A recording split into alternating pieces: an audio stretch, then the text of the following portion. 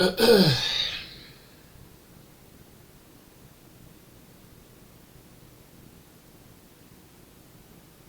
right.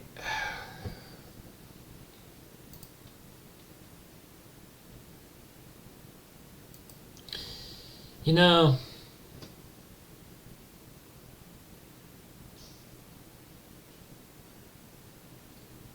I don't really know how to go about things anymore, man. I really don't. Um, I don't know about you guys, but I've been feeling a lot lately. Maybe it's just me, but I've been feeling a lot lately that I'm beginning to see what's going on with everything. That I'm beginning to realize what's coming. That I don't really see like the point of being here anymore, or like why I'm even here. You know, and everything. I don't really see like, oh, I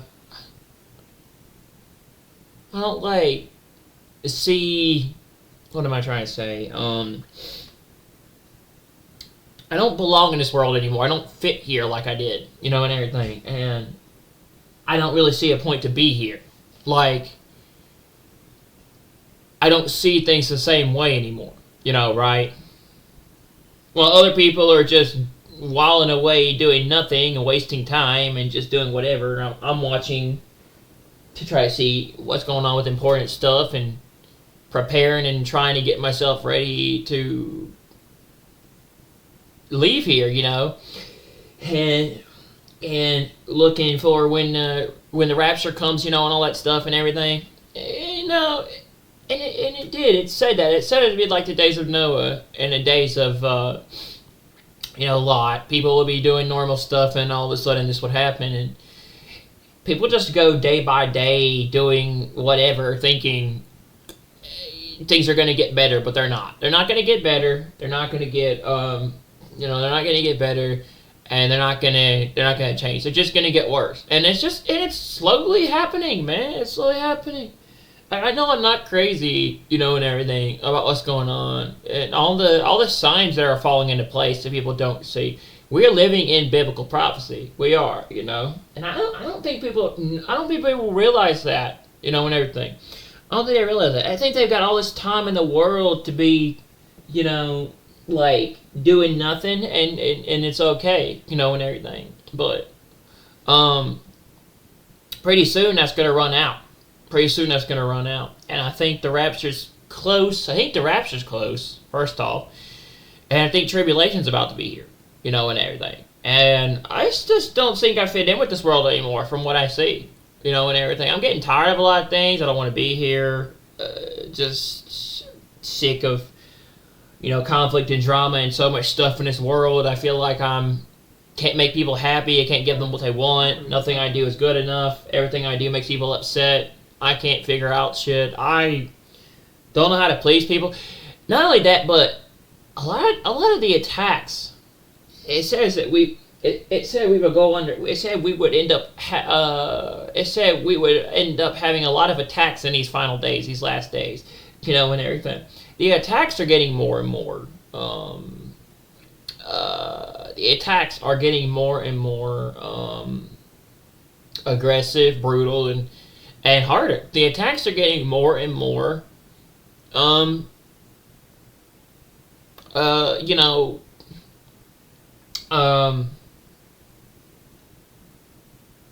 Sorry, the attacks are getting more and more.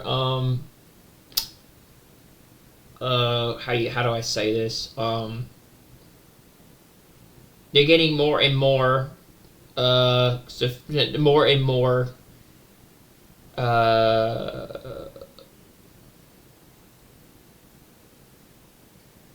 It's happening more and more by the day, and everything, and stuff, and I've been under a lot of attacks. People mock me, they scoff at me, they laugh at me, they think that think everything I say is a joke, they don't believe anything. I just can't wait till one day God opens up their eyes and tells them what's really going on and showing them what's really happening. I can't wait till one day somebody really, they really begin to listen with what's going on. I can't wait till that day comes where the whole world is judged and they have to see it for themselves, is what we're telling them. Because right now they think we're just someone they can just, say whatever to and get away with it. But no, God's not mocked, and He will not. He won't play with that, dude. It's sad. A lot of people, unfortunately, are going to be left here on this earth, and a lot of us are going to be gone. We try. We can't. We sure can't convince people to do nothing. No, that's true. But I feel bad for people. I really do. I really do feel bad for them. But there's only so much I can take now, and I'm barely holding on. And so are a lot of people, I'm sure. And I think y'all are just like me. Y'all went out of here. Y'all are ready to leave, and I understand. I totally do. I look up every day, wishing I was out of here and not in this world. And as the more of the signs fall into place, the more and more I look up every day, waiting for the return and the rapture. And I don't feel like I got a lot to look forward to, so that's why I'm watching for the return of. That's why I'm looking for the rapture and looking for the return, because I'm just sick of everything. This world has nothing left to offer me, and I don't want to be here. I don't want to be here. I'm just sick and tired of it all. I don't want to be here in this world, and everything. And there are so many people I know that are holding on, barely. All I can tell you is, man, all we gotta do is just endure till the end, and we'll be out of here, and everything. And I hate that. I was like, why do we go through so much more suffering than other people, or why do we suffer a lot? Because we're going to end up getting rewarded, and stuff is going to happen when we leave. So all this suffering is going to be meant for a reason, and everything. But we go through the hardest, most toughest battles, and we suffer the most because, well, I believe we're God's chosen, we're His elect, and everything, and He's using us for a purpose. But we won't have to deal with that much longer with the way things are going. I'm sick of it. I really am. I'm sick and tired of it all. People can have whatever they want to have at this point, and everything. We try to tell them if they want to be stuck behind in hell, and be here for be having to deal with trying to be here for 7 years tribulation. Well, that's their choice. It's going to be the worst hell on earth. I'll tell you, it's going to be the worst thing you can ever imagine that the kids you can't comprehend.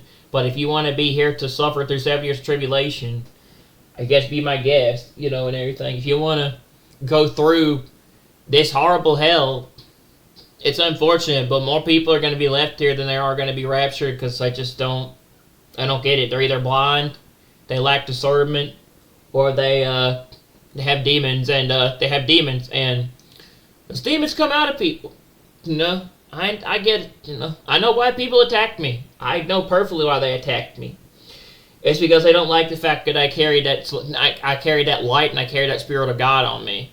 I carry that spirit that's led to do the things I do. And the more and more I do it, it irritates people. It irritates their demons. It irritates them. They hate me. They don't like me. That's not when it comes to it, right?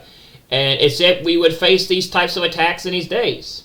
And I get it. It's spiritual warfare. I had something happen to me a while back that made me realize that we're not fighting a physical thing. We're not fighting physical. We're fighting a spiritual perspective. Principalities and powers and all this stuff, in certain high places. And people have demons, and everything, unfortunately. And the way you do things irritates them and causes their demons to come out, and everything. The chosen, unfortunately, can see demons. We can see demons. We can see the truth. And they don't like us, and everything. We know what's going on. God has given us the ability to have discernment to know things, and everything, right? And stuff. It's unfortunate. I just see this world coming to an end soon and not lasting. Especially with the fact that we're about to have some big stuff going into May.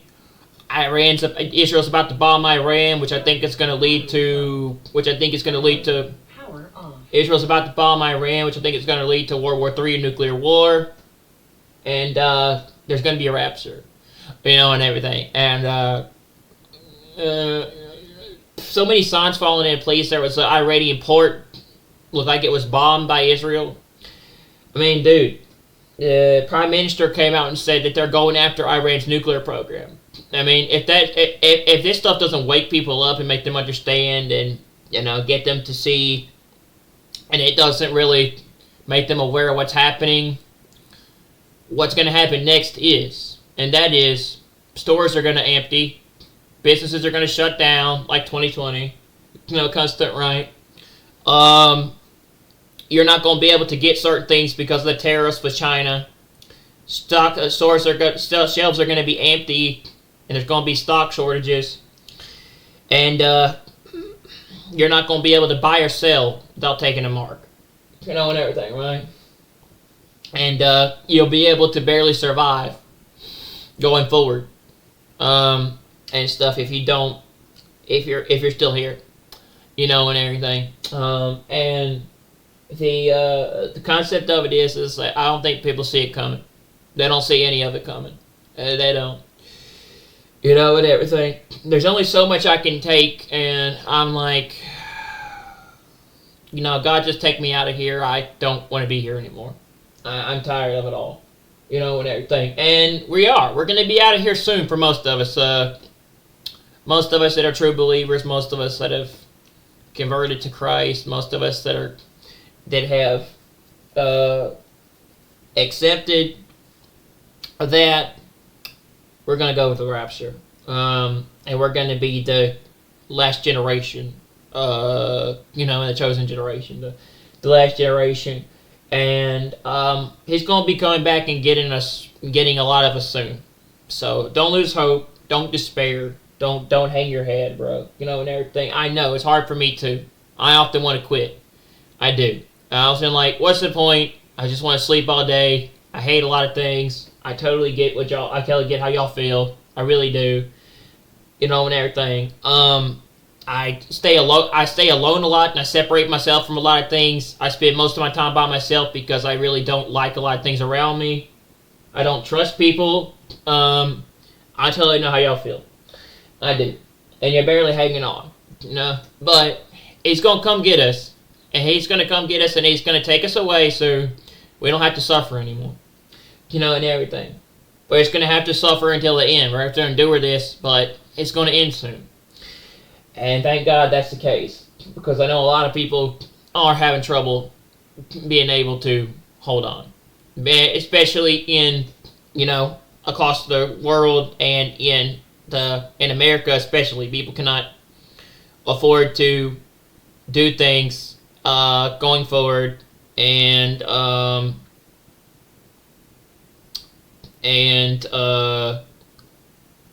barely survive on groceries and stuff. And I don't think it even matters if you're still here, if you don't go with the rapture, if you have resources, because people are going to try to steal those resources. Okay? And everything. And unfortunately, I have a feeling that somehow they're going to take those resources away. Okay? And make you have to submit to shit. So, I think the rapture is the best option, but people call me crazy, of course, right? They call me crazy. They say that I don't know.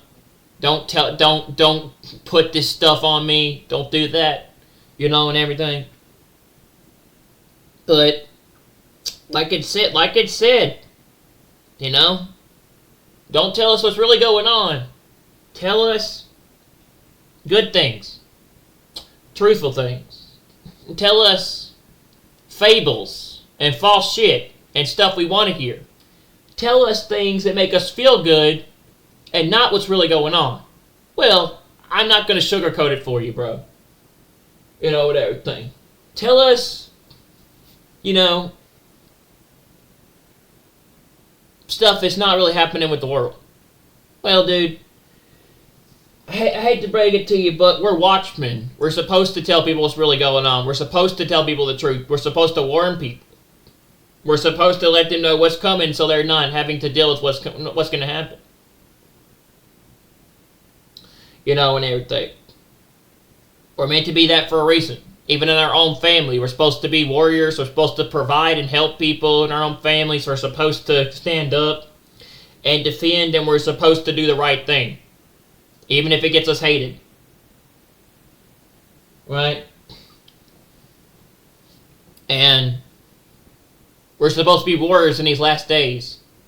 The devil wants to come up against us. He wants to attack us. He wants us to quit. He hates us. He uses all sorts of attacks against us, even through our own family members, even through people around us that care about us, friends, family, all sorts of people, things like that. I get it. He wants to use every kind of means possible for warfare to attack us. He wants to steal, kill, and destroy. That's his goal. He wants to attack a lot of us through all sorts of different means.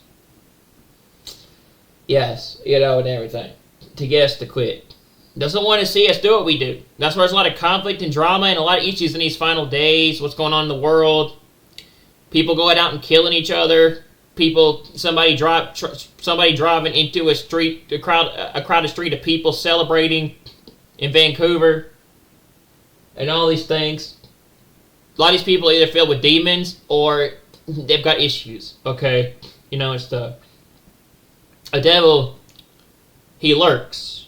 He walks around like a roaring lion, seeing who he can devour, and everything. And he will use conflict, drama, and dysfunction to cause people to separate from each other, even families. He doesn't want unity. So he causes a lot of problems while, making it to where everybody's in the same perspective and it's nothing but dysfunction and problems. Okay? And stuff. And he wants me and you to go down because he hates us. He doesn't want us to do what we do. Because because God's leading us to try to do what we do, and everything. But see, demons and people that have stuff that irritate them, they hate us. They come out of them, okay, and everything. And they attack us because they don't like it, and everything. Because we shine a light. We shine a light. We have the Spirit of God. We carry things that people do not like in us. It irritates their inner demons. And they yell at us. They cuss at us. They hate us. It's just the facts, okay? You have to face the facts that when you have that, you irritate and make people angry. When what you do, and everything. Even if you're trying to do good and help people, they hate your guts. They do. Okay. It's just part of spiritual warfare. It's part of a real thing. They hate us. Okay. We suffer more than other people because of the fact that we're the chosen. We're the elect. And everything. We're God's special people that are protected and guarded, and everything, that he leads, and especially in these final days. We're supposed to do stuff for people. That is our mission, and everything. That's why we're still here on this earth. That's why we haven't gone yet, and everything. And the more and more you are around certain people, you'll start to see who they really are if you have discernment, especially spiritual discernment, and everything. Because, again, people have spirits. They have bad spirits, they have good spirits. It says to discern the spirits. Okay? Spirits. And spirits. And everything. Discern the spirits and determine everything from God. Okay? Like when it comes to right and everything. If you're more and more around a person and you have spiritual discernment or you have discernment, you can tell how a person is. You can tell if they got a bad or good spirit. Because it either comes out of them around you, it speaks out of them, or, or you irritate them and it makes them angry. It does. You can tell. You can read a person's spirit because it comes out around you when you do certain things around them. You can. And if you've been around a person long enough and you've been with, spending time with God and you've been doing stuff, people have demons or have certain things in them, they hate you. that come out of them. They attack you. They don't like you. They tell you they hate you. They tell you they don't like you. They want you to go away. Get away from me. And everything. They're mad at you. You irritate them. And everything. And if you carry a light and the Spirit, especially if you gave your life to God and you become a born-again believer, oh, no. They hate you, okay? People hate you. Even your own family hate you because you've changed and you're not like them anymore. You don't do what they do. You're different. And then they don't like you because you irritate their inner demons or their demons inside of them. People got demons, man. People got demons and they got a dark side to them, okay? Comes to me, and everything.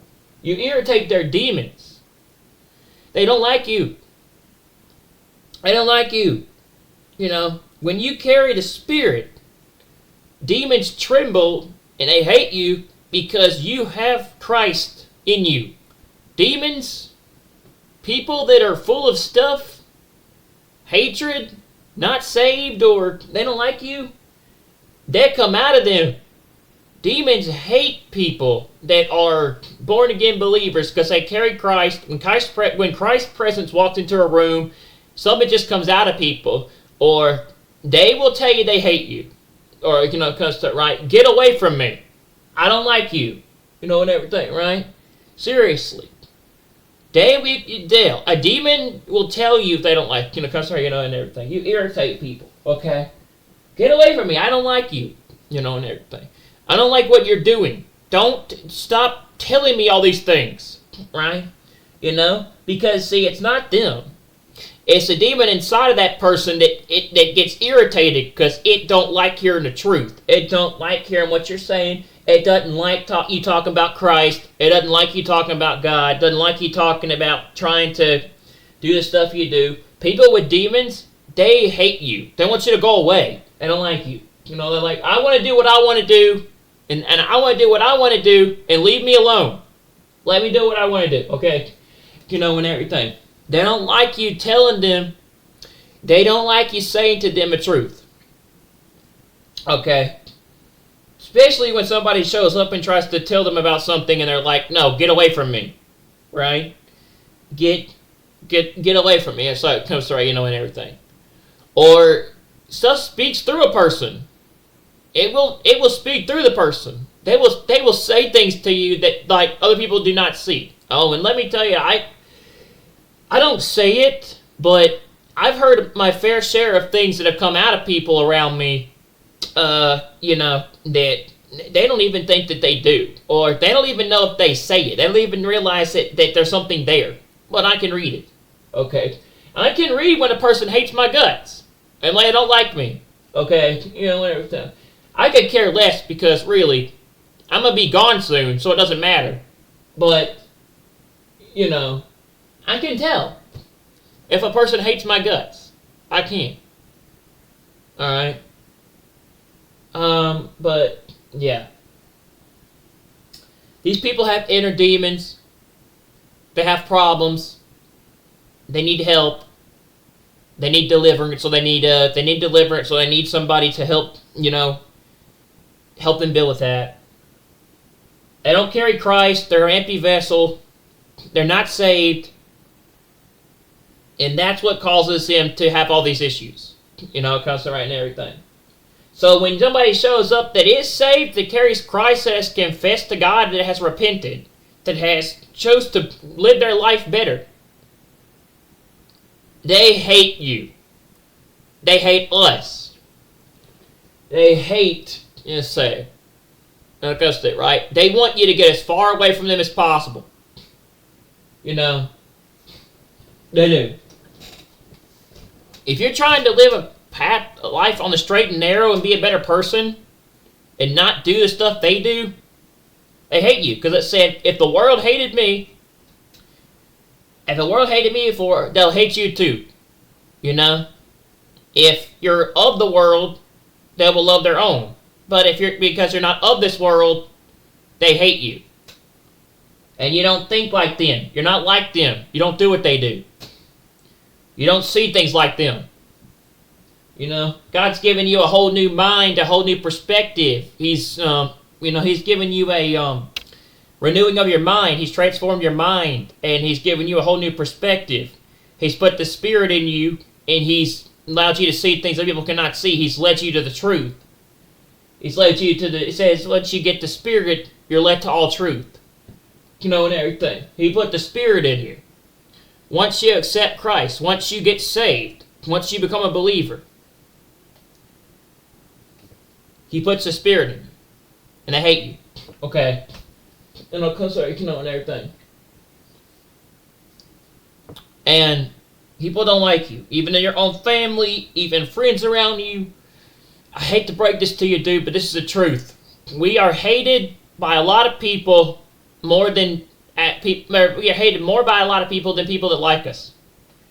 A lot of us that are believers in God, a lot of us that are true believers, we're hated by the world. They hate us, okay? And everything. I could care less because I don't care anymore. I've already said, if you hate me, I don't care if you hate me, okay? And everything. I don't. I'm preparing to leave this world soon, so it doesn't matter to me. I'm looking up every day waiting for the rapture. But, and everything. But, it said, you're not of this world.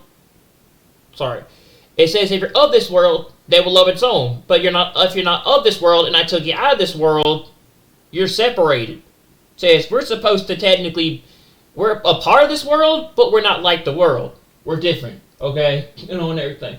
We see things now through a new mind and a new perspective because God gave us that, okay? He gave us that. And He brought us out of that stuff that we went through because, He allowed us to go through it so He could bring us out of it. So He put us through a test and a trial to make us understand what was going on so He could bring us out of it so we would come to knowing, being able to understand what He wanted, what was going on. The chosen go through a lot of battles that, other people don't. So, okay, and stuff. We see things other people don't see. Like, I had an encounter 2 years ago where I woke up with nothing but scratches on my body, and I didn't know what was happening. I think I was having an attack by demons or demonic perspectives, and I think I had got myself involved in something. I drove myself up to a door or something in my life that involved like the demonic or possibly witchcraft or something where I had all this stuff happen to me. But yeah, we went through these things to make us understand what was going on, and we became and everything. So that's why we're still here, and everything, I think. But yes, the world hates us. The world hates us because we know the truth. We see what's going on, and they don't like us. Demons hate Christ. They hate you too. Okay? People have demons. And people are negative or dark. They don't like you. They don't like you. Because you carry a light, you carry Christ, you carry the Spirit. If you have the light of Christ, okay, they don't like you.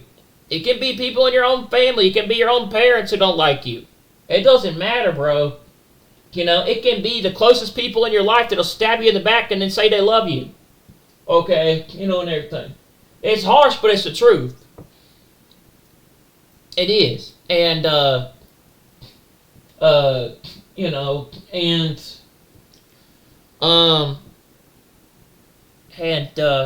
we're living in that time right now that was prophesied in the last days in the Daniel prophecy.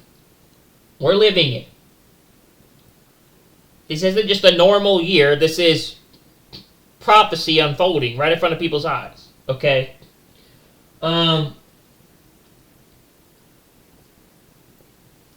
We can discern spirits, bro. We can discern spirits. We can tell what's going on. We know what a person's like. We have technically the power to get rid of demons, but I don't really know. I'm not knowledgeable in deliverance or casting out demons. I leave that up to God. But yeah, okay. People have demons. People have dark nature and energy. People have negative perspectives, okay, when it comes to right, and stuff. People assume I'm always doomsday, I'm always negative, I'm always looking at the bad side of stuff, but there's a lot of bad stuff going on in the world, and it's hard not to see that. And yeah, I want to be positive, and I want to look at things with a good perspective, but hard not to. The only good perspective I see is the rapture. Okay? The only good perspective I see is the rapture, and that's why I watch for it every day. People hate my guts, and everything. I'm just trying to help, but that's the thing. I don't know how to get stuff right anymore. Things aren't getting any better; they're getting worse, and everything. And I want to be positive. I want to look at things with a good point of view. I want something. It's like I want something to.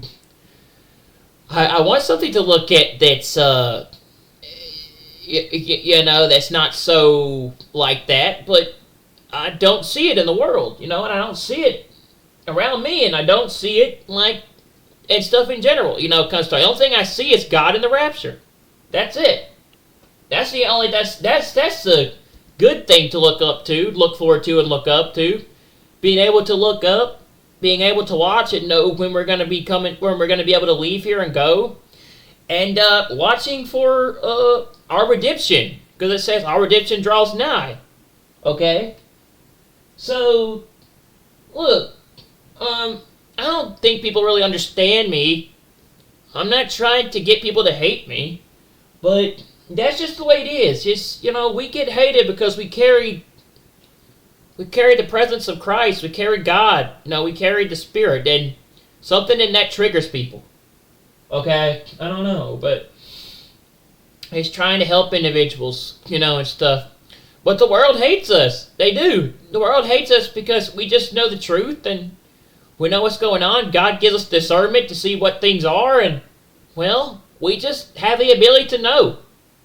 I'm not saying that we're not, I'm not saying I have all the answers. I don't have all the answers. I don't claim to have all the answers. I don't, say I don't know everything. No. And I don't claim to say that, I have all the knowledge in the world just because I have, I got saved, and I, gave, I'm not saying I have I'm not saying I have all the knowledge in the world just because I got saved and I accepted Christ into my life, right? I confessed and I believed in Christ, right? I gave my life to Christ, okay? And stuff, all right? But I'm not saying I have all the answers, no.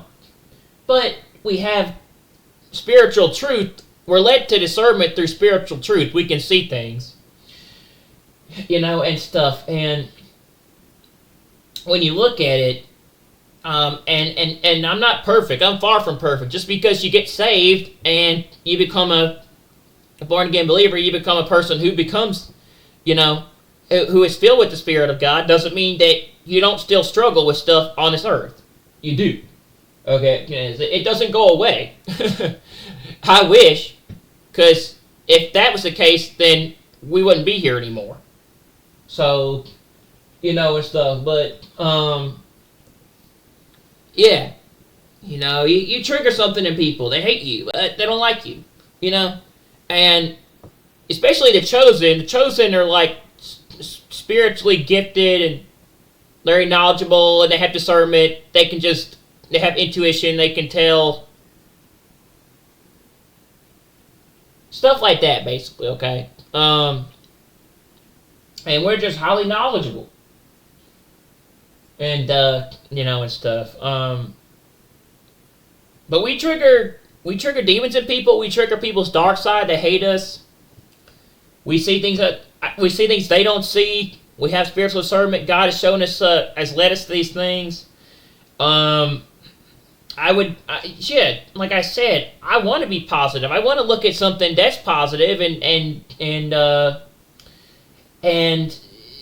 that's good or something that's that I want to look at something that's a good outlook on things, but the world doesn't look like that from what I see, and I don't always watch negative stuff. I don't. People assume a lot of things about me. I don't watch always negative stuff. No, I don't. But I watch a lot of positive people too, and people that are looking that are looking at the positivity, looking at the positive future. That positive future for us is the rapture and being with God.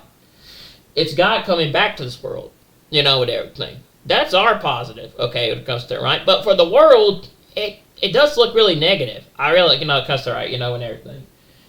And stuff. Especially people who can't do certain things. But, it's like, I don't know. I try to help people, even my own family, and I get hated. And, because I think people have demons. I think that they have a demon and dark side. They got negative spirits. They open themselves up to stuff. And I think people have anger, and certain things in them. And they're triggered a lot around me. They come out a lot around me. And it happens to me. I feel like I do everything wrong. Everything's my fault. And the slightest thing I do gets me in trouble. And I think it's because, I irritate people just for being in their presence and being in a room and doing what I do. They don't like me. Okay?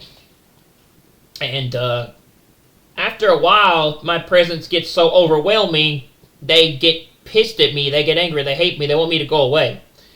I have this, I have this energy and this thing that other people don't have. I have this, I have this energy thing in me that after a while makes people nervous, makes people upset and angry, overwhelms people, or they can't be in my presence too long before they want me to go away. They don't like me. Okay, they can't stand my presence. They can't stand being in my presence for that long before they want me to get before they want me to get out of their presence. It's true, because see, if a person that doesn't have Christ, that's not saved, or a person that doesn't have the Spirit. Okay, let's say when it comes to that, right? In that perspective, if they're in a room long enough with a Spirit-filled believer, after a while they get irritated by them and they hate them because they carry a light and a presence that's not like other people. And it irritates the demons inside of a person. They don't like you. It's very negative. And especially for the chosen, we carry a presence that after a while overwhelms and makes people nervous. They're afraid and they don't like us. And after a certain amount of time, they get tired of our presence. They can't be in our presence too long before they have to leave. Or something comes out of them. Something comes out of them, or something comes. They can't be in our presence too long before they either leave because they can't handle it, or something comes out of them around us because that thing cannot hide because it's such a bright energy and a light that exposes or brings out those people's demons. It brings out their demons. It brings out stuff around us. They show up. They tell you how they really feel about you if you're in somewhere long enough, because their inner demons come out. When it comes to it, right? And they'll tell you how they really feel. They really will, when it comes to it, right? Because because a chosen person exposes people's demons and shines a light on their darkness. And they hate it. Okay, they hate it, especially when they're trying to help and trying to lead them to coming to God, coming to Christ, accepting Christ, helping them get saved, right? And everything, leading them to telling them about good things to come, like the rapture and stuff like that in the world and things like that, and trying to tell them the truth. In other words, if you're trying to, if you're trying to tell them about the truth, including tribulation and what's coming, it irritates their demons. They hate you. It brings out their darkness. It comes out around you. After a while, your presence gets so overwhelming something comes out of that person and it tells you how it really feels. In other words, it tells you it hates you. It doesn't like you. Somebody cannot be in the room long enough. Somebody cannot be in a room long enough with a chosen one of God, because if a person is in the room with a chosen one and they have demons and they're in that person's presence for a long amount of time, after a while they get overwhelmed, nervous, angry, tired of you, or they hate you. And they don't want to be in your presence. Your presence becomes so much to them that after a while they had enough. They can't deal with you. Because they're and everything. You carry this energy and this presence and this thing that just, it's too much for people. After a while, they finally had enough and they just can't take you. They want you to go. Because, they can't understand you, keep up with you, or they can't follow you. Or they don't have the capacity to understand because they lack discernment. They lack spiritual discernment. They don't know what's going on with stuff. And they have no clue. That comes to it, right? And you carry an energy and a presence in the room that is so overwhelming to the person, they can't take you. Whenever what they don't have that ability to keep up with you and do what you do, or on that level, especially that level of spiritual discernment and that perspective. Okay, so they can't. Okay, and stuff keep up with you. They are confused. They don't know what you're saying. They don't have any idea what you're doing, and they have no clue. They can't keep up with you. They'll even say it themselves. They're like, I'm confused. I don't know what you mean. What are you talking about? I can't keep up with you. I don't have any idea what you're talking about. And everything. Their head starts to hurt. They get confused. They don't have no idea what's going on. That's the demon inside of them. That's the demon inside of them. Not being able to understand this stuff because they're clouded by darkness and perspective, because they're not saved. They're not. They don't have Christ. They don't have the Spirit, and it blocks the ability for them to understand and really understand and being able to interpret and figure out this stuff through the Spirit. In other words, people who have demons, the demon doesn't allow them to be able to know what's really going on with being able to understand stuff spiritually and of God, because and the reason why they hate Christ, they hate preachers, they hate pastors, they hate all these things, is because they have a demon. The demon is in them. It comes out of them. The demon hates anything religious, anything holy, sacred, cross, Bible, music, anything. When you're doing that stuff around them, they don't like you. It hurts them. It hurts the demon. It hurts the things inside of them. They want you to stop. They don't like you. Okay? Everything. That's the truth. Anything sacred, religious, or anything involving Christianity, the demon hates that. You carry a cross around your neck, it irritates them when you show them the cross. Okay, because everything, right? It does. Holy water too burns a demon. It does. Okay, because everything. It does. Okay. And stuff. They can't stand you listening to spiritual music or music about God either. It irritates them. They have to come up and say something to you about it. They're like, oh, stop playing that, and everything, right? No. They also get restless in spiritual environments. That's why they don't like anything having to do with God or anything involving spirituality or religion. And everything and stuff. Because they have demon. And when the person has a demon, okay, not saved, they don't like listening to anything involving Christ. They don't want you to save them. They don't want you to help them. They don't want you to do anything. They want to kill you. Yes, they want to kill you. They don't like you. They want you dead when you're trying to do that type of stuff. Demons will speak out of people. And they'll tell you how they really feel. And they know it's you. They know it's you. They know you carry Christ. And they know you're dangerous. They're a threat. You're a threat to them. They don't like you. That's why they want to take you out, okay, and stuff. And you need to watch that. But God watches over us, and He protects us because we are surrounded by the Spirit. We are protected by the Spirit. Not to mention, we have the blood of Christ. You know, we're surrounded by the blood of Christ and that holy fire. And nothing can hurt us. But demons, they hate you. They do. They hate you. And they come out of people. They come out of people. Okay, constantly and everything. They get restless. They get very restless. And everything. So when somebody has to deal with anything involving religion or spirituality, they walk out of a room, they leave, they get restless, they come back. They can't handle it. Okay. That's why they keep coming back and forth between places, back and forth between places, back and forth between places. When you see someone leave a room involving anything spiritual or religious, you see them leave a room, they come back, leave a room, they come back. It's the demon inside that person that cannot handle being in the room. They get restless, they can't stay there for a long time watching that. Stuff comes out of them, and they just can't, they can't help themselves because it shows up. They get very restless, they get annoyed. Demons manifest, around those types of environments. Okay, when it comes to everything, they get restless too. They can't be in the presence of someone. They can't be in the presence of anything religious or sacred for a long amount of time, so they have to leave. They literally leave the presence of anything that involves light or something that's positive. Okay, it's tough.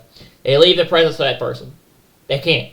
They can't handle it. They get restless. They got to leave. They're like, I've got to leave. When it comes to and everything. If you watch deliverance ministers, right? Deliverance ministers, and I have. Okay. People cannot handle deliverance. Okay. People get another thing about it's like people get hostile around deliverance ministers, like exorcists and deliverance ministers. Deliverance ministers are people that cast out demons, do all sorts of stuff like that, right? I've studied spirituality. I've studied religion. I've studied eschatology. Okay. It comes to everything. They get freaking nervous. They get angry too. When you try to pray for them too, that person gets very angry and wants to attack you. Okay, it does. All right, and stuff. So yeah, don't try to pray for someone that's demon possessed. You have to cast that out. Okay, when it comes to everything, right? And stuff. I don't have any experience in deliverance, but I've watched it. Okay, and everything. Deliverance is where people do things to cast out a demon. They get rid of a demon. Okay, kind of stuff, right? And another thing is people get very hostile around deliverance ministers, and as soon as they're about to be delivered, people get really sick and they throw up or they get really restless and nervous and they're like, I gotta leave. I gotta get out of here because the demon's scared. It's afraid.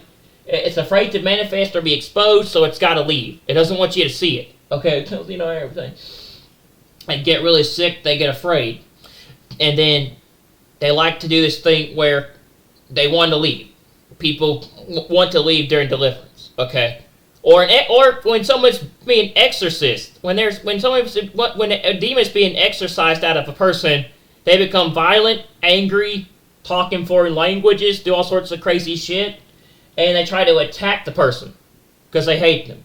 Because if a person has God in them, they want that person dead. They do. Everything like that and stuff. You can tell that's a demon. A normal person would not say that they want to kill you or they want you dead when you're trying to help them or tell them about something that's going to help them. All right? They don't want to tell you they're dead. Okay? A normal person would not try to get upset or angry at you, especially when you try to pray for them. Okay, that's another thing too. That person has a demon when they don't like prayer, either. Okay, and stuff. So when you want a person, when a person says, when a person wants to pray for you and then they pray and then and then something bad comes out of that and they get very angry during prayer, that's a demon. So it goes and everything, right? It is, all right, and stuff. They can't deal with that perspective, okay, and stuff. And yeah, people get restless. people that are demon possessed, they get restless in any kind of spiritual or religious environment. Anytime they hear God, it just makes them angry. It does. It makes them angry. Stuff comes out of them. They mock him. They curse him. They talk bad about him. Yeah. And that's exactly what an antichrist spirit does or a demon does. It mocks, scoffs, cusses, does all sorts of stuff to God, and everything. It blasphemies God. That's what a demon does, okay, and everything. It cannot talk about anything positive about religion, God, or spirituality. When a person has a demon, they literally cannot say anything positive about that. It's nothing but bad things, okay, and stuff. Demons hate Christ, so they say all sorts of bad things about him if they possess that person, and it comes out of that person. So they even hate Christ, okay, and everything. They can't. The number one thing of how you can tell if someone's saved or if they're not, or if they have a demon, they say, is ask someone who the real true God is. Can someone actually say Jesus? Okay, when it comes to right, and everything. Can they say that? If they can't, they gotta be demon possessed. Okay? And stuff. Alright? And stuff. Alright? Because people who deny Christ, they're demon possessed. Alright? They're demon possessed or they have a demon. Alright? If someone cannot say Jesus or cannot talk about the one true God, they have a demon. Demons do not like that. They're not like the mentioning of that name. It scares them. They tremble. They're afraid. Okay, when it comes to right, when you talk about that to someone, they're scared. They're afraid. Okay, and stuff and things. Also, when you talk about the cross to a demon, they are scared about that too. Okay, and stuff. But yeah, it's just the truth, and everything, man. You give someone demon possessed the Bible. You talk about God or Jesus. You give them a cross and everything. You try to pray for them. They hate you. They want to kill you. Alright, and stuff around you. Alright. Another thing is too, if you try to exorcise a demon out without knowing how to do it, they will attack you because they did it to they did it to the guy that tried to do it to this dude in the Bible, and this demon said, "Paul I know, Jesus I know, I don't know you." So and everything. So and this person attacked this guy. This demon attacked this dude and left scratches all over him and did bad things to him. And this person fled out the door. Okay, comes right, and everything. They did, it was true. And stuff. If you're not qualified to do deliverance or cast out demons, don't do it. Now, they say you can do it, yes, but that's only really what they say for actually spirit-filled believers. But again, you gotta know what you're doing too. They said also if you're gonna do that, if you're also gonna do that, that person has to come to God, accept Christ, be filled with the Spirit, because they're an empty vessel. And if they don't, it says that those demons are cast out. It comes right, and everything. And those demons are cast out. 7 more come back and inhabit that person, and they're far worse than they were before. They were. So, if you cast out a legion of demons like the demoniac, okay, when it comes right, and everything, you have to get that person saved and come to Christ in order so that they're not possessed again. Demons don't inhabit an empty vessel that's filled with the Spirit, like us, like certain individuals. Like rapture believers, okay? Like us, okay? Comes right now. Demons don't inhabit us, okay? when it comes to it, right? They inhabit empty vessels that are not saved, that don't have Christ, or don't believe in Christ. The ones that don't believe in Christ or don't admit, to have belief in Jesus, and everything, or, the Son of God, they are empty vessels. They are open for demonic possession and things to attack them, and everything, right? I should know. I believed in God, but I never actually was filled with I never was filled with the Spirit or had Christ or had accepted Christ into my life. I wasn't saved. Okay, when it comes to right, and everything. And then when I had that encounter, I got saved. All right, when I had that encounter with those scratches, I got saved. But then, okay, and everything. And stuff, okay? But it says once you cast out that legion of demons or those demons in that person, be sure to have that be sure to get that person to accept Christ, and have them filled with the Spirit, or it says be baptized and technically then accept Christ, turn to God and accept Christ, then become saved. But technically, you don't really have to be baptized, in water, because you're baptized in fire as soon as you accept Christ. As soon as you accept Christ into your life and you get saved, you're filled with the Spirit, which is the Spirit of God, which is this holy fire that surrounds you and protects you. Okay, and it says you're baptized in fire. Okay, and you're preserved, sealed, and ready for the day of the rapture. But demons do not like to be in the presence or be around someone that has God for a certain amount of time because it irritates them. But they're kind of attracted to you too at the same time. Demons are attracted to true Spirit-filled believers because, I don't know, I guess there's something about that person that tries to come get help from us. Like, they keep coming back to us even after they say bad things about us. It's like they're empty and they don't know where to go with their life, right? So, yeah, we have God. We can go to God whenever we need help or we're struggling and He helps us through stuff. But they don't have anything. So they're just searching. They're just empty vessels searching on this earth for something, right? We have God. But, that's the thing, right? We have peace. We have God even in hard times. He's there for us even when things get difficult. He never leaves us, He's got His hand on our life. He comforts us when we're struggling, and stuff. So, like, it's true,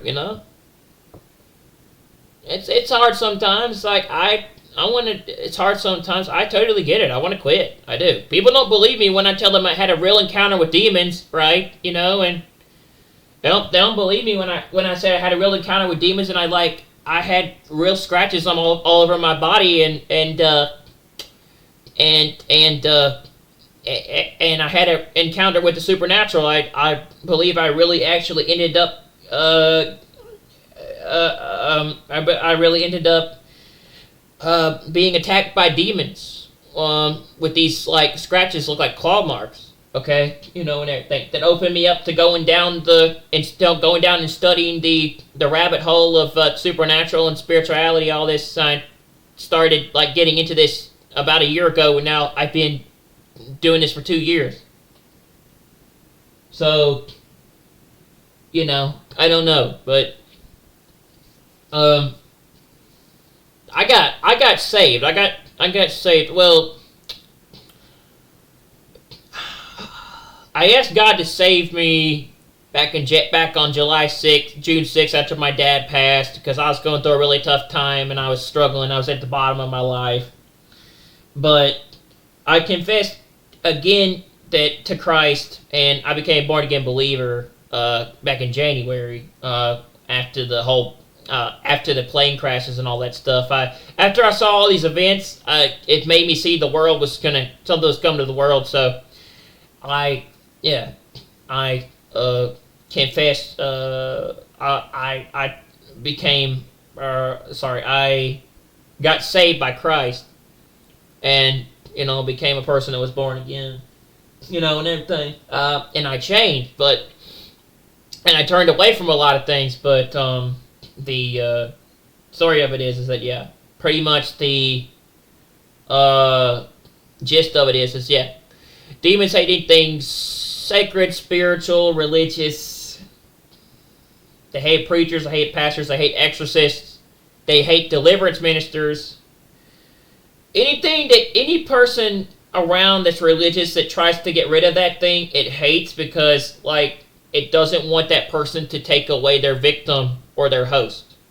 Think of a demon like a parasite, and when a parasite gets into you, it's hard to get rid of it because in order to get rid of the parasite, you have to have it removed. And to have that removed, you got to cast it out, okay? And stuff. And so, in order to remove that demon from that person, you got to cast it out. It doesn't want you to take away its host. That's why it hates you. That's why a lot of the times these types of people are attacked, so it can't succeed, and everything. So they've got to do things to keep. They got to do things to control this demon to keep them in place so they don't do stuff. In other words, they got to bind it. They got to bind this demon, and then they got to loose it somewhere else, right? Or they call it rebuke the demon, when it comes to and stuff, right? And stuff. And you can also do self-deliverance. That's the thing too, right? Right? But I've never really actually done it. I've never really had a demon, so I wouldn't really know. I'd say I probably believed God my whole life. I just wasn't really saved. I wasn't. I didn't confess to believe in this stuff until recent. I didn't confess to believe in any of this stuff until recently with what's happened this year. Like I said, I didn't believe in it either until what's happened. But yeah. But yeah, ready pretty much, okay, stuff. I just believed in God. I just didn't really have that saved mentality with Christ. I didn't, when it comes to stuff. So it opened me up to things to be harassed. But yeah, I got saved.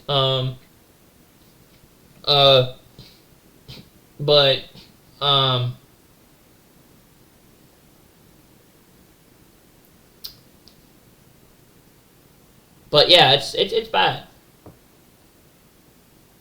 Demons do not like being any kind of religious or spiritual environment. They get restless in a spiritual environment.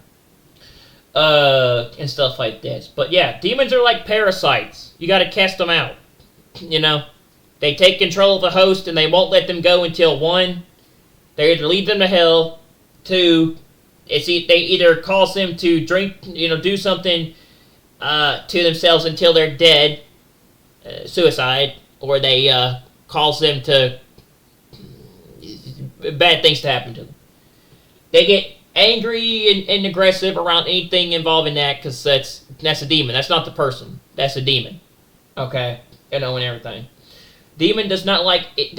It gets very hostile around anybody that wants to get rid of it or cast it out. Deliverance ministers, exorcists, anything. The cuss right and everything. Not to mention demons, demonic people talking different languages and say all sorts of crazy stuff. Things come out of them.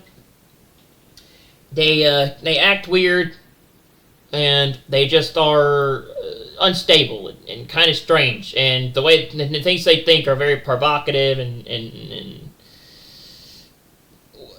and weird and all sorts of all sorts of very very well, the demon causes that person to indulge or think very how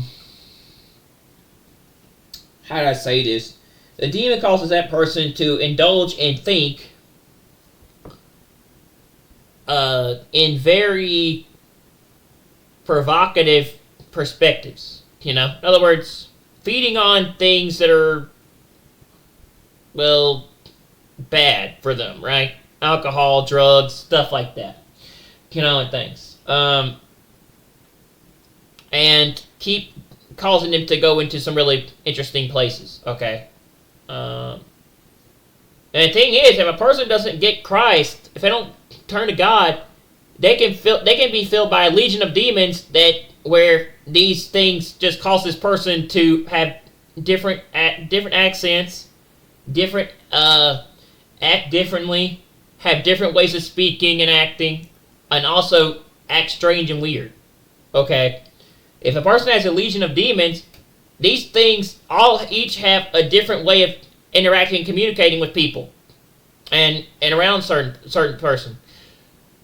And they have multiple voices. People also claim that if they have demons, they have multiple things wrong with them. So, yeah.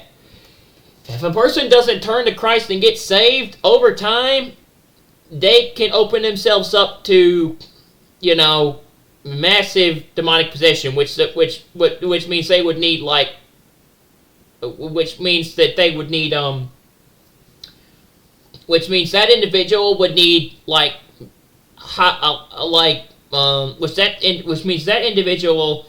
would need,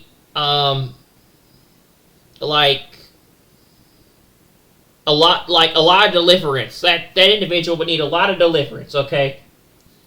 Meaning that, if you're possessed by a legion of demons, you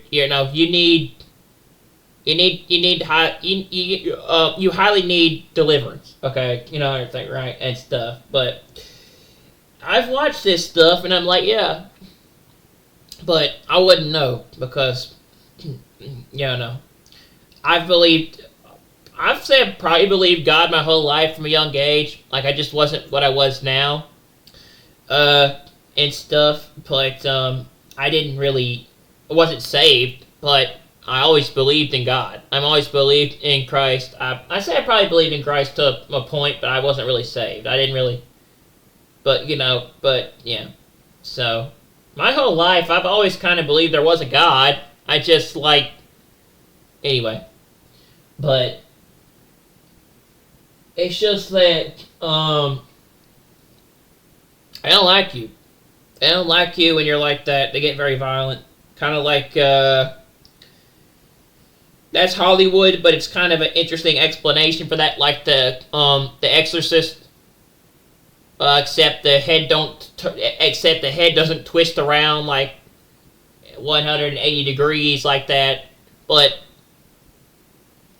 yeah, people have said that they've literally seen people that were demon possessed act just like that person from that thing from The Exorcist. So I wouldn't want to know, but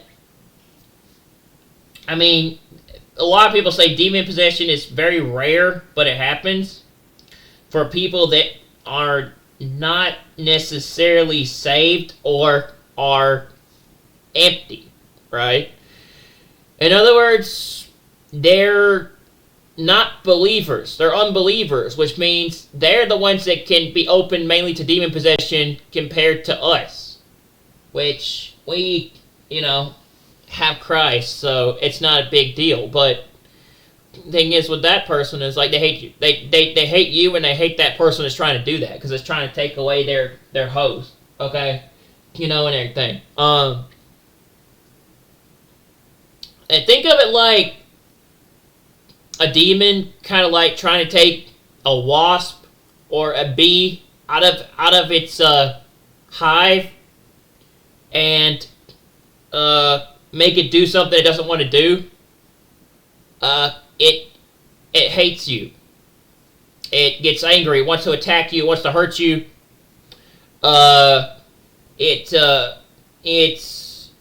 It's painful for that thing, for you to do what you do. It hurts the thing.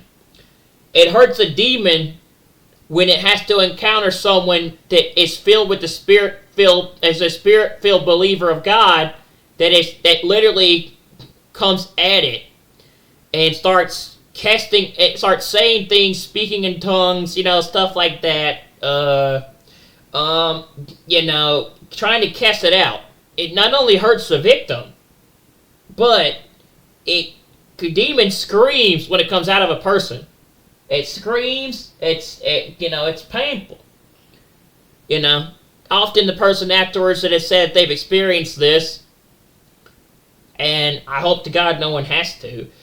For what I've seen, they're extremely tired and exhausted after going through like days of this stuff.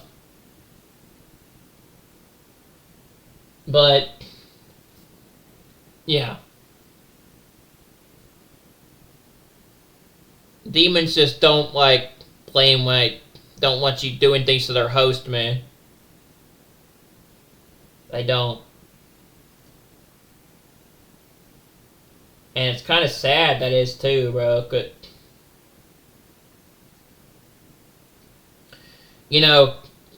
As a true believer, we can be oppressed, we can be harassed. We can't be possessed. If you have the Spirit, if you have the Holy Spirit in you, you can't be possessed. You can't. You can be harassed, you can be attacked, but you cannot be possessed. Now, an unbeliever can be possessed by a legion of demons if they don't get saved. Okay? Like I said, I had my encounter, and it changed the way I thought about things. And then I called on God to save me. And he shut that door that I had opened up that I didn't know I was involved in. And then I turned away, and anyway. But yeah. I don't like you. They don't like you taking away their host. Stuff speaks out of that person. They speak in a foreign language too that is not known to that person or that individual. They know stuff about that person that they know stuff about individuals that you didn't know, and they just have a weird way of acting compared to a normal individual. Normal person wouldn't say, I want to kill you. As soon as you talk about God or Christ, or you talk about religious stuff, you want to help them, or you want to help them, or you want to try to make sure they don't end up going to hell or bad things happen to them. Normal person would usually accept advice, or they would want help, or they wouldn't mind you telling them. A demon causes the host to speak out. The thing in them causes the stuff to speak out of them to tell you that they hate you. They want to kill you. They don't like you. They're not a fan of you. Get away from me. I don't want you to help me. I don't want you to do anything to me. I don't like you. I don't want you to save me. I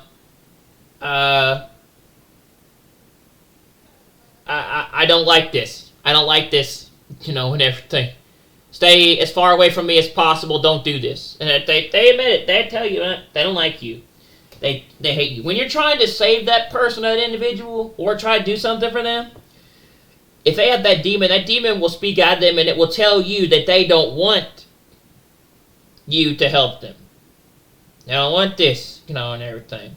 I don't like preachers. I don't like pastors. I don't like anything. I want to kill those people. That is a demon. That is a demon inside the host, and that is a demon trying to control the host.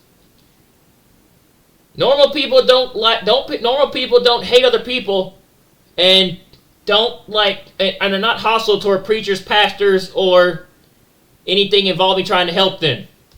The demon says, I want to kill these things because it hates God and hates anybody that has Christ or anybody that is filled with that. So basically, people that are certain people that are of God, that are spiritual, that are filled with the Spirit, a demon around that person doesn't like them. They want to kill them. They say, I want to kill those people because they're of God.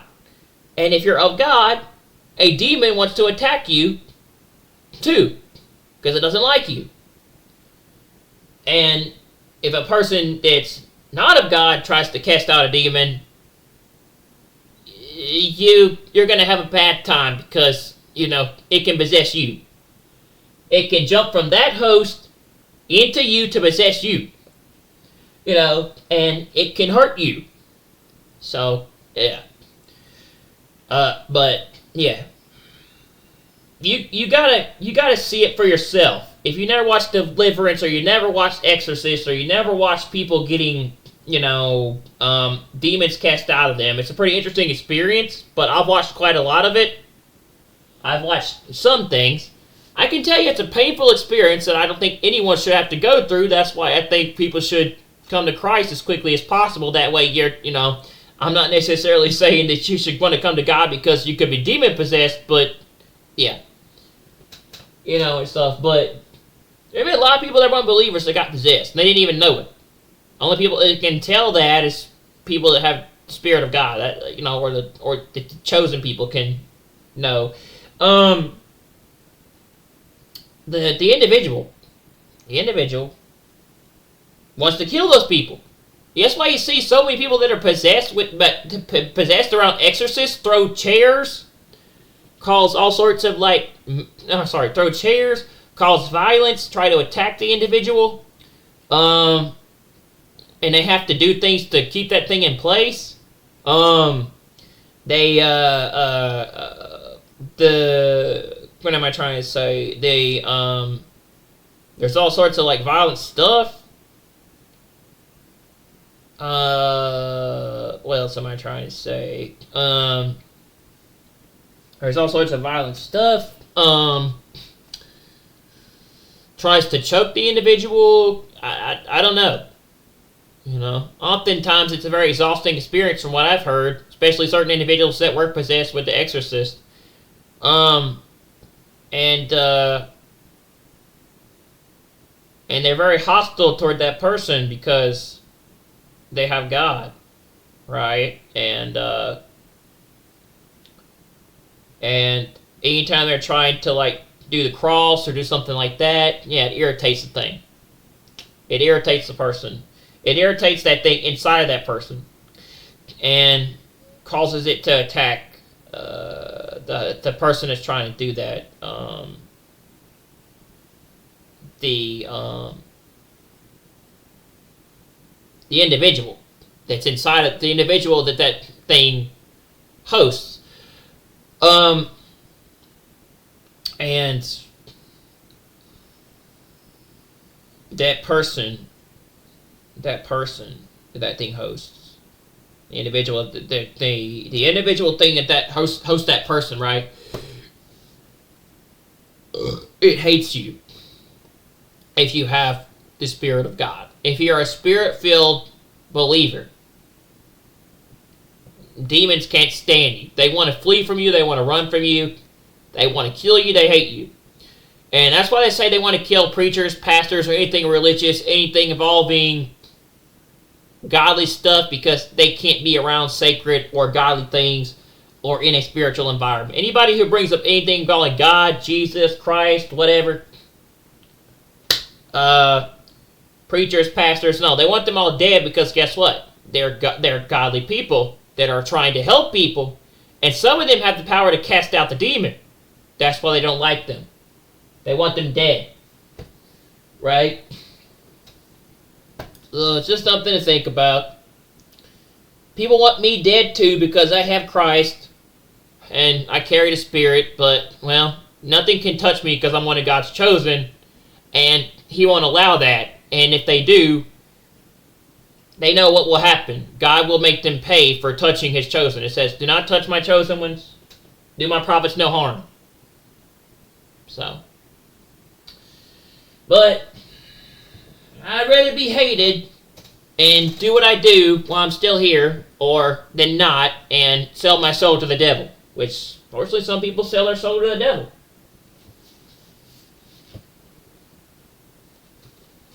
Anyway, enough with that. I just needed to rant on that. Bro, we got a lot. I just saying, we do got a lot of stuff happening in the world, and I think we're going to be out of here with the rapture soon. And something's about to go down May 3rd. I think Israel's going to attack Iran's nuclear program by May 3rd, or at the end of April. So we're there. But some big stuff is about to happen. Yeah, there's like a bunch of lawlessness and a bunch of crazy stuff happening, bro, like it said it would. People got demons, man. People just don't know that.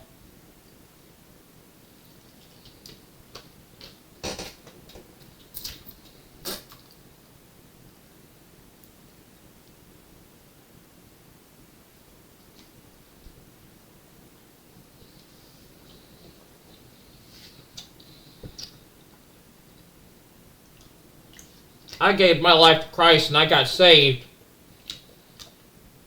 I think y'all should too. That way you're not stuck here. But it's your decision. People are right. I can't force them to do anything. I want to help them, but I guess I need to go.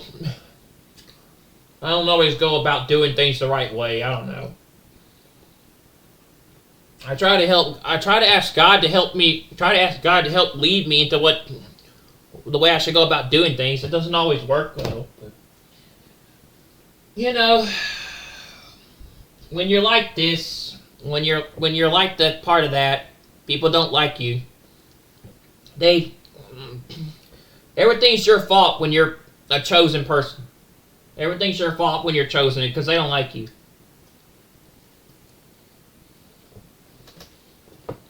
You're to blame for everything.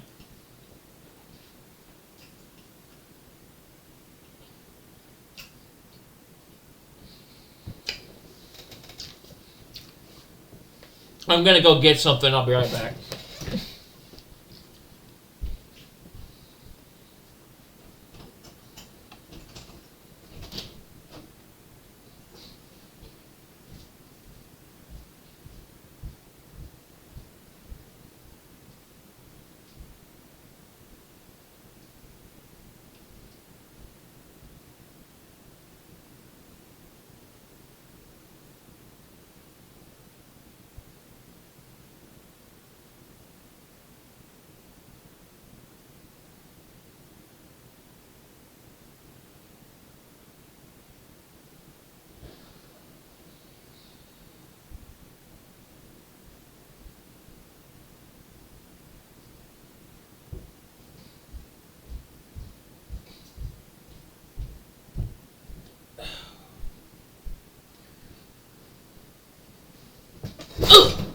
Alright. I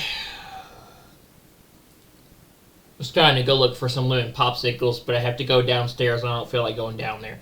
Anyway, I mean, I'd rather be hated and know where I'm going to spend eternity in a better place than not be hated and loved by the whole world and spend my life here on earth in hell. So, yeah. I know where I stand. I'm not going to sell my soul to the devil.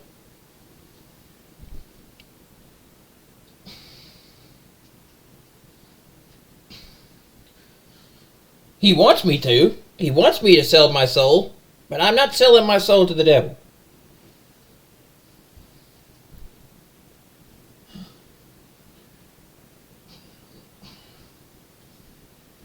I'm going to keep doing what I think is... I'm going to keep doing what I can do while I'm still here until I leave. Because I think I'm helping a lot of people. That's why I do what I do. I think I'm helping a lot of people. More than I realize. I got a massive following on X. So, I'm helping a lot of people get through stuff. So I think what I'm doing means something. I'm going to keep doing it. Because I think I'm led to it, so. Hate me, don't hate me, like hate me, whatever, I could care less. Dude, I don't care what people think of me.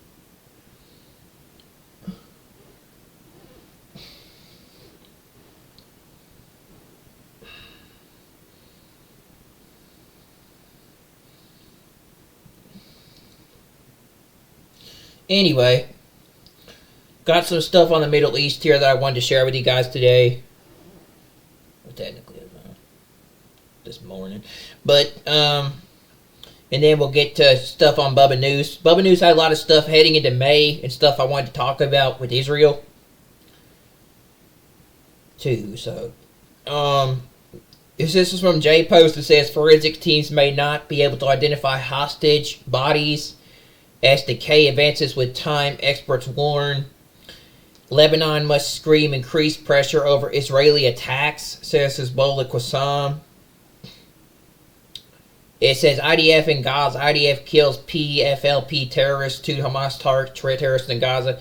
It also said that Israel bombed Hezbollah's missile program, too. So, I'm telling you, dude, Israel's getting serious about wiping out all of Iran's proxies and their nuclear program. Something's got to give soon in May.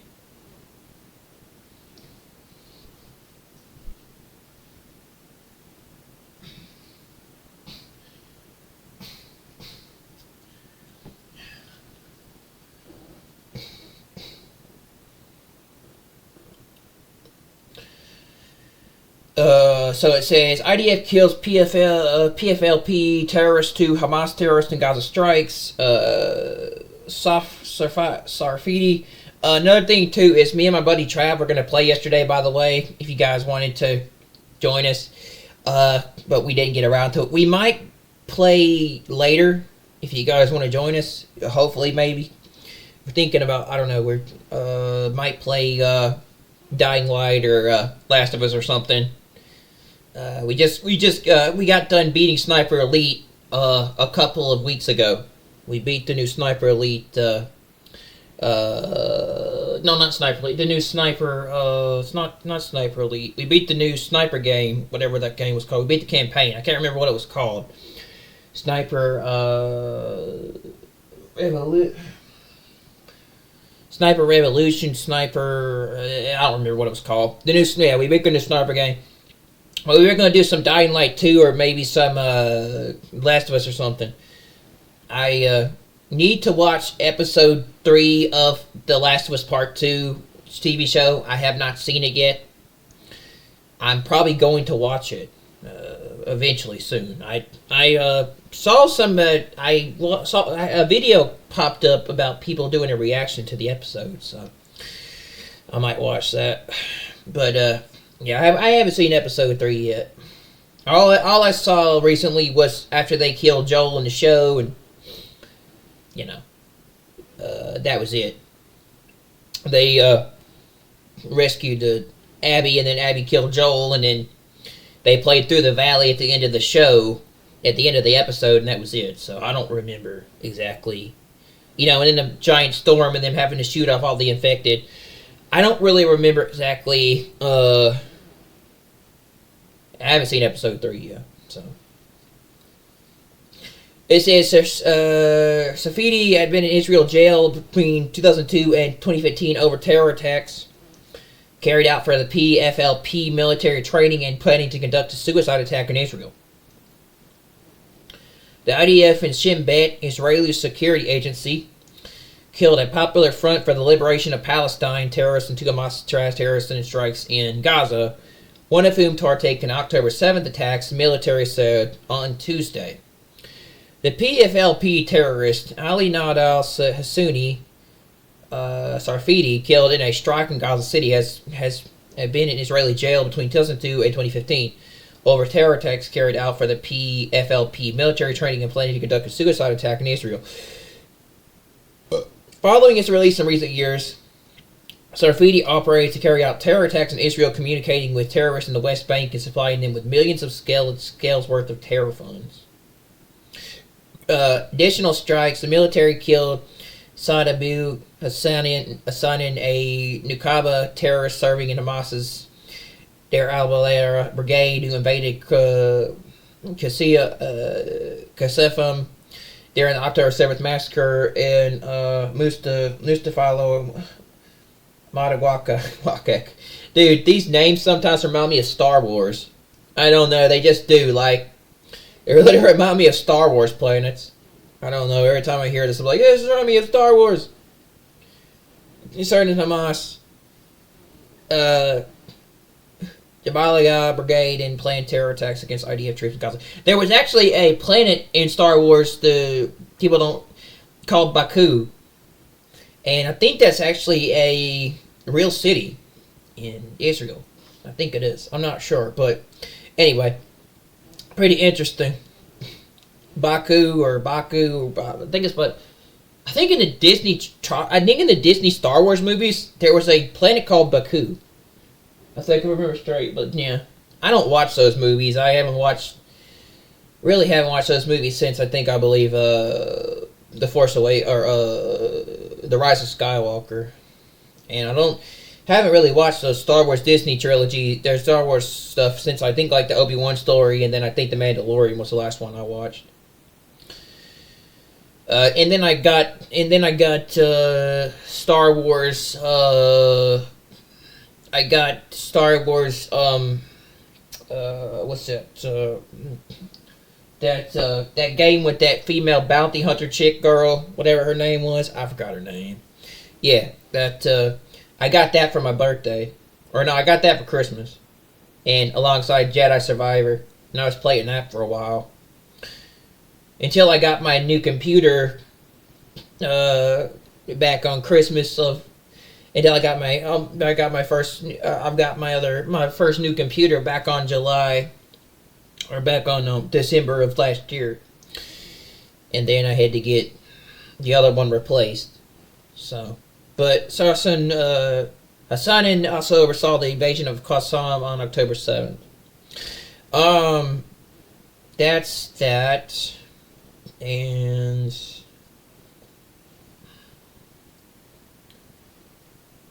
says forensic teams may not be able to identify hostage bodies as decay advances with time. This is about the Hamas-Gaza war. Time erases evidence, erases findings, undetermines the chances of recovery, and severely damages the ability to provide graves. The hostage families forums medical division warned on Tuesday that time is running out to recover the bodies of 35 murdered hostages still held by Hamas and other Gaza terrorist groups.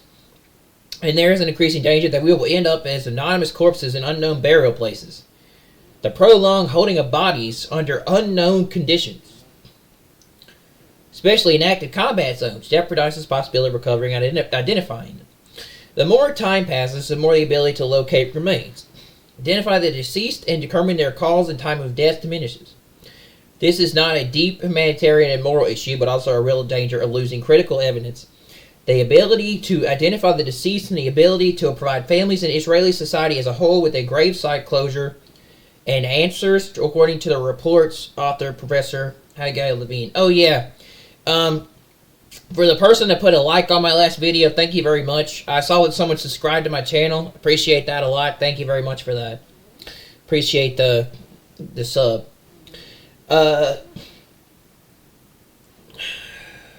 I'm trying to regrow this. I'm trying to regrow my stuff after I got my other channel taken down from YouTube. So I'm trying to make it better. It says Carney's Liberals win Canada election, will form minority government. CTV says. Mark Carney is the Prime Minister of Canada. Canada's Prime Minister Mark Carney takes place in a press conference after meeting with provincial and territory leaders at the Canadian War Museum in Ottawa, Ontario, Canada, March 21st, 2025. The Liberals are predicted to forestall the majority of the government. They want to help negotiate U.S. tariffs. Canadian Prime Minister Mark Carney's Liberals retained power in the country's election on Monday, but CCTV News predicted that they would fall short of the majority government he had wanted to help him negotiate tariffs with U.S. President Donald Trump. The Liberals need to win 172 of the House of Commons, 353 electoral districts, known as seats, for the majority that will allow them to govern without support from a smaller party. The Liberals were leading or elected in 156 districts, followed by the Conservatives, 145 according to CCTV. The westernmost province of British Columbia, where polls closed last, could decide whether Liberals fall short of a majority government. I'm kind of surprised Canada voted for Liberals. I thought most people in other states would have gone Conservative because, like I said, the majority of people voted for Trump back in the 2024 election, But yeah, I'm kind of surprised more people went to liberals than conservatives in Canada. But I'm really not. I think it has a lot to do with the tariffs, but that's just me. You know, the main thing people probably kind of didn't like about stuff when it came to that, that's why they voted for liberal, is that the conservatives were more on the tariff approach. People don't like the tariffs. You know, even though a lot of people say that when Biden was in office, he actually ended up keeping the tariffs. He took some of them off, but others he chose to continue to have them remain. So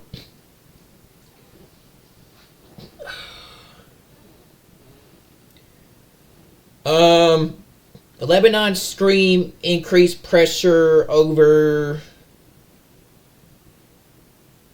I can't say it's through the country build. Lebanon must scream increased pressure over Israeli attacks, says Hezbollah Qassam.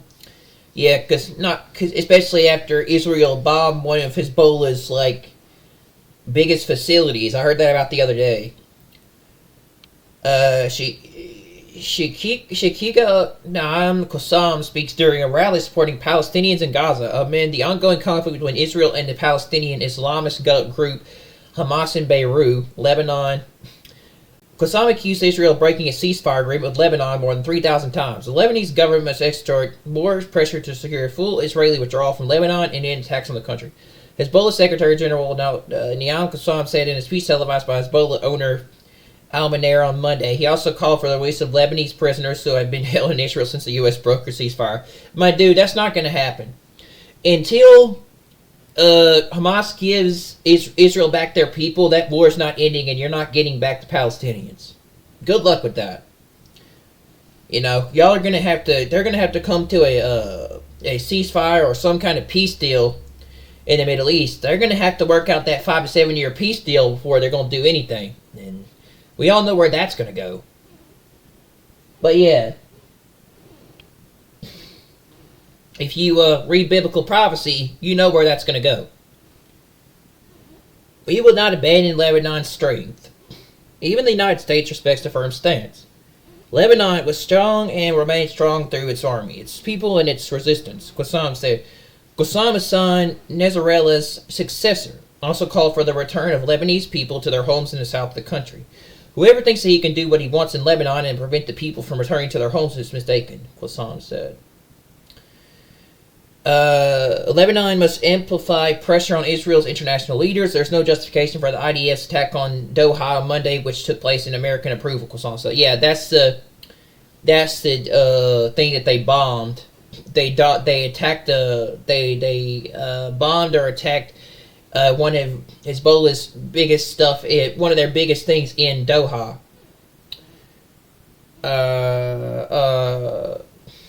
He called for Lebanese government to respond to the attack by exerting more pressure on the U.S. France, the UN, and the Security Council.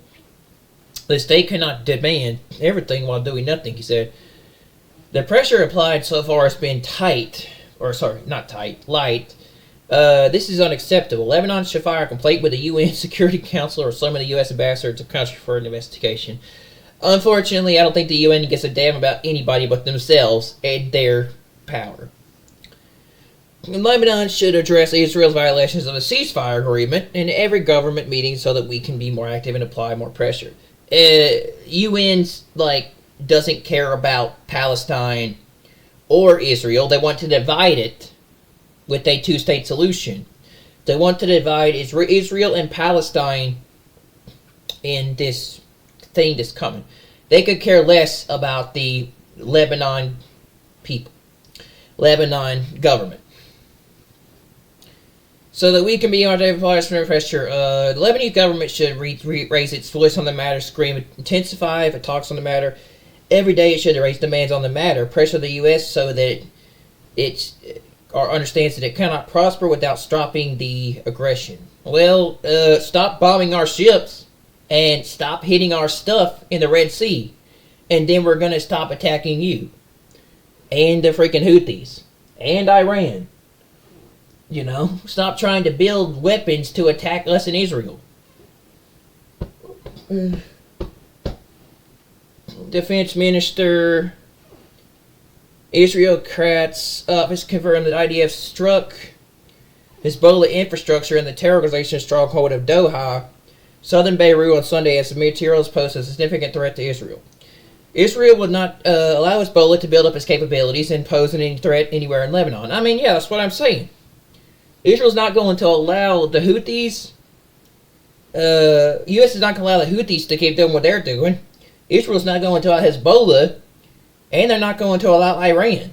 So, yeah. You know, Hezbollah is one of Iran's proxies. Israel will not allow Hezbollah to build up its capabilities and impose any threat anywhere in Lebanon. The ministry said the Lebanese government bears direct responsibility for preventing these threats. It says violating the ceasefire agreement. Everybody wants to blame Israel for everything. I mean, I know the feeling, but yeah, everybody wants to blame Israel for everything. You know, when it comes down to it, you know, including the fact that they were behind the Iranian port explosion. I don't think it was them. I think that a lot of people said it was the Mossad that attacked that port. It wasn't the IDF. They're working out that deal with Iran and the U.S. They're supposed to talk again on May 3rd.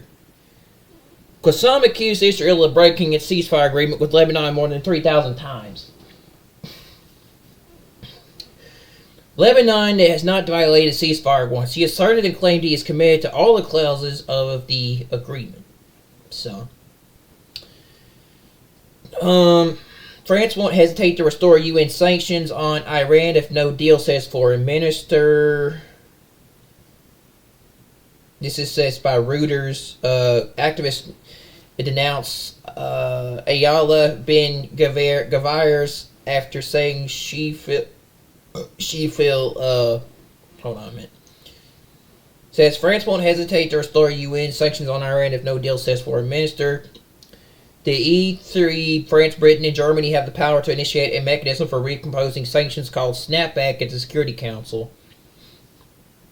France will not think twice about reimposing United Nations sanctions on Iran if negotiations to reach a deal over its nuclear program do not succeed. Its foreign minister told the UN Security Council late on Monday. So France is in on these sanctions with the U.S. then? Okay, so if they don't get a deal by May 3rd, it's looking like they're gonna Israel's more than likely going to attack, because Netanyahu's already confirmed that they're going to stop them from building a nuclear program. I just don't know if it's going to be at the end of April or if it's going to be, you know, early May, or if it's going to be May 3rd, but it's definitely coming. France, Britain, and Germany, the E3 are parties to a 2015 nuclear deal with Iran that expires in October, and have the power to initiate its mechanism for reimposing sanctions called snapback at the Security Council. It goes without saying that when an Iranian nuclear deal expires in a few weeks, if European security interests are not guaranteed, we will not hesitate for a single second to reapply all the sanctions that were lifted 10 years ago. Jean-Noel Barrett said, Iran and the United States, which quit the 2015 deal and reimposed its own sanctions, have been holding talks on the decades-old standoff. U.S. President Donald Trump has said he's confident of clinching a new pact that would block Iran's path to nuclear bomb. Yeah. Trump says that he's confident on a deal. Israel says otherwise. I don't know. Like I said, any day now, Israel's going to go in there and bomb Iran's nuclear program. We just don't know when it is. But it's coming. Which I think that's going to lead to the rapture, but, you know, I don't know. Iran's path to nuclear bomb. Although Iran says its program is purely civilian. E3 want to enact snapback by August. According to diplomats, the E3 countries are now looking to trigger snapback by August rather than June. If no substantial deal can be found by then, the opportunity expires on October 18th. These sanctions would then permanently close off Iranian access to technology, investments, and the European market, with devastating effects on the country's economy. This is not what we want, and that is why I solemnly call on Iran to take the necessary decisions today to avoid the worst, Barrett said. Iran has proposed meeting at E3 possibly in Rome this Friday if talks resume with the United States. Florida diplomats said on Monday, cautioning that E3 have yet to respond. I I don't know, dude. This whole thing with Iran doesn't look like they're going to stop building nukes with this, with their uranium. They got all this uranium putting into, nuclear bombs, and they're building nukes. I don't think they're going to stop building nukes. They said that they want them to completely disassemble their nuclear program, including with the uranium, and they want them to get rid of this stuff. And Iran's not going to do that, it looks like. So, and stuff. They got all this uranium. Reminds me of SpongeBob. When he was like, Plankton was like, "Yay, use for uranium bombs," and stuff. So, but yeah, it's just got all this uranium for nukes, man. I don't think Iran's going to stop building nukes. I think that they're just going to keep building. These people are evil, man. And they're led by stuff. They're not going to stop their mission. There's no negotiating or getting through to Iran. Their main purpose is to destroy Israel, and they're not going to stop till they wipe Israel off the map. They're building a nuke to completely destroy Israel, and that is their purpose. You can't negotiate with evil. Evil is just going to do what they do. Because you can't negotiate with evil. You can't. These people are evil, and everything. And if people back this, which apparently Palestinian people are backing this, I'm like, bro, if people back the fact that they think it's okay for Iran to get their hands on a nuclear bomb to destroy Israel, I don't know, man. Like I said, man. Gonna piss off God, right? I get it, because and everything. But like it said, if you bless my country, O Israel, you're blessed. If you curse my country, O Israel, you're cursed. And I think a lot of people are getting hit with the crap that they're against Israel, especially anti-Semitic individuals, because Trump is definitely against anti-Semitic people, and everything. So, this is more than just, war. There's a bigger thing going on behind the scenes. I think it's spiritual. I don't know. And stuff. It's there's a battle between good and evil going on here, but it says activists denounce Ayala Ben Gavir, saying she feels like a reservist wife. Activist group Brothers in Arms wrote on social media, "What is Ayala Ben Gavir afraid of? That the Idamar's Charlotte would arrive at the wrong temperature."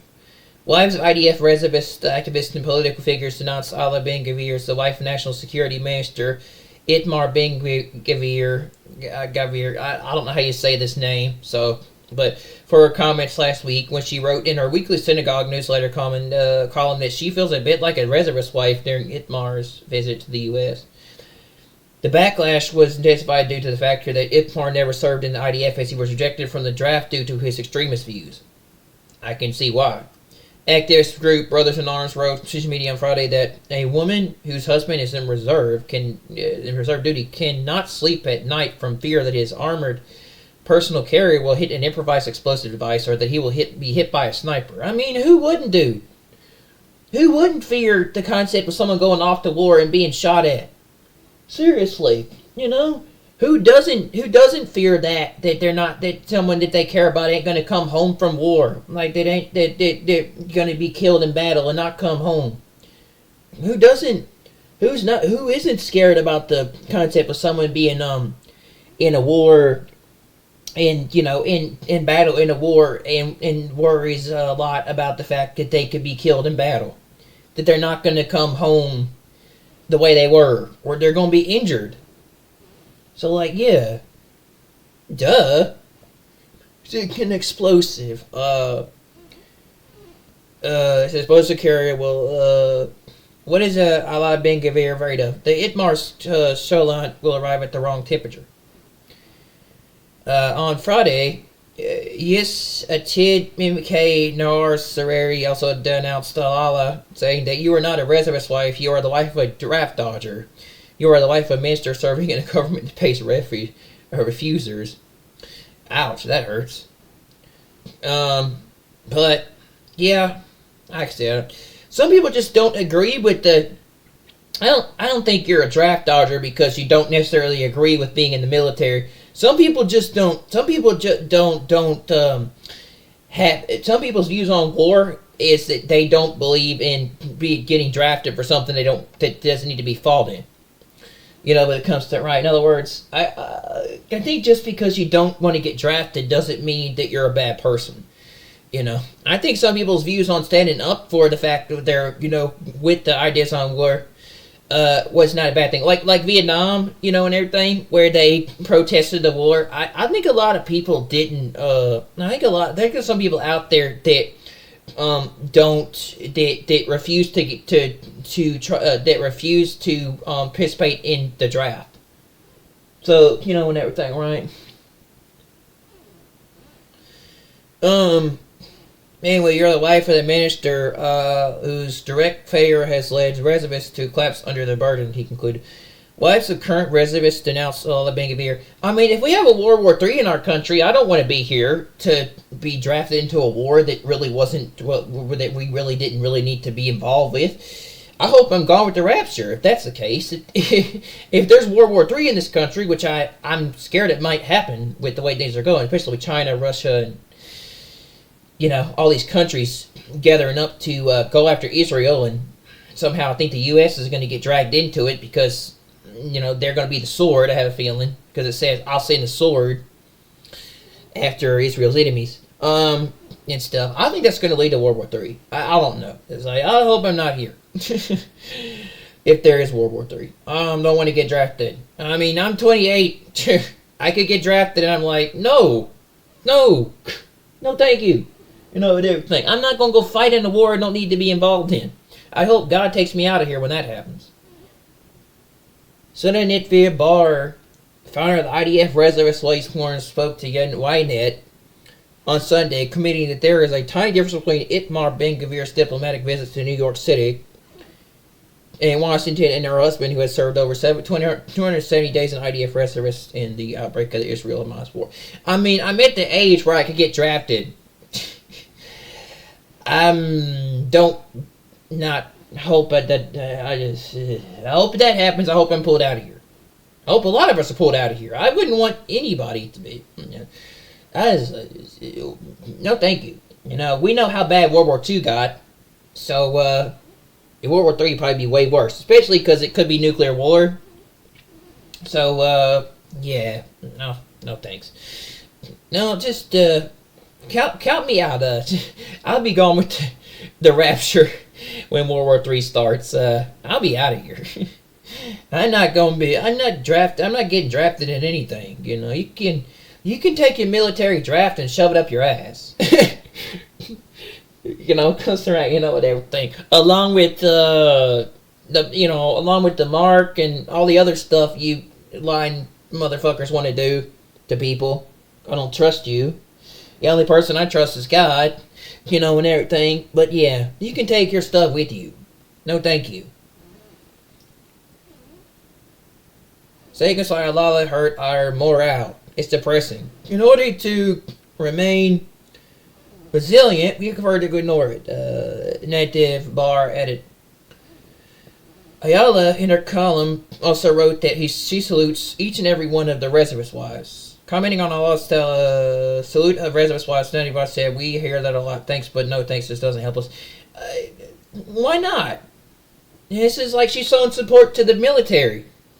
She's showing support to the people in the military that actually did get drafted, that's in the war. I guess the people that are involved in the Hamas-Gaza war, I guess. I'm not sure, but yeah, why not? Everything, right? I say we should show support to our troops, bro. We should show support to America. They died for our freedom. Whatever. Why not support our troops? That's exactly what it's doing. They're the reason why we have our freedoms. They went to go die. They went to go die for our freedom.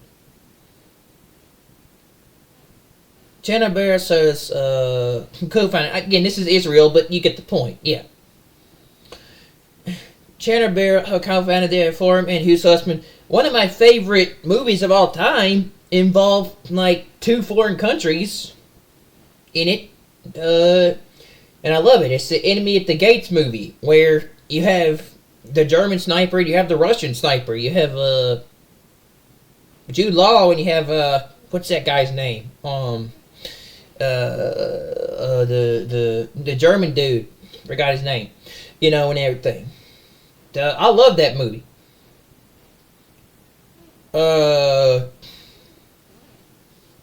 Chernobyl, who's co-founding the forum, and his husband does a toss affair, also served over 200 days of IDF reservist duty. Commented on how her day-to-day life has been affected by life as a reservist wife. Imagine going to the grocery store and ending up in a different one because you're unfocused. Imagine checking when you last saw his WhatsApp last seen, when you last read a message, or when you last talked to him. She told Biden. And now, let's run into controversy in a post on X Twitter where she said, I see that there are those who are not happy. Let them deal with it. We have a son in an IDF reconnaissance unit that we are proud of, and most of all, we have the great purpose of serving the Jewish state and people, she added. Yeah, it's like, I mean, I get it, but why wouldn't you be worried about, someone as you care about, or somebody in your family being in war, not knowing if they're going to come home alive or dead, right? That's the point, I mean, war is a horrible thing. If you don't have to do it, I don't think you should do it. Like, I think that's why Trump doesn't want to have to go in and resort to military action to bomb Iran, but if they have to do it, they have to do it, right? He says, I want to try to get a deal done and make it to where we don't have to have a war, or we're not going to have to resort to anything happening, but if it needs to be done, it needs to be done, right? So, I can see what he's doing there, but I don't know. I don't know what's going to happen. I think Israel's going to go at this on their own. But it says Gaza hostage mother also announces Alala bin Gavir's comments. Vicky Cohen, mother of Gaza hostage Nimrod, wrote on social media that I haven't seen my son for 568 days. I haven't spoken to him on the phone. I don't know when he last ate and when he drank, whether he's being abused or if he's hot or cold. See? Yeah. It's like, I worry about, my son being held hostage by terrorists. Who wouldn't? These people are evil. They're probably possessed by dead. They're probably run by Satan. They're probably run by the devil. They're evil, dude. Can you ask your husband to stop sabotaging the deals first? I mean, they killed babies. They killed children. They strangled an 8-year-old with their own hands, and then they killed someone else, and they also murdered the wife of Yerbit Bebos. So, yeah. Yerbit the Bebos. The Bebos family, These people are evil, man. Let's put things into perspective. Now, that's why I got a Star of David. That's why I got a Star of David pendant to support Israel. Because I back Israel. I support Israel, man, and what they're doing. I totally agree they should get the hostages out of there. But yeah, I've got my own Star of David thing to support Israel. I literally ordered it off of the website supporting Israel. Yes, you can get it for free. And I got the martyrs, and I signed up to support the martyrs. The book of the martyrs. The martyrs that are being attacked and persecuted and killed and stuff for their beliefs in Israel. So, yeah, I feel bad for the Jews. I really do. And what's happened to them this year. I feel bad for their people. I do. I have a soft spot for Israel. I do, man. I don't know. I just do. And I guess that gets me a lot of hate. It gets me a lot of hate, but there's a lot of people out there that are pro-Palestinian, people that are anti-Semitic. Like I said, yeah. So, yeah, I kind of feel bad for the families of the people, the hostages. That I feel bad for the Israeli people and I feel bad for the families of the Israeli people and the people and their I feel bad for the Israelis, the Israeli people who had their families kidnapped and are held hostage by the terrorists, by the Hamas terrorists. Felt the need to respond, especially the Beboss family. I remember like how bad that was when what happened to the Beboss family. When is my son coming home? I got no answers, she had. In a Sunday interview with Ynet, Cohen added that she did not receive a response to the above message, which was linked as a direct response to Alala Ben Gavir's social media post. So, yeah, I can see why you'd be worried, especially if your son has been kidnapped by a terrorist group and has been held hostage for 365 days.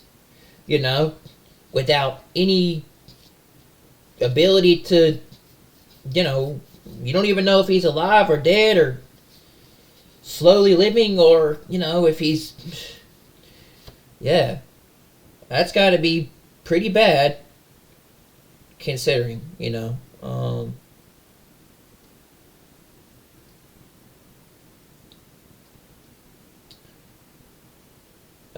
says Israel at war, IDF launches bar rocket for a first time against terror infrastructure in Gaza.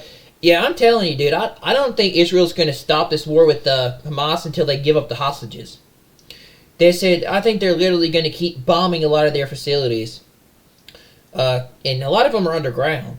The rocket features a navigation mechanism adapted to challenging combat environments and is capable of striking its target within a very short time, military stated. Even though there's a lot of people out there that are trying to get a deal done with Hamas and going to try to force Israel to agree to it. It's a 5 to 7 year peace treaty. So I don't know how that's going to go, but maybe we'll know something by May. The IDF is part of an artillery barrage against terrorist and terror infrastructure in the Gaza Strip. Marag Corridor launched the bar rocket for the first time. The military confirmed on Monday. The rocket, fired by a 282nd Artillery Brigade, features a navigation mechanism adapted to challenging combat environments. And it is capable of striking its target within a very short time, the military added. As part of their operations, the 282nd Brigade, which is operating under the command of the 36th Division, has been providing close support to ground troops operating in the area of the Marag Corridor. They have launched over 5,000 shells in total at terrorist targets, killing an unspecified number of terrorists, destroying weapons, storage facilities, and terror rocket launch sites, the military commended. The Marag Corridor divides Rafah and Khan Yunis in the southern Gaza Strip. What is the IDF's plan? The 36th Division is spearheading the project to expand the Marag Corridor area to a series of military positions. The division is also clearing a large portion of Palestinian structures in the area as part of this project to make it impossible to mount a surprise attack on land without being seen. And yeah, it says Katz threatens to attack Iran as Trump tries to cut a contested, let me see what this is. Katz threatens to attack Iran as Trump tries to cut a contested nuclear deal. This comes after sources told the Jerusalem Post that Israel has potentially missed its chance to strike Iran's nuclear facilities. With the tone of the news showing U.S. President Donald Trump getting ever closer to a new nuclear deal with Iran, Defense Minister Israel Katz on Monday reissued that a threat that Israel remained ready to attack Iran's nuclear program. The central mission is to prevent Iran from getting a nuclear weapon, Katz told the IDF High Command. Israel will not allow Iran to get a nuclear weapon, and we are prepared, of course, in a deep dialogue with the U.S. The defense minister added that in Israel's broader wars and in its fight against Iran, we know we have someone to count on when in the end we will be required to undertake decisions. We know that there is someone to execute them, and this is true in any place, including with Iran. If there is a need to attack, there's someone who will do it. Despite Kat's threat, top Israeli officials have been telling the Jerusalem Post on an ongoing basis for weeks that there's a significant concern that Trump will block Israel from acting so that he can cut a mediocre nuclear deal with the Islamic Republic. Deal or no deal, although Trump himself continues to mention the possibility of bombing Iran either by Israel or the U.S. or both. He's flip-flopped so many times. His public comments have continued to show a heavy progression toward a nuclear deal with the Ayatollahs, even if it lies the nuclear program intact, as long as it pushes the threat further off into the future, and imposes some nuclear limits in the present. In contrast, since October 26, 2024, when Israeli Air Force eliminated Iran's advanced S-300 anti-aircraft missile systems, Kat's Prime Minister Benjamin Netanyahu and other top IDF officials have repeatedly said publicly or to the Post that attacking Iran's nuclear program is more doable than ever before. Israel estimates that the negotiations between the United States and Iran are likely to conclude with an agreement. According to an Israeli official who spoke to the Post, the official clarified that Israel does not yet know whether the agreements will align with its demands, namely the complete dismantling of uranium enrichment facilities, or if it will resemble the previous nuclear deal with Israel considers a bad agreement. And I have this video from Bubba that I probably will show people in a minute that I want y'all to see. It's got some good stuff to show about what's coming up in May. Excuse me. Trump said on Sunday that the nuclear talks with Iran are going very well. I think a deal will be reached. We have something without needing to start bombing, the president told reporters. I don't think so. I think Israel's going to go into Western Iran any day now, or Iran. Either way, another round of talks between Iran and the U.S. is scheduled for Saturday. The Israeli officials who spoke to the Post believe that Trump's 60-day deadline to reach an agreement will eventually be extended. And that deadline is May 1st. So if we don't have anything happen by the end of April, maybe something will happen by May, or we will know something by May 3rd. About if Israel's going to go into Western Iran, which is Western Iran, which is Iran, pretty soon. An Israeli official told reporters that Israel is in an ongoing dialogue with Americans regarding the nuclear talks. The dialogue is not one-sided, and we are expressing our positions. There is continuous communication on many levels. I wouldn't recommend drawing early conclusions. I'm confident that the United States is committed to preventing Iran from obtaining nuclear weapons. I don't know about that, man. Because I don't know why the Prime Minister would come out and tell people we're going to go... Prime Minister is all going to come out and say that we're going after Iran's nuclear program. We can't let them get their hands on a nuke. And Netanyahu clearly said it in the J&S summit that he is clear that they're going to go after Iran if something doesn't happen soon.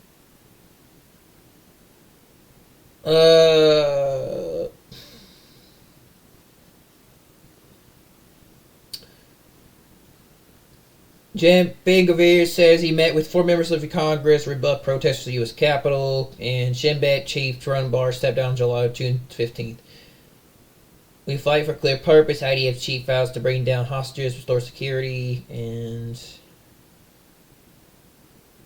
Israel favors upgrading U.S. free trade deal. Anyway, negotiations between Iran and U.S. likely to end in agreement, officials tell Post. Alright, well that's basically it. Mostly for news stuff. That's J-Post. Let me see if there's anything from Israel 365.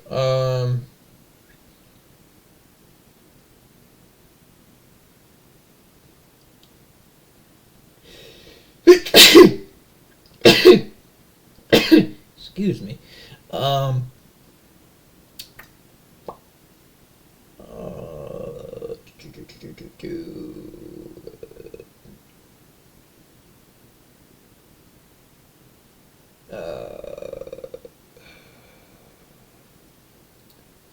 Oh yeah, here's some news headlines too by the way. This is not Israel stuff, but this was just news in general that people might want to know about. Says Walmart shoppers warn self-checkout under ringing tactic results in arrest as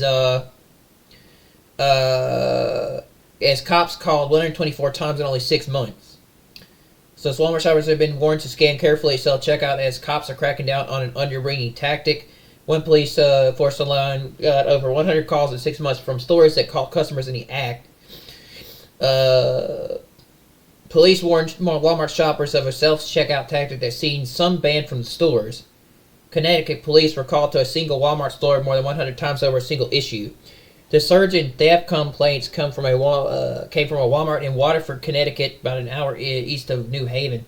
Between November 1st, 2024 and April 28, 2025, police responded to 124 shoplifting calls at a store, the force warned in a Facebook post. They're probably doing that because, like I said, stuff with the tariffs and the sanctions and all the stuff on China, stuff is becoming very limited, and there are shortages happening in the stores very soon, and stuff is going off the shelves. It's very limited. They're saying that right now shelves are becoming a lot more emptier heading into the future. So, yeah, that might be why they're doing that. Like I said, man, we're heading toward an interesting future, just like 2020. But no one wants to listen to me. And some of the customers who were caught were banned from Walmart's property for good. Officials say the shoppers were caught under ringing at a checkout, which is a tactic where customers once scan part of their grocery haul. Then the criminals will sneak in some free items in their bags and walk out of stores with some stolen goods. The cops issued a stark warning. Yeah, like, people think that's bad. Like, people think this is bad right now. Again, wait till after the rapture. If you've, like I said, watched Left Behind, or you've read the books, or you've even seen the movies, chaos, just chaos like you've never seen before. Just chaos like you've never seen before just hits the earth, and everything goes crazy. Stuff just goes out of control. Everything just goes completely to hell. There's just all sorts of chaos upon the earth. Planes crash. Cars crash into each other, causing a lot of problems. People start looking at stuff. There's looting and people trying to get into people's stuff to survive. There's all-out chaos. It's like the apocalypse, man. It is. It's almost like the apocalypse. Ladies and gentlemen, your sleight of hand techniques are not to the caliber of David Copperfield, cops wrote in the statement. The officials praised the Walmart Assets Protection Team, saying that they closely monitor self-checkouts and act fast when they spot theft. The warning comes after Walmart rolled out new anti-theft tech to clamp down on raising retail crime. Anti-theft measures. In November 2024, Walmart employees began using a new app that unlocks locked merchandise displays without needing customer service staff. I didn't know this. The move was aimed at speeding up shopping while keeping expensive items secure behind plexiglass barriers. Well, I knew about that, yeah. Retail theft overall cost U.S. businesses over $121 billion in 2023, according to Capital One. I wonder why. Retail theft costs the U.S. business over $121 billion. Not that we were in the not that our economy was in the worst shape it's ever been since 2020. Yeah, it comes here, and everything. And our political leaders didn't know what the hell they were doing when they had someone in office that was half brain dead. So it comes and everything. Sam's Club, which is owned by Walmart, also jumped into the check game with AI that checks customers' purchases at store exits. Yeah, dude. Biden was half brain dead in office. He didn't know what he was doing. They literally just told him to do something. He's like, okay, I'll sign it because I'm, a half brain dead idiot. Walmart shoplifting arrests. Ashley Cross was caught on security camera. Okay, so I'm not going to read all this, but yeah, talking about Walmart's, reminds me of that Simpsons scene where they're like, Cletus, come here, and they're like, come here and test this thing. See if this thing is idiot proof. And he takes the the rat or the mouse, whatever it is, holding upside down. And he's like, see if you can get through this. And he's like, I simply can. I just simply can. And it's hilarious. It is. Reminds me of the Simpsons movie. It's like, this. We will now make sure that make sure that this bear is idiot proof. And they get one of the stupidest people in Simpsons is like, oh, Cletus, come over here. Yeah, and if you've never seen that stuff, that is hilarious. But, yeah. I love the... Oh, shit. Okay, it says Tarrant, or Tarrant, I don't know how you say this. One of 2 suspects in Tarrant murder arrested, other remains at large. Says severe news alert, up to 2 feet of snow expected in 3 states. This was yesterday, of course. A lot of people got a lot of bad weather this yesterday. We didn't get anything, luckily. I mean, you know. I often wonder if maybe me being here keeps us from having I often wonder if me being here keeps us from facing some really, really bad stuff. I don't know sometimes, but yeah, man. I worry about this weather sometimes, so I ask God about that. But yeah, you know, I think He's keeping us from having their weather. But like, yeah, we're supposed to have some severe. There's supposed to be a lot of tornadoes touching the ground this week, so I making sure that. Anyway, Walmart's closing stores across multiple states. I'm telling you, dude, this is ending up just like 2020. I never told you guys this, but I had a story when it comes to everything. Where back in 2019, when I was working my full moon job, I was one of the. Well, I don't know if everybody got laid off, but like I was like. One of the people that lost their job, like, big time, back in 2020. And they literally had to shut down the restaurant because it was so bad. They even closed down the restaurant in the back of the house. No one could come in there because of COVID. It literally was that bad. It was. Now, and stuff. And they pretty much shut down the whole thing. A lot of people ended up having their hours cut and they had to leave. It's bad, bro. I'm telling you, it's bad. And that's happening again. It looks like a lot of businesses are shutting down. I've noticed that too, man. It's just like, I don't know. It's not good. A lot of stores are closing. I've heard a lot of stores are closing. A lot of restaurants are closing, and certain chains. Apple said that they're not going to be able to afford stuff in the future, that they're going to go bankrupt. I don't know about that because they're like $1 billion company, so I don't see how that's possible. But they said that the tariffs could bankrupt them, and now there's been talks about them raising cellular phone prices. Them raising prices with the tariffs, AT&T and all that. So.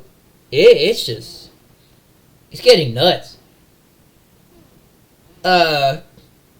Even while the successful chains shut down stores, most of the biggest retailers and restaurants operators allow leases to expire, so they shut down underperforming stores.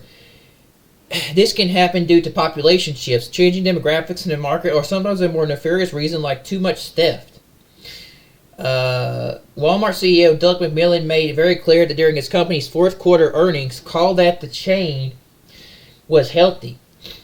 As we look at our results for the quarter and the year, we're pleased to see first a healthy top line. We're strengthening our ability to serve people how they want to be served in the moment. That's what's driving our growth, he shared.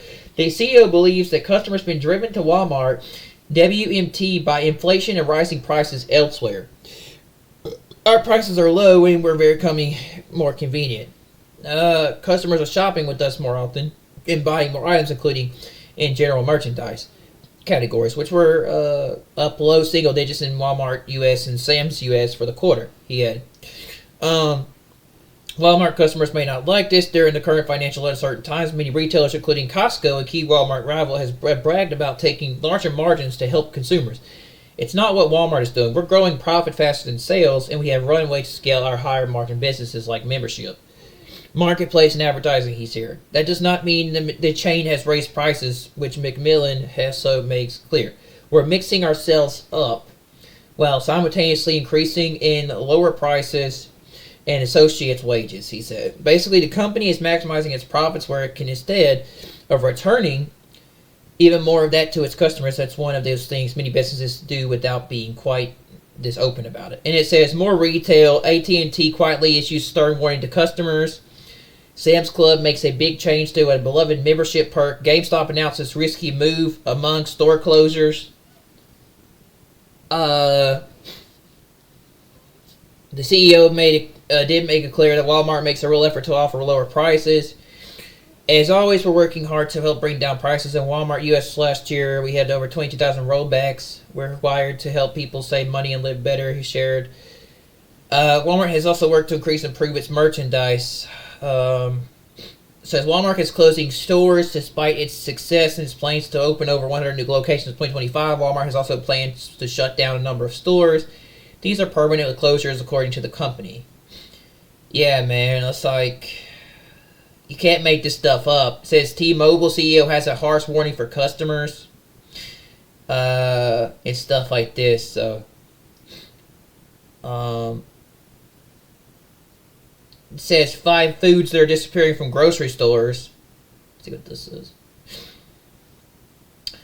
Parmigiano-Reggiano cheese is becoming a rare sight. Basmati rice disappearing from the shelves. Canned tuna from Southeast Asia is harder to find. Olive oil imports are slipping away. Especially fruits like mangosteen and rambutan are vanishing. What does the future hold?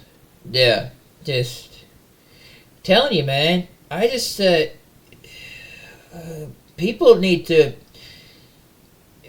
that they need to be ready, man. Cause like, it just feels like all this stuff is falling into place. It's bringing about this system, and the rapture's coming. I truly believe the rapture's coming.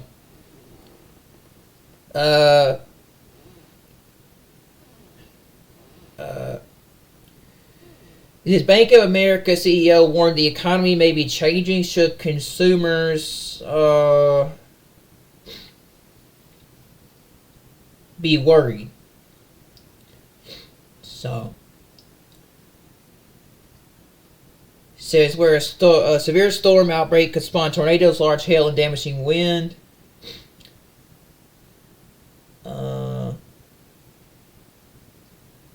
It says the U.S. has issued travel warnings for 10 countries in April.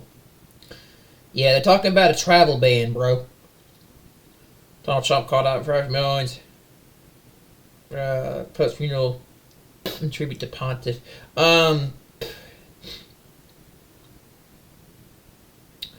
It also says popular fast food chains are closing. It says popular fast food chain closing up to 200 restaurants. China steps up its war awards after raiding U.S. and Japanese destroyer.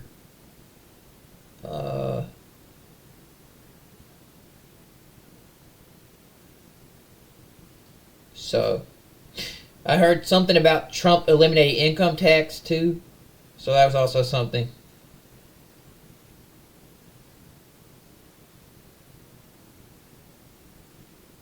Let's see what this is. Oh shit, Jax. Oh my god, dude, I love Jax. This sucks. Okay, yeah, don't take my Jax away. No. That sounds like that waffle commercial. Hey, let go of my ego.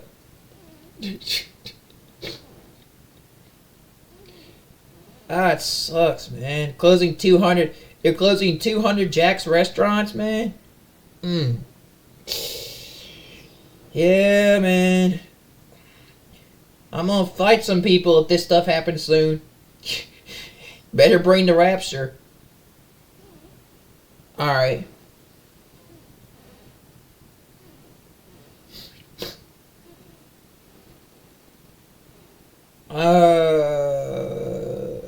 Next weather alert by Sunday early morning from storm threat.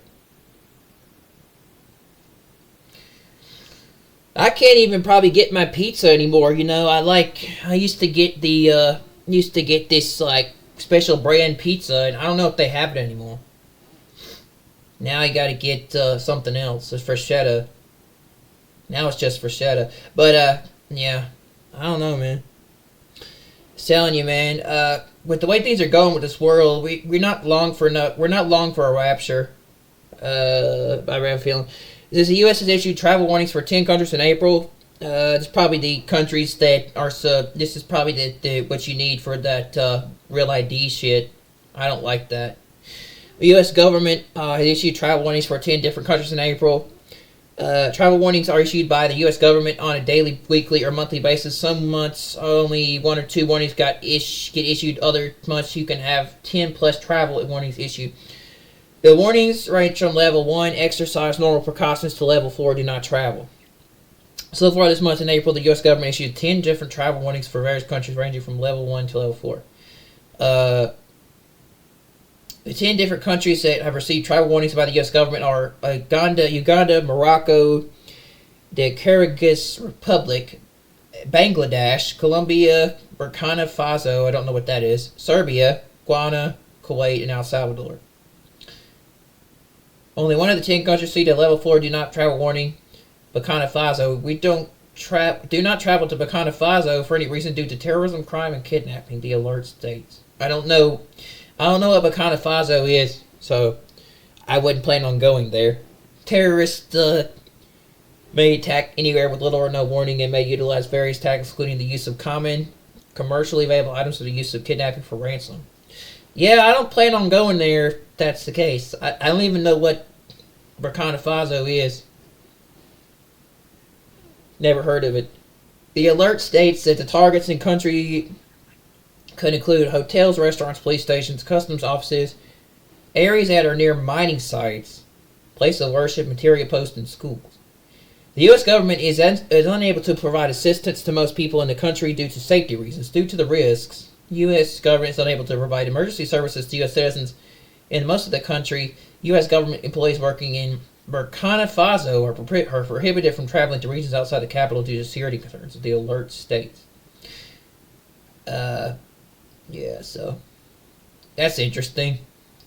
Due to the historically high crime rate, the U.S. Embassy discourages U.S. government personnel from nighttime travel to Bulacayo and Rayango, known as Dayango, neighborhoods of Agadagoas, or I don't know how you say that.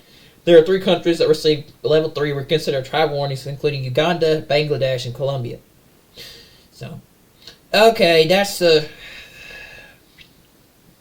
most of the news. That's just, world news. Now, I got some stuff from Bubba here to read to you guys. He said recently. And then I'm going to, if you haven't seen the video, I'm going to show you the video here. Because he had some really interesting stuff to say. He put it out a couple hours ago.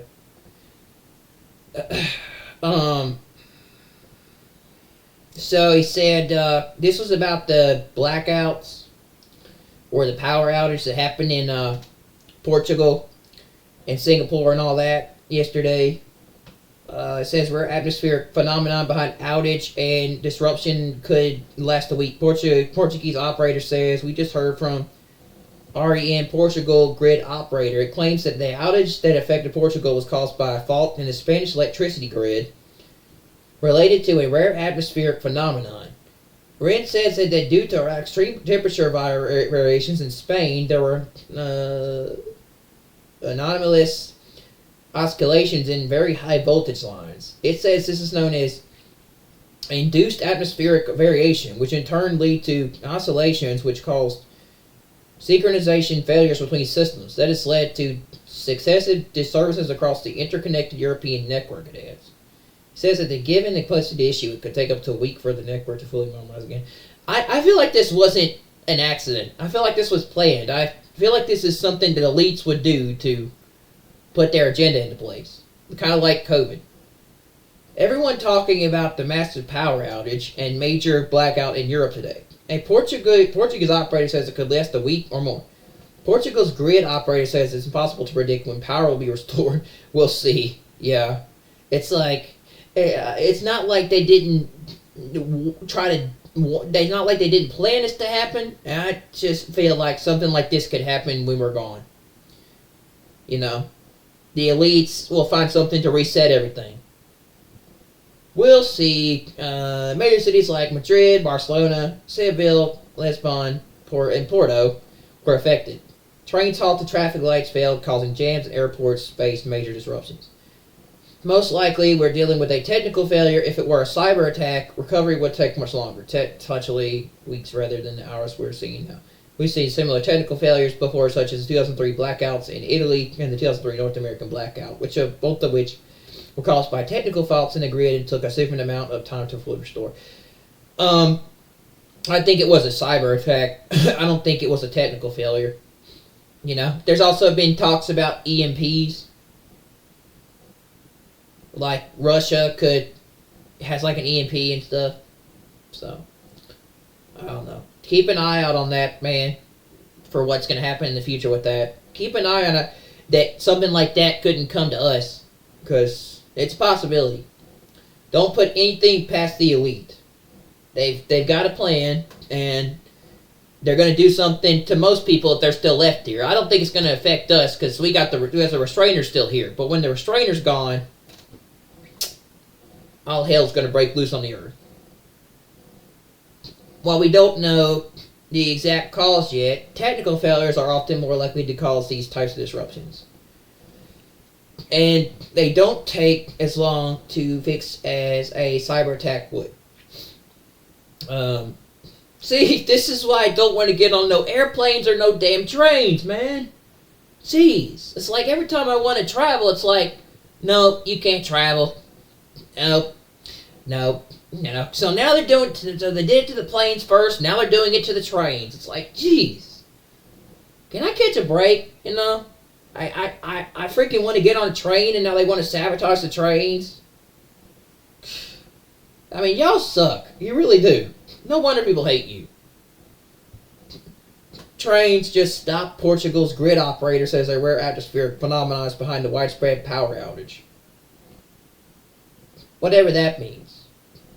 Yeah, I think most of us are going to be out of here before we even go traveling. Whatever that means. Yeah, one of these things to tell us as a cause of atmospheric phenomenon is for the climate change scenario story. The Spanish electricity company has announced the start of a gradual restoration of electricity supply to several regions of the country, including Catalonia and Asturias, Aragon, and the Basque country. Yeah, this wasn't no cyber attack. This was planned, I think. You know, the World Economic Forum and all that.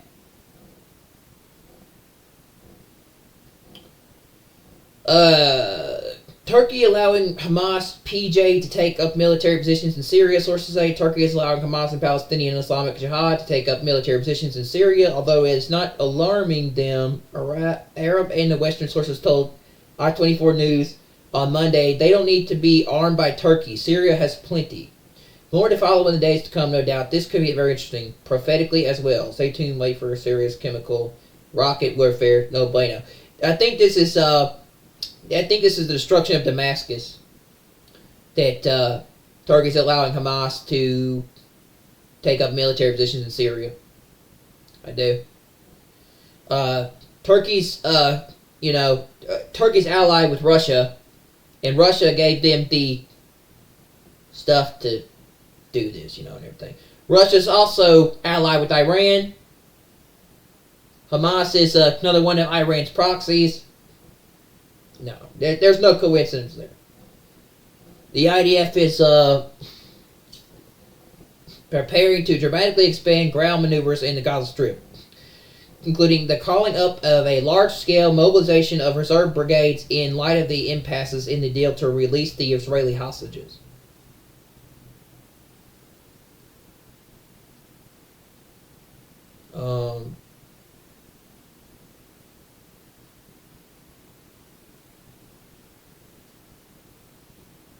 Oh, okay.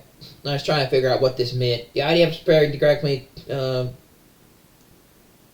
they're adding like ground maneuvers, troops and stuff, things.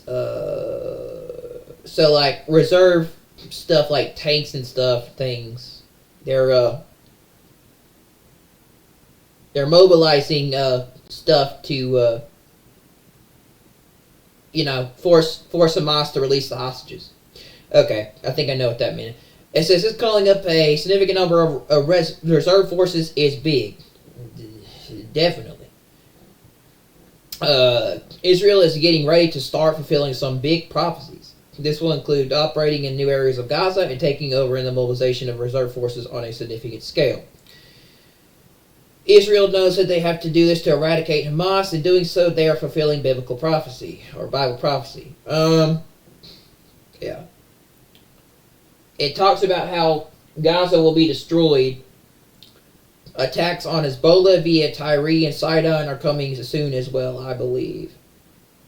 But this will get all of Israel's Arab enemies involved, as they'll want to save Gaza from being overtaken by Israel, including Saudi Arabia. I think that's a Psalms 83 thing, yeah. Yeah, Psalms 83:6. The month of May will be absolutely nuts. There's a lot of big stuff coming, including with Iran, yeah. Gaza Hamas versus Zephaniah 2:4-7, Jeremiah 47:4-7, and Amos 1:6-8. Gaza is dealt with, but guess who else? Damascus in verses 5-7. Yeah, I knew the destruction of Damascus was coming. I think that's after we leave, and I think that's after Iran. I don't know. I don't believe we're going to be here to see Psalms 83 in Damascus, but I don't know. I think we're going to be out of here by May, but because they want to get that two-state solution thing done by June. Yeah, I feel something significant about May. I'm not going to set any dates, but yeah.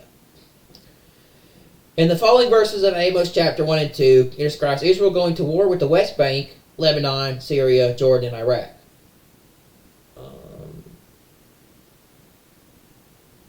There are some of the Psalms 83:6-8 players that will also come to action in May, I believe. Throw in the Temple Mount and we'll see something huge. Bubba also said this. It says, Harry S. Truman Carrier Strike Group FA-18 Super Hornet lost at sea. Yeah, he was talking about how one of the aircraft carriers fell into the ocean. It fell into the water. Apparently they made a mistake and it fell overboard.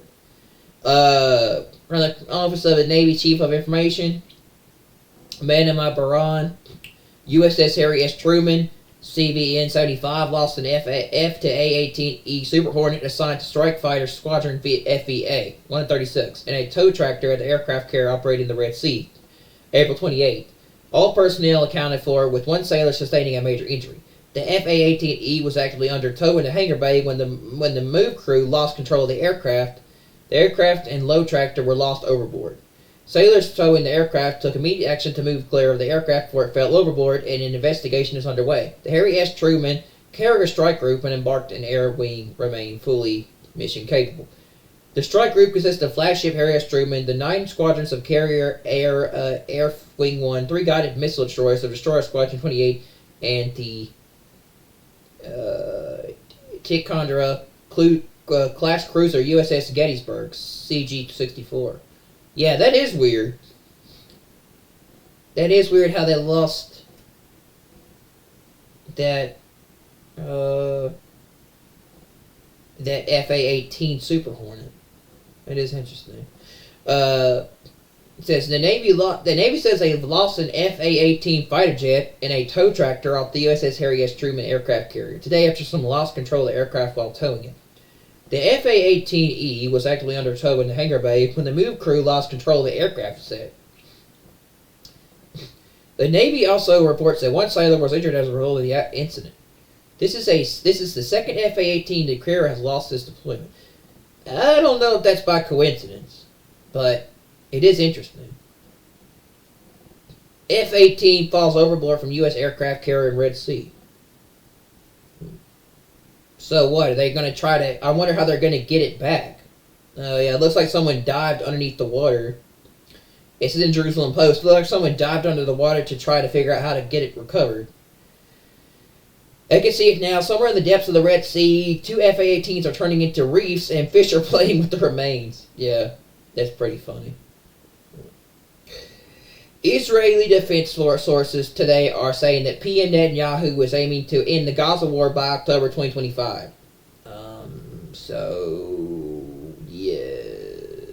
Yeah, we might be out of here in May or June. If the Israeli war objectives are reached, then the war may be over earlier. That's the 5 to 7 year peace treaty. That's also I believe that's the Daniel 927 covenant that is signed by the Antichrist, the peace agreement. He brings peace to the Middle East. He signs a 7-year covenant with Israel, Palestine. That's a 2-state solution, and other nations. I think it's the Abraham Accords. That's what I think it is. Because there's so many countries talking about joining the Abraham Accords, So, or I think they're calling it the Abraham Alliance. Israel doesn't want their war with Hamas to extend beyond the 2 years point of October 7, 2025. Israel wants this war with Hamas wrapped up before a 2-state solution becomes a reality. A senior official also says that Israel rejects the current proposal for a 5-year truce with Hamas in exchange for all the Israeli hostages. So somehow they're going to do something to force Israel to accept this 5-year truce. Because they're saying they want to force them to accept it. Somehow they're going to get them to accept it. I don't know how, but yeah, that's probably when the rapture occurs or close to it. Yeah, I'm pretty sure that they're going to do something to cause Israel to have to accept it. I don't know how they're going to. I don't know what they're going to do, but yeah, they're not going to accept this 5-year truce until they get the hostages back. But something's going to happen. It says Katz threatens to attack Iran as Trump tries to cut a contested nuclear deal. I think I've already talked about that. Israel estimates that the negotiations between the United States and Iran are likely to conclude with an agreement, an Israeli official told the Jerusalem Post on Monday. The officials clarified that Israel does not yet know whether the agreement will align with its demands, namely the complete dismantling of uranium enrichment facilities, or if it will resemble the previous nuclear deal, which Israel considers a very bad agreement. Trump said a nuclear deal talks with Iran were going very well on Sunday night. I think a deal will be reached. We have something without needing to start bombing, Trump told our reporters. I don't think this whole thing with Iran's going to go down the way people think it's going to go. Because it talks about how Iran's bow is going to be broken, and that's where the nuclear program is. It's in Wallam. It's in western Iran. That's where Alam is. Okay, so somehow Alam's bow is going to be broken. Now we don't know how that is going to happen. We'll probably find something out by May. Probably after the May 1st deadline that Trump gave to Iran, and we'll know something by May 3rd, maybe. Or soon. But they're definitely going after it because the Prime Minister confirmed it. He said, we're going to go stop Iran. We just don't know when that is. A lot of people believe the rapture could happen in May once Israel goes in there to attack Iran. So, another round of talks between Iran and the U.S. was scheduled for this coming Saturday, May 3rd. And the Israeli official who spoke to the Post stated that they believe that Trump's 2-month deadline to reach an agreement with Iran would eventually be extended. Israel can't wait much longer.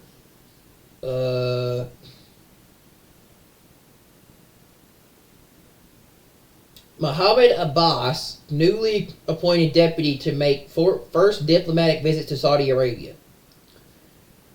May will be nuts after discussing Hassan al-Sika on tonight's premiere video. Check this out. This is wild. Just wild. Everything moving into place for what's coming. The replacement for Mohammed Abbas, Hassan al-Shika, will meet next week with the top Saudi officials in preparation for Trump's high-stake trip to the region May 13th through 16th, 2025. So, yeah. Trump's supposed to meet with the Saudis on May 13th through 16th, yeah.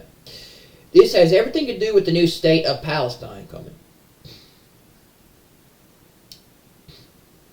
Palestinian Authority President Mohammed Abbas' newly appointed deputy, Hassan al-Sheikha, will make his first diplomatic trip to Saudi Arabia next week.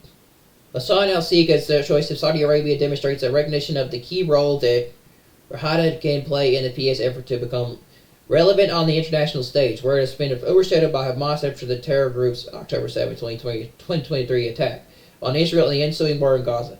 Trump will be making his first visit to the region since returning to the White House the week after Hassan al-Sheikha's top trip to Riyadh. Trump will travel to Saudi Arabia, the United Arab Emirates, and Qatar. There is certainly no plan for Trump to visit Israel as of now. The trip is increasingly seen as a watershed moment by which Trump is hoping to announce breakthroughs in efforts to reach a ceasefire and hostage release deal in Gaza. In prerequisite for a Saudi-Israeli normalization deal that Trump is seeking to broker, along with a new agreement with Iran curbing their nuclear program. Telling you, dude, the two-state solution, that 5-year truce plan, the ceasefire and hostage release deal in Gaza, all this is leading up to the 7-year covenant that is signed by the Antichrist. The Daniel 9:27 covenant. It's coming. And we're going to be out of here. So, and I got this video from Bubba. Yeah, if you wanted to see it. So,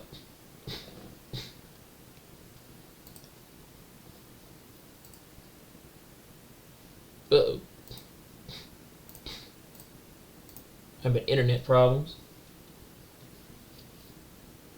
All right.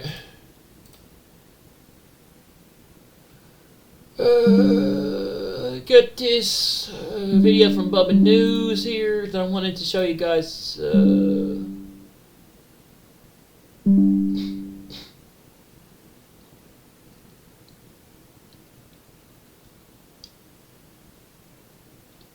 Yeah, here it is. It's right here. Delegation had 20, or almost too many. Where did this month go? Seriously, this is nuts. I like that background with the fire. With everything going on from the Pope's Yeah. funeral over the weekend to the huge Iranian port thing going on with the fire and explosion. We're going to talk about all that stuff. Everything from, goodness, Israel, Gaza, Iran.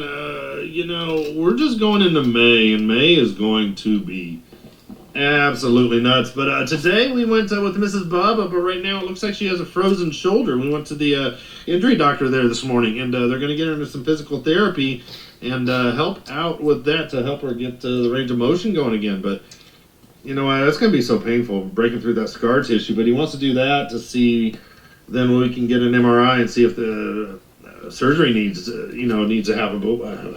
Once that scalpel hits the skin, it's all over. So hopefully just pray for her. Just pray for her. I know she's in so much pain, but we're going to talk about this too, because the FA-18 that fell off the United States aircraft carrier today in the Red Sea, that's underwater. Yeah. Just a couple of real quick plugs. Yeah, Wednesday, 6 p.m. Eastern. Going to be there with Lauren at a certainty for uncertain times. That's going to be a lot of fun. Prophetic chaos in the Middle East. Signs the end is closer than you might think. I mean, and then tomorrow night there, 6:15 is with the Vindoc. There, I'm going to give a little Bubba News report. So come over and hang out if you want. But yeah, I want to touch on this Iranian fire real quick. I know it's old news now because it was on Saturday, but this thing was huge. And, it actually jumped across the road. But I don't think it actually jumped across the road. I think the Israeli Mossad was really behind it. And I'm going to show you what I mean because, the last aerial footage we recorded before nightfall on Saturday night by the helicopter, the fire had reached to other parts of the ports, but I don't think it reached the other parts of the port. I think it was set off by the Israeli Mossad in other parts of the port. I mean, this is the second largest port in the entire Middle East.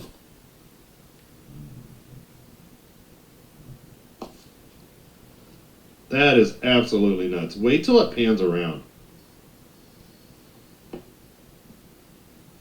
Yeah, that is pretty crazy. This thing has jumped across the road, but I don't think it exploded up into the air and set these containers on fire all the way across. See what I mean? There's 1, 2, 3, 4. But it's absolutely nuts. In this next video, you can see the intense heat. I mean, it rises up after, look up here in the upper, there's the flash there. Here it comes.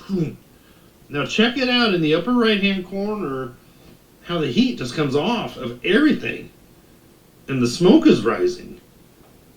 So that was nasty. But you know what? While everyone was focused on the funeral of the Pope or the Iranian port explosion, Israel announced some mega new plans for Gaza.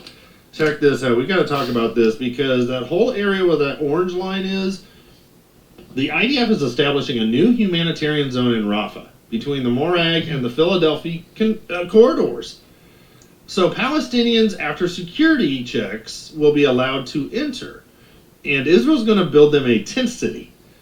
And humanitarian aid will be delivered by civilian companies, likely American, which I find really weird. But the plan is to separate the Gazan civilians from the Hamas terrorists I didn't think they were going to give them any more aid. Hamas. Yeah. So it actually gets to Israel, or it gets to the Gazan people, because they're on the inside of the Hamas terrorist networks and their systems now. So Israel basically knows who's who in Gaza.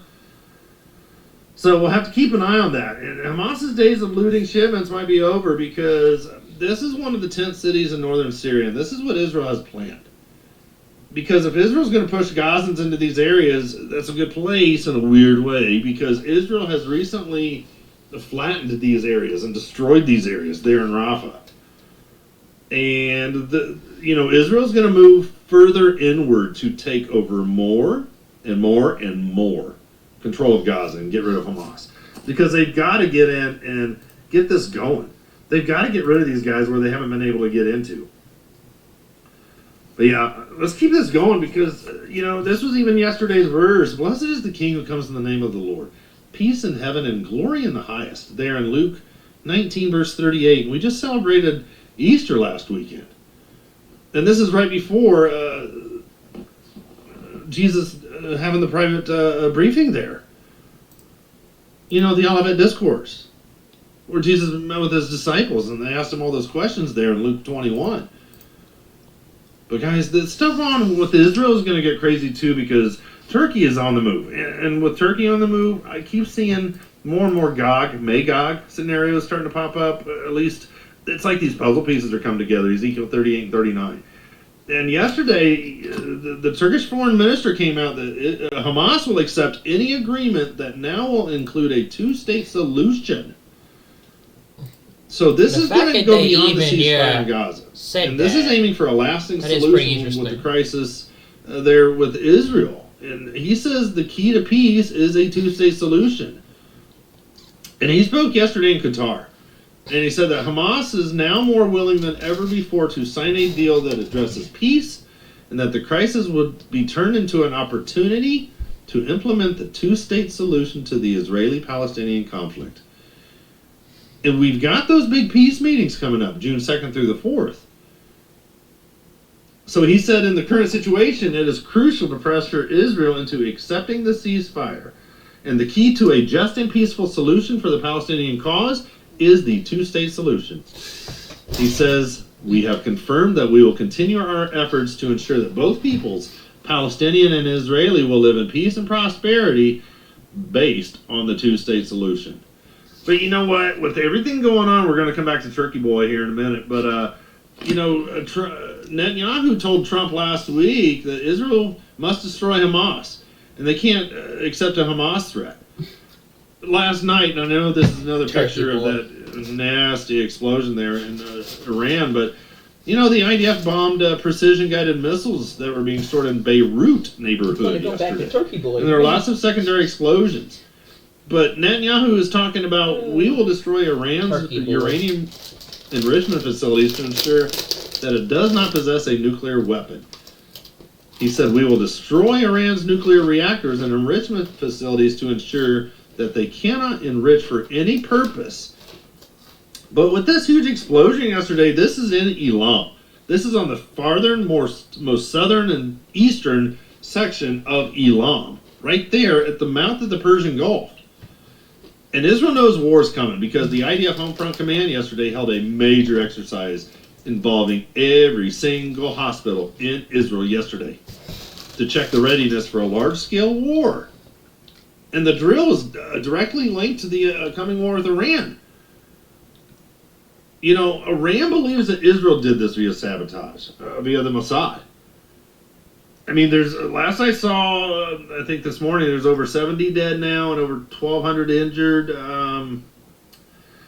I mean, it's just crazy. And, you know, Saturday after the Bandar Abbas explosion there in the port, a huge sandstorm hit Tehran yesterday of all. Yeah. So what's next for Persia? That was pretty crazy. There's a lot of weird stuff happening with weather in the world. 72404 سرای مهنه فیض‌آباد.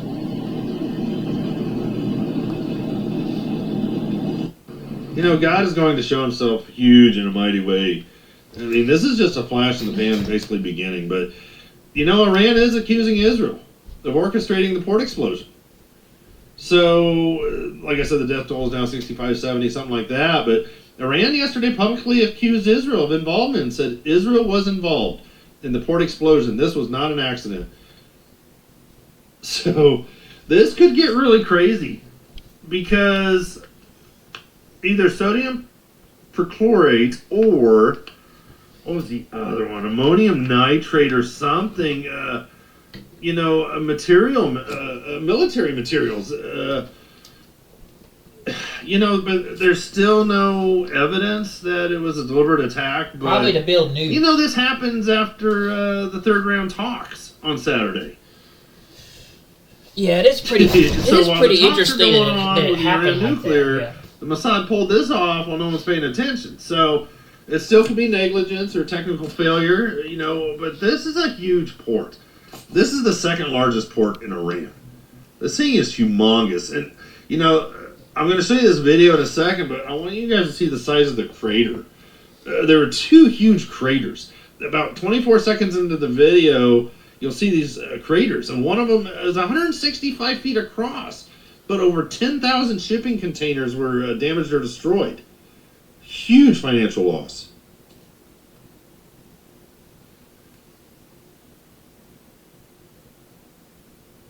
Look at this. Those things are just shells of buildings now, or those shipping containers. I think it got that's not them, bombed. but you'll see in a second. It's like I don't see how that was like an explosion. I think they bombed it. You guys will see this Or huge. they destroyed it and it missed the it left that massive thing in the ground. Not that. That's not a crater. That looks more like Gaza. Yeah. Check out this crater right there. Now look at the people to the upper left-hand corner to see how small they are when he pans up. Check that out. That was huge. But on top of all that, yesterday in the news, Russia comes out and says that they're going to fund the construction of a fourth nuclear plant in Iran. So this is more and more of the Gog and Magog alliances, I believe. They're forming or they're getting stronger. Every single day now, prophecy is so alive. Because it says that Russia will fund the construction of a new nuclear plant in Iran. So the two countries are going to undertake the construction of a new nuclear energy facility and complete Bushehr number 2 and number 3 of the Bushehr power plant expansion using Moscow's credit line. Because Germany started it and Russia helped Iran build and complete its first nuclear reactor at Bushehr on the Persian Gulf coast more than 50 years ago. I mean, we've got this, but you know what? A bunch of the stands are mentioned as well, I believe, in Tagarma and the Ezekiel 38 Gog and Magog war. Ezekiel 38, 3-6 there with Russia to Persia to Turkey to a bunch of the stands. But last night, Turkish military cargo planes were landing in Pakistan because we've got the Pakistan and India thing that's getting ready to kick off in the next 3 days. Wednesday night. I'd watch Wednesday night. Anytime between the next 2 to 4 days, 4 nights, even before I started recording this, I saw there's been the 5th night in a row of small arms exchange there at the line of control between Pakistan and India. Because Turkey's transporting war equipment to Pakistan. But, it wouldn't surprise me because the United States in the past few weeks has sent over 25 C-17s to India with weapons. And now in the past 72 hours, because I'm catching up from yesterday, but Turkey has been sending heavy weapons to Pakistan, Sudan, Somalia. All of those 3 countries, I believe, will be involved in the Ezekiel 38 Gog and Magog war. And Syria, because they're moving so much into Syria lately. And they've been preparing for this for a long time. Too, yeah. So I think Turkey knew that America might even incite India against Pakistan. So it was preparing for this. It almost feels like this Turkey or this India-Pakistan thing was all set up. But, these are tremendous transformations on the way. Because we know the Damascus prophecy is coming up and everything. And we're watching the puzzle pieces moving around in full time. In real time. Full time almost. I mean, every single day now. But, even Ezekiel 38 verses 3-6 not only includes Turkey, but Put and Cush or Libya and Ethiopia.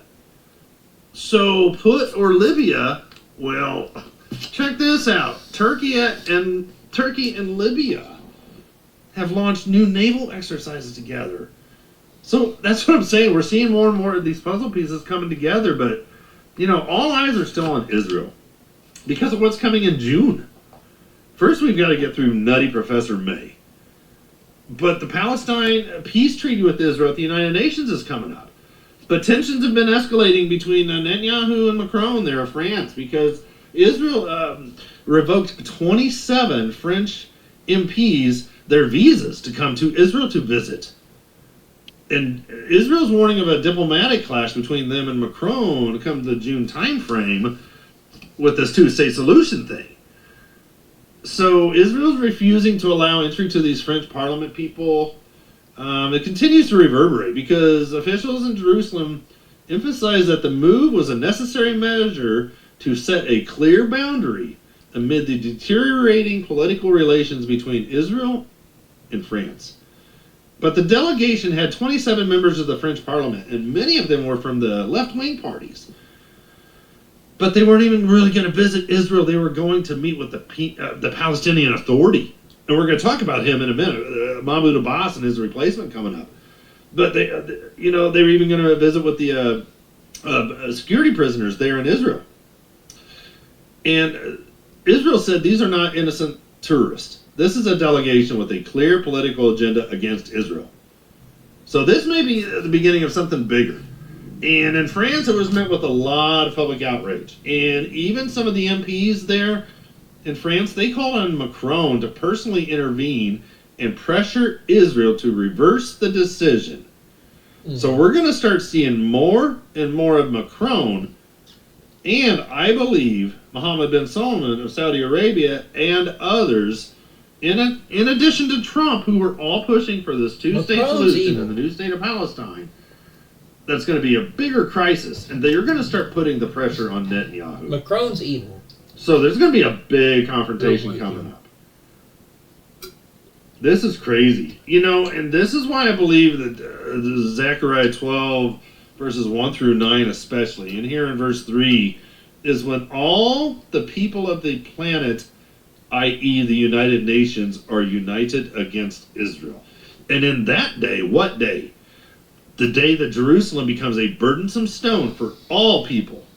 All that burden themselves with it shall be cut in pieces. Israel, all who burden themselves like the United Nations, though all the people of the earth be gathered together against it. They're there to meddle. They're there to be assembled together in unity, in political unity against Israel. This day is coming when every single nation is going to turn to Israel. And they're going to force Israel, and they're going to do it. They're going to do this two-state solution. And Macron is passing it and getting it done so that he says that by Israel agreeing to a new state of Palestine, he can then get the Arab nations to agree to the state of Israel, because a lot of them don't believe that. And the day is coming when the entire world will be gathered or united against Israel, with France and others like Saudi Arabia leading the charge at the United Nations. This is going to get crazy, but this is all going to tie into Psalm 83, I believe, because yesterday I was keeping an eye on this, and this was nuts, because these three different aircraft were huge. They weren't big, but they were three Israeli signals intelligence aircraft. And they were actively flying off of Gaza and Egypt's Sinai coasts. And they were being escorted by a Boeing 707 refueling tanker. And they also had fighter jets surrounding them. So I don't think people really understand that this whole thing with Egypt in the south, and you see the area down below there of the Sinai, the stuff coming up with Egypt versus Israel, that is still coming up. And Egypt's all a part of the whole two-state solution as well as Jordan. And even yesterday, and I'm going to show you this picture of Mahmoud Abbas, because this is another step to dividing Jerusalem with the coming two-state solution. This guy on the left, Hussein al-Sheikh, that guy, he's on the verge of taking over control of the Palestinian Authority. Because Mahmoud Abbas there on the right, Mr. White-haired boy, he nominated him. And Mahmoud Abbas is no spring chicken. He's 89 years old. He's the president of the Palestinian Authority, and he's elevated the guy on the left, Hussein al-Sheikh, to lead the PLO's executive committee, effectively naming his successor without any public mandate. So there's no official position for vice president. But this appointment is being seen as their tactics to bypass democratic elections and cling to power. But al-Sheikh's appointment, the dude on the left, is huge because he is being supported big time by Saudi Arabia. And he even met with senior members of the royal family in recent weeks. And he's been trained and groomed by the United States. He's been trained and groomed by Israel. He's been trained and groomed by Saudi Arabia. He's been trained and groomed by the United Arab Emirates for this guy to take over Mahmoud Abbas. So this is all coming together. And but before Saudi Arabia normalizes with Israel, a two-state solution has to be done. So this is all coming together. And this next part just excites me because this is all harpazo right here. Jesus, I am the way, the truth, the life. No one can get to God the Father except through me. It wasn't Paul that first mentioned the harpazo or the rapture. It wasn't John. It was Jesus. Read John 14, 1-6. Guys, his return is getting so close. So very close. Oh, I'm so excited. Because all these prophecies are coming up and Jesus Christ is coming so very soon for us. But, all the talk today was this rare atmospheric phenomenon. Because of that huge outage and the power disruption there in Portugal, Spain, France. I mean, earlier today, a Portuguese operator said it could last a week or more. Well, they've been getting the power all back on tonight now. So they've gotten most all of it done. You know what I mean? But major cities like Madrid, Barcelona, Lisbon, I mean, all these places, trains were halted. Traffic lights failed, causing huge traffic jams. Airports faced major disruptions. I mean, this was crazy, and we don't know the official outcome yet, but it appears that they were getting their electricity from Spain, and it dipped 0.15 hertz, and that was enough to make the whole country go dark. I mean, trains just stopped, and Portugal's grid operator. Who is this? Sorry about that, guys. Let's get out of here. But trains just stopped, and Portugal's grid operator says a rare atmospheric phenomenon. Somebody's trying to call me on this telegram. Sorry about that, guys, and I don't know how to turn it off. We're going to keep going. Let's get out of here. Let me see if I click on him, if I can just hit decline. There we go. That's the only bad thing about telegrams. They do this. But check this out. Trains just stopped.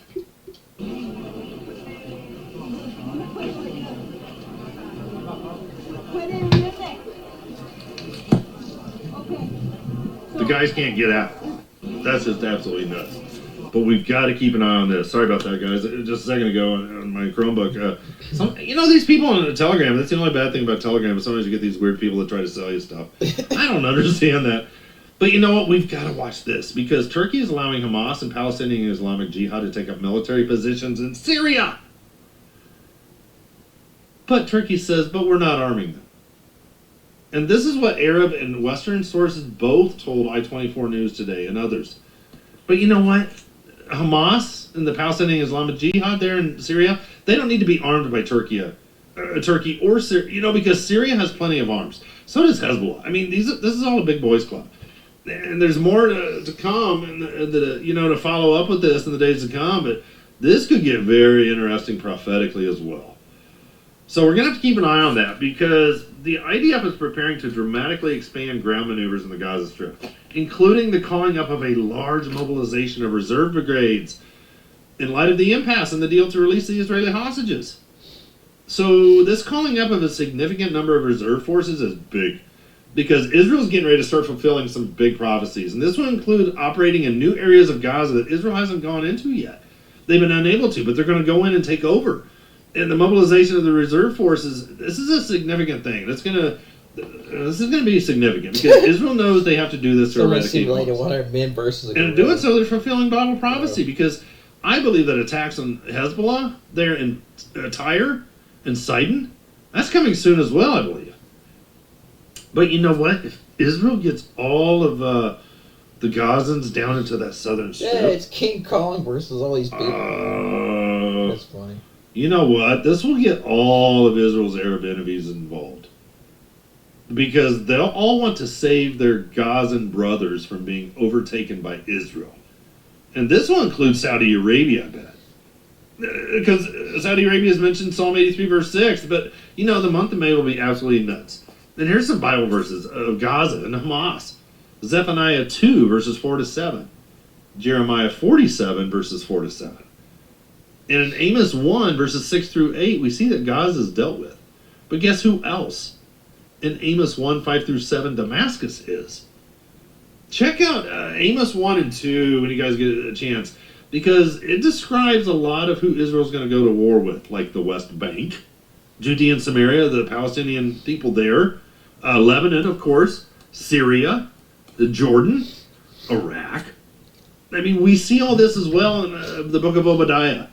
Obadiah 1, there's only one chapter, but 1, verses 17 through 20. But, Lebanon, Syria, Jordan, Iraq, these are some of the Psalm 83, verse 6 through 8 players. I believe that will all come into action somehow in May. Very possibly. At least I believe it, because, you know what, you throw in the Temple Mount, we will see something huge.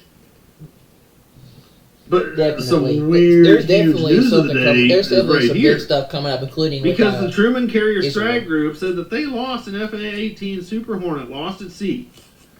That's absolutely nuts. They said they lost an FA-18 fighter jet and a tow tractor off the USS Harry S. Truman today after they had to turn very quickly because the Truman was under a drone and rocket attack by the Houthis. And they had to do like a 90-degree turn. They've been doing this a lot lately. I want to show you what I mean here. This is wild. Check this out. This was from on April 25th. And look on the left-hand side. There's our USS Destroyer. It does a circle. And look on the right side. The Harry S. Truman. Look at that huge turn it had to do. A very hard turn like that. That's nuts. Because one sailor was injured as a result of the incident. And this is the second FA-18 aircraft that the Harry S. Truman has lost in this deployment. That's absolutely nuts. Seriously, this is nuts. I mean, I can see it now, right? Somewhere in the depths of the Red Sea, two of these F-18s are turning into reefs, and the fish are playing with them. Man, I don't know, guys. That's kind of crazy town news right there. But, Israel still wants to get this war over with because today there were sources that said that Netanyahu wants to wrap up the Gaza war by October of this year. October 2025. And if the Israeli war objectives are reached before that, then the war may be over earlier. Because Israel doesn't want the war with Hamas to extend beyond the 2 years point of this October 7th, 2025. It'll be 2 years from October 7th, 2023. And Israel wants this war with Hamas wrapped up before the two-state solution becomes a reality. But Israel is currently rejecting the current proposal that they're talking about in Egypt still for a 5-year truce with Hamas in exchange for all the Israeli hostages.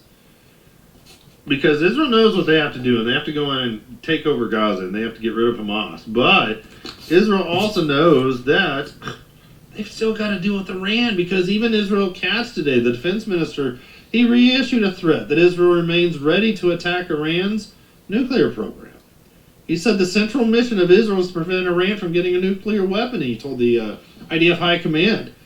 And Israel will not allow Iran to get a nuclear weapon. And we are prepared. But, of course, they're in a deep dialogue with the United States still, because the United States is there talking with Iran, trying to get this nuclear deal done. But, you know, Israel Katz said, we know we have someone to count on when, in the end, we will be required to undertake decisions. We know that there is someone to execute them. And this is true in any place, including with Iran. If there is a need to attack, there is someone who will do it. And I don't know if Israel Katz is talking about him with Israel or Trump. But top Israeli officials have been saying this for weeks now, that there's a big concern that Trump is going to cut a mediocre deal with Iran. Because ever since October 26, 2024, when Israel's Air Force eliminated Iran's S-300 anti-aircraft systems there, you know, attacking Iran's nuclear program is more doable now than ever before, because Israel knows that the days are numbered. But Trump still believes that he's going to get this deal done, because Israel estimates that the negotiations between the U.S. and Iran are likely I don't think he will. with an agreement. But the official declared there that they don't know yet whether this agreement will align with the Israeli demands. Namely, a complete dismantling of the uranium enrichment facilities in Iran, or if it will resemble a previous nuclear deal, which Israel considers a very bad agreement. So Trump said that nuclear talks with Iran were going very well on Sunday night. Last night, he said, I think a deal will be reached. We'll have something without needing to start bombing, Trump told reporters. I mean, another round of talks between Iran and the United States is scheduled for this coming Saturday, May 3rd. And they're talking in Rome that they're going to do it this time. But the Israeli official who spoke to the Jerusalem Post said that they believe that Trump's 60-day deadline, or their 2-month deadline to reach an agreement with Iran, would eventually be extended past 2 months. And some people believe that that day is May 1st. I believe it's still May 15th. But you know what? Israel can't wait much longer. Israel cannot wait much longer. They have to take on the Houthis soon, because the United States isn't getting it done, even though the United States has been pounding the Houthis. I mean, but, you know, May is going to be absolutely nuts, guys. May is going to be absolutely nuts. You know, we've got that the June 2nd through the 4th for the implementation of the two-state solution with Palestine. The Global Alliance thing, the big June through the 2nd United Nations meetings. That's coming up. Then we've got a Macron there of France, and Mohammed bin Salman that are supposed to meet there June 17th through the 20th. 4 more days at the United Nations. And then we've got the big September 23rd through the 26th, the General Assembly coming up in September. And Israel wants to be done with the war by September or October. This is all starting to come together, guys. It is. I still believe some big wars are coming up. Here going into May. And this week has just been nuts so far in the news. You guys see it as well as I am. I'm not even covering half of this stuff. But May's going to be nuts, guys. We need to talk about the shipping and all that's coming into the United States and how it's decreasing. There's so many variables coming up. But you know what? Just like Portugal and Spain and France and those areas today had a huge just power outage, just stopped those people. They had no clue. And they woke up on a Monday morning, and by noon it was happening. So, I mean, that could happen here in the United States, and they're going to blame anything on anything. They'll blame everything on anything anymore. But guys, May will be nuts. I'm going to wrap this up now. It's almost 9 o'clock here Eastern Time. I'm going to throw this up after the Rev 310 live stream there with Pete Garcia.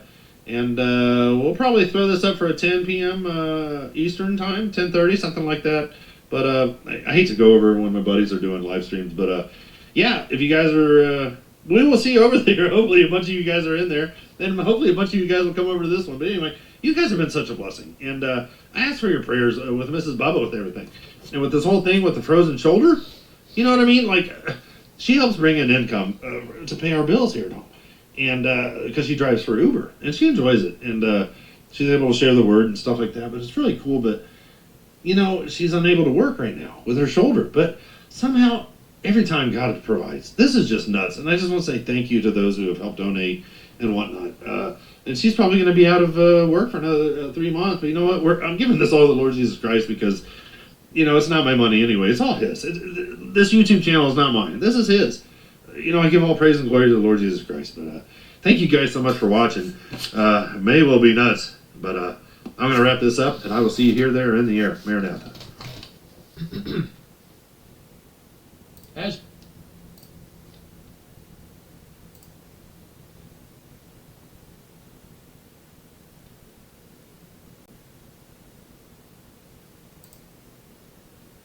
you may be at church, you may be at work, you may be asleep. God grant that you will be ready when He makes His personal appearance. My God, what if His appearance occurred on a simple morning? My prophetic word to you this morning is get ready! Get ready!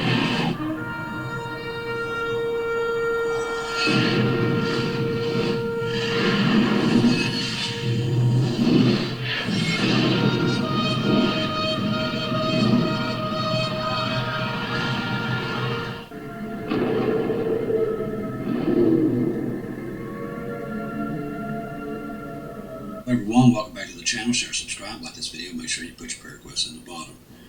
I literally left this morning, and let's see, when did I do the program today? When did I get that on? I recorded it and put it on. As soon as I done it, I've been out delivering Bibles until this evening, and I literally just got back from delivering more. And I can't tell you how many deliveries I got to do tomorrow and the next day. But we're trying to get these Bibles out as fast as possible. I've still got plenty, don't need no more right now. But I'm getting them out there just like we all are trying to do to get the word out. If I could encourage you all to do anything, make sure you have your rapture letters where people can see them. If you can put them on the refrigerator, that's something you need to start organizing now. If I was you, I'm doing mine now. And make sure you have your Bibles in a location where they can grab them and go. When the rapture happens, I do believe everybody's going to be speeding towards everything. So when they do come in your house, they're going to speed through it. So make sure that things are there for them to be able to find, especially the Bibles, because they're going to truly need them. If you've got 4 or 5 at the house, make sure that they're in one center location. So when this does happen, and it could happen tomorrow, the next day, we just don't know, but it's definitely close. When it does happen, make sure that you have everything to where they can get to it pretty quickly. Bibles is what I'm more concerned about, is making sure they can get those, because I think after the dust settles, that's one of the things that they will ban pretty quickly. So that's why I've been trying to flood this area and other areas. We're not just doing them here, we're doing them everywhere. And just trying to flood the area so they'll have backups. I'm at a funeral home today, and I talked to them, and they're going to keep some there. And to be able to give out to people there at the funeral home. And I'm hoping that maybe those will stay in a location for a little while, and they'll be protected. Another thing I need you to do is pray protection over these Bibles. Add this to your prayers, please. that the right people will find those once we're gone. That's what I've been starting to do as of right now. Trying to get everything organized. I just don't think we have much more time, and this is why I don't think we have it. Updated again, 342, covert intel, extremely sensitive, India and Pakistan. All right, the situation in India and Pakistan is so far beyond what the public knows, it's staggering and catastrophic. Today, extremely sensitive information gathered via covert means reveals discussions among members of India's parliament concerning the future of Pakistan. They say Pakistan will be divided into 4 parts before the end of 2025. Now, if you know these two countries, you know that's never going to happen. If India is planning on that, it will go nuclear. They speak as if it only has already been decided, but will in fact be carried out by means of war. More. The members of India's parliament have been briefed and told to expect a nuclear confrontation. This is why I'm telling you these things. These are nothing to fear. We knew that when we got close that things would start to fall apart. Are we going to see it? No. But we're definitely close to getting out here because I've said it many times. God has shown us too many times that this thing goes nuclear. And it will just probably start here. The way it's looking, it looks like they're going to start this off. I was thinking about a woman, I don't know if you all remembered, I seen it when I first started getting into this and looking at people that had said things or seen things. And there was a woman, and maybe you all can remember who it is. It was a woman that said she saw World War III, and it started with the strangest countries. It wasn't who we thought it would start out with. And I'm wondering if this is what she was talking about. I remember that. It's been about 2 years remembering it. But she said it would start out in the most unlikely place that we would have thought. And I thought maybe it'd be North Korea, South Korea. But it looks like this right here is it. They speak as though it's already been decided. More the members, we talked about the nuclear confrontation. At 2:37 p.m., the outbreak of hostilities in Pakistan is already considered inevitable. The Pakistan Defense Ministry just said publicly the clouds of war against India are hovering over for the next 2 or 4 days. He even casually said both sides should refrain from using nuclear weapons. Update, Defense Minister clarified his remarks above, now saying Pakistan's Defense Minister, my words were misinterpreted. I said that the next 2 or 3 days will be important. I did not say that the war will start in 3 days. We are physiologically prepared for war. The Pakistan Air Force has announced 2 separate major air combat exercises in Central and Northern Air Command starting today. Now, they have a pretty good repertoire of fighter jets in Pakistan. They've got the F-16 that America gave to them, and they've got the J-20 the Chinese gave them, and I think they might have some MiGs. The 2 exercises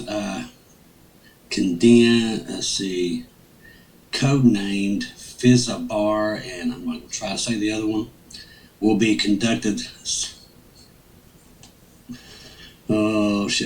simultaneously in the northern and central areas of the responsibility. I'm telling you, that word just keeps giving. During the exercise, the Pakistan Air Force will deploy most of its manned and unmanned aircraft. They've both got tons of drones. Long-range air defenses assets, electric warfare, that's already taken place. Assets to jam, they're already jamming on both sides. With fully integrated command and control in the battlefield of these areas' responsibility. As of the Southern Air Command exercises held earlier this week concludes tomorrow, all 3 regional commands of the Pakistan Air Force will be deployed for separate exercises tonight. In India, the concern is that these exercises are actually cover for a first strike by Pakistan, and it's very possible that it could happen.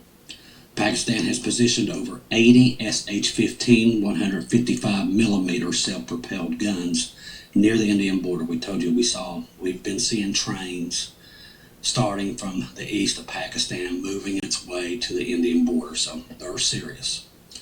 Update 342, Pakistan is on high alert and is ready to use nuclear weapons in the event of a direct threat of its existence, said the Pakistan Defense Minister. Now, this would be, the world should be concerned about the possibility of the conflict. Now, not us that are saved. Because we know what time we're in, we know what season we're in. Now, if we didn't know what season we was in, yeah, we all might be panicking a little bit. But the good thing is we know what season we're in. We see that Israel surrounded everything that Jesus told us, so we know to be looking up. So we know this is part of it. Ain't it good that we know Scripture? Whew, hallelujah, amen. All right, Islamabad will have a very worthy response if Indian threats, both Indian aviation and hypersonic missiles, he added. High note, if all-out war breaks out between India and Pakistan, Pakistan will be in a very tough spot. India counts the U.S., UK, EU, Japan, and Israel among its allies. Now, Israel and America has already been sending Moby a lot of equipment in there since this happened. Pakistan is backed by China, Turkey, Iran, Malaysia, Russia, Saudi Arabia, and the UAE remain neutral. Once again, we've said this many times, but it's worth repeating. People are picking sides, okay? And I've been seeing this going on now for a couple months. This happened exactly in World War II. Everybody's picking a side, who they're going to fight on. That's why I told you World War III is coming. We're already in it, because they're already picking sides. All right, Pakistan claims India attack is imminent. Pakistan is expecting an Indian military incursion following last week's deadly attack in the Indian-administrated Jammu and Kashmir regions, Pakistan's defense minister told Reuters on Monday. On April 22nd, the militants gunned down 26 tourists. We know all that. Speaking to Reuters, Pakistan defense minister said that the country's military is ready to face the morning threats. We have reinforced our forces because it is something which is immediate now. So in this situation comes strategic decisions have to be taken, so those have been taken. According to the ASIF, Pakistan's military was briefed by the government about the possibility of an Indian attack. However, he did not provide further specifics regarding the intelligence underlying his assessment. All right, Spain declared state of emergency because of this nationwide blackout, and I really think there's a lot more to this than what meets the eyes. I want to thank all you family members for sending me. There's some train derailments today, so that's another one that's happening right now. Also, we had two, I'm not sure what they was, two ships that went up on shore out of control again today. I think this was a cyber attack that happened in Spain. I think this was a test. Remember, the World Economic Forum that tell you always what's going to happen next. I think it was the constantly elites, yeah. telling us that this thing's coming, and I think this is a prelude to it. Spain declared a state of emergency on Monday after a massive power outage plunged the entire peninsula, which is unbelievable that could even happen in today's time. Like I said, many, many signs are happening. Jesus is knocking on the doors, letting everybody know that what's coming. Authorities are still investigating the cause. The blackout, which struck Spain, Portugal, and a lot of France, left millions, imagine that, millions without electricity. Now, if there was an EMP, it would come back on. So you can imagine the chaos that's coming. In a televised address, Spanish Prime Minister Pedro Sanchez said that the Ministry of Interior would assume control over the situation in Madrid and we'll try that one, ensuring public order and other functions at the request of the regional leaders. Now, the measure would be extended to the regions that want it, Sanchez added, and we are aware of the impact this power outage is having. The Level 3 National Emergency Plan allows for the Army to be deployed. This is why I said this is probably a lot more to this. To preserve order and security whenever it's declared in effect. Sanchez stressed that there was no security problem, saying state security forces have stepped up their presence on the streets and the highways. The Interior Ministry said that 30,000 police officers have been deployed nationwide as the blackout stretched into the evening. The announcement came as a grid operator, Red Electric, REE, said the electricity had been restored in some parts, but a lot of it is still in the dark. Whew. All right, Pakistan's defense minister says military incursion by India is immediate and imminent. Now, Pakistan's defense minister said on Monday that a military incursion by the neighboring India was imminent in the aftermath of a deadly military attack. So he's thinking that it's going to be pretty quick when they go in. So we're watching this, like I said, like a hawk. Syria is willing to join the Abraham Accords. This has been some big talk right now with them trying to get in on this talk. to become normalized with Israel. Israel is still eerily quiet today, but they have made it very clear that they're getting ready to take out Iran's nuclear facilities. This is what we've been hearing for the last 24 hours. That is at the door too. This is why also I think we're very close with all this stuff happening. It is very, very close because we have too many things moving. These are all birth pains, every one of them. All right, let me get over here. Doing 10,000 things at one time, as usual. All right, if you're on Telegram, make sure you have Marty's 2 Minute Morning, you have Bubba News, you have our good friend, Watchwoman Lisa across the pond there in Britain. We have Keegan Fernandez, and also don't forget Watchwoman Allie. They're going to keep you updated, and right now is the time to have all these people on your Telegram, because I'm telling you, they're getting there, people, real quick. Alright, now somebody asked me this question earlier. Let me check this out real quick. Hello. Somebody has sent me a mail, and I got your letter today about the Deagle report, and you couldn't find it. Well, this right here,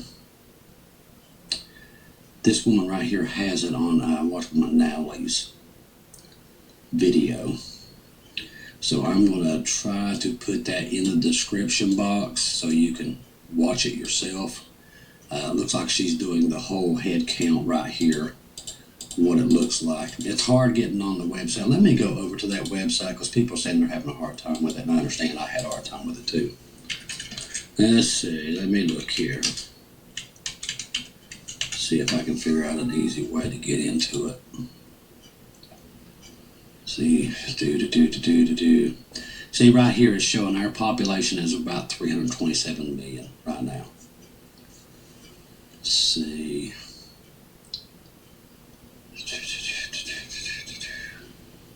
It doesn't show 2025 on here though. This was 2017. It is hard to figure out. Where is that?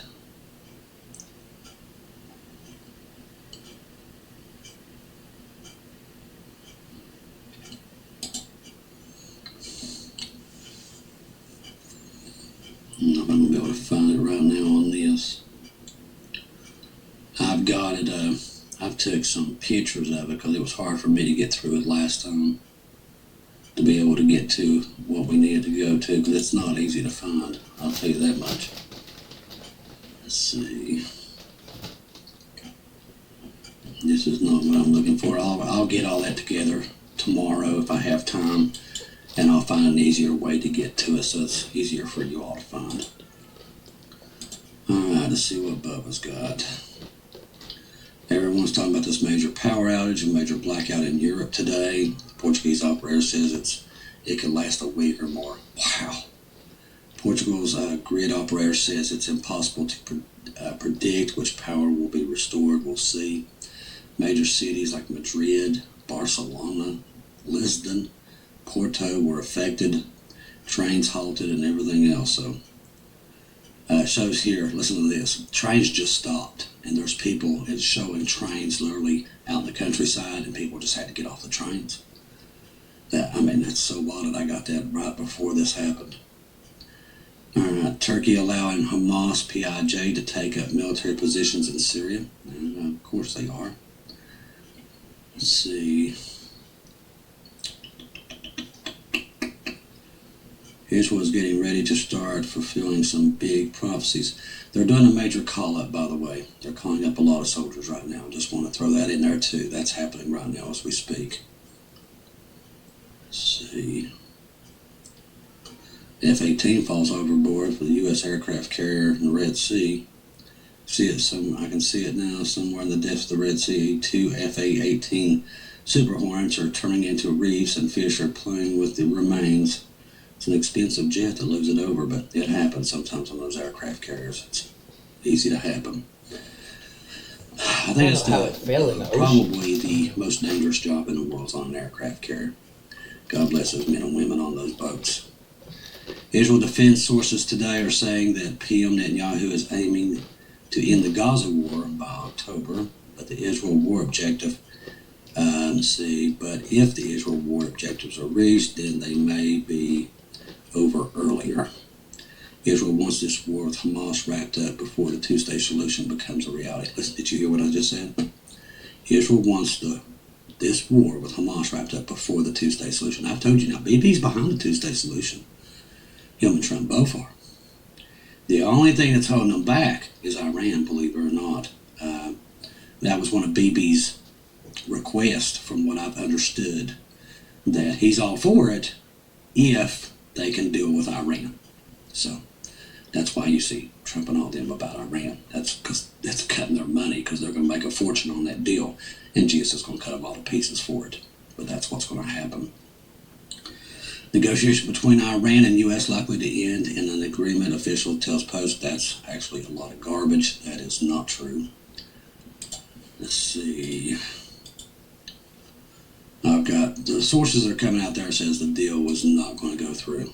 Many are saying it. That's part of that situation. They're saying it's going to fail.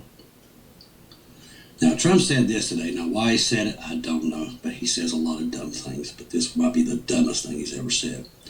He says, I run this country and the world. I have a lot of fun. He did. I mean, he's been quoted saying it all. Yeah, that's a little creepy. If I wasn't president, you would be, I'm not going to say the word, it's a cuss word. The U.S. leader added. Now, The fact that he even says that just makes me think of Antichrist. People keep saying this. Yeah. And the word that he quoted was not very godly, which I keep telling, but I want him to get into it. It's not, I mean, if you ain't figured it out by now, you're never going to figure it out. The way I look at it. You can see how people are by the way they do things in this. The things he says are not godly by any means. Not even close. Let's see. Emergency meeting over the blackout. We got to keep our eyes on that blackout. I just got a feeling about it. I don't know what it is, but I think it's coming here. I really do. I can see that that's happening something too. that might be a test and seeing what everybody's reaction to it. But expect the unexpected at this point. Keep your eyes glued, people. This right here, I'm telling you, is the most interesting time in human history. It's happening right now. All right, internet disrupted in Morocco after Spain's power outage. We've had some, I don't know, I want to ask you all this question. Now, I've noticed the internet's been weird here, and it's been weird in some other places. So if your all's internet's been acting weird, put it in the comments, please. Let's see, we just talked about the National Security Declaration. Apocalypse scenes from Spanish supermarkets after blackouts that have lasted over 8 hours.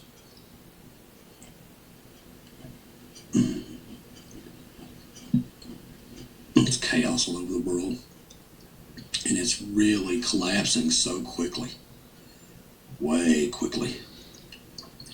Alert for food supplies gone. Nobody is telling you how tariffs will import your garden. More effects on the seed industry. You're going to see a lot of that start to happen in the next 2 weeks if we're not out of here. The shelves are already starting to empty here. I'm going to go back tomorrow just to see what the shelves are looking like now. If your all shelves are emptying, let me know. We should really start to see it like we did in CV in about 2 weeks if we're not out of here.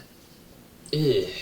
All right, 2 empty shelves, weeks? Trucking layoffs lead a summer recession and Apollo's shocking trade That's not going to work. fight timeline. Let's see. We're watching all that too. We're watching so many things. There's so many things happening. So many things. All right, Chinese founded e-commerce store Temu, which a lot of people in America buy things, adds import changes ranging from 130% to 150% to counter the U.S. tariffs. Wow. Whew. There's so much pure chaos out there, which is good for us. Very, very good for us. This is all good news for us because we want out of here. Very, very good news. We're going with Jesus very soon. Thank you, Jesus. I'm kind of tired of all this like crazy stuff in the world, man. I don't know if I can take much more of it anymore, huh?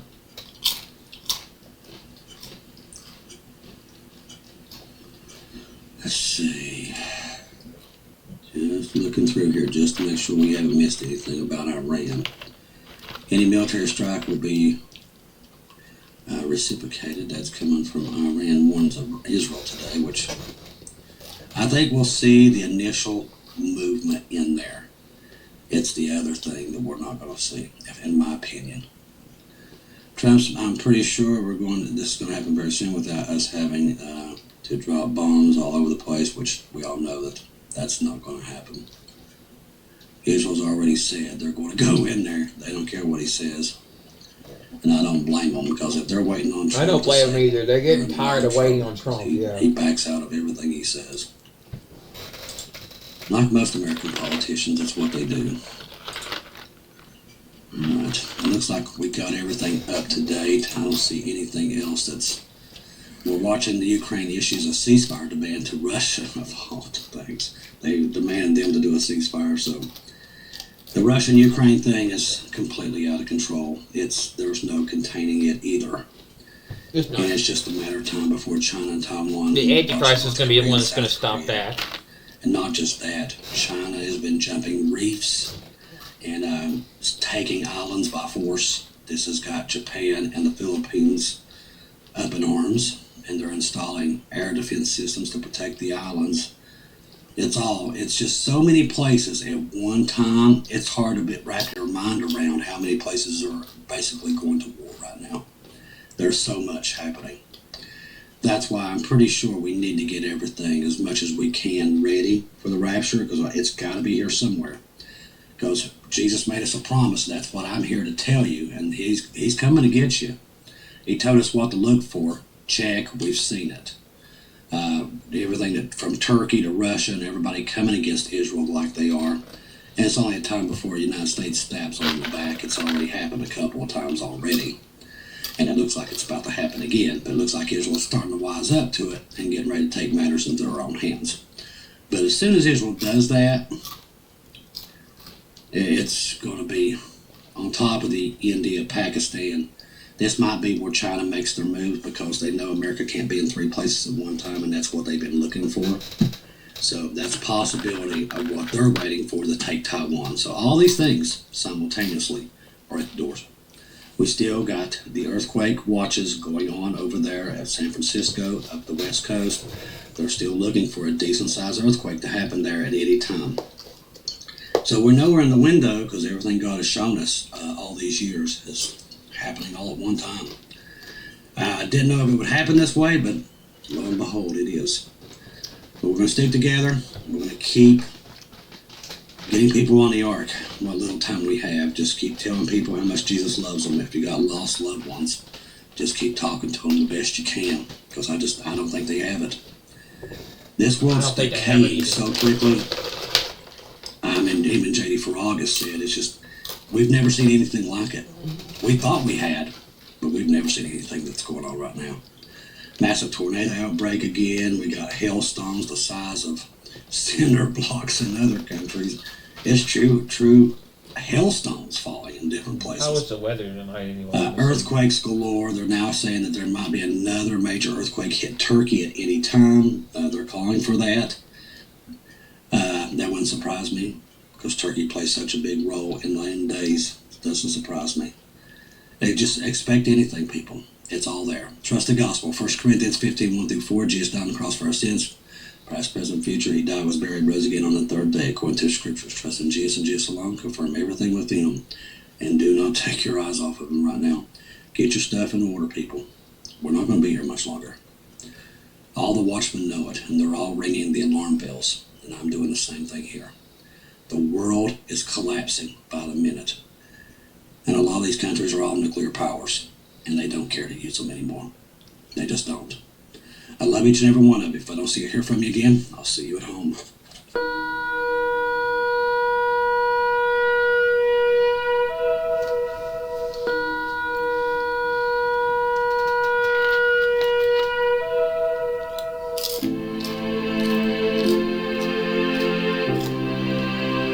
Thank you once again for tuning in to Global Rapture Watchers, where we do daily updates here on YouTube, letting you know that we're one day closer to our Lord and Savior coming back. Thank you for all the support for this channel. This channel was created for God's sheep, those that are waiting for their Lord and Savior to come back and get us in these last days. We do updates once to 2 times a day here on YouTube. Thank you for all your support for the channel. God bless each and every one of you.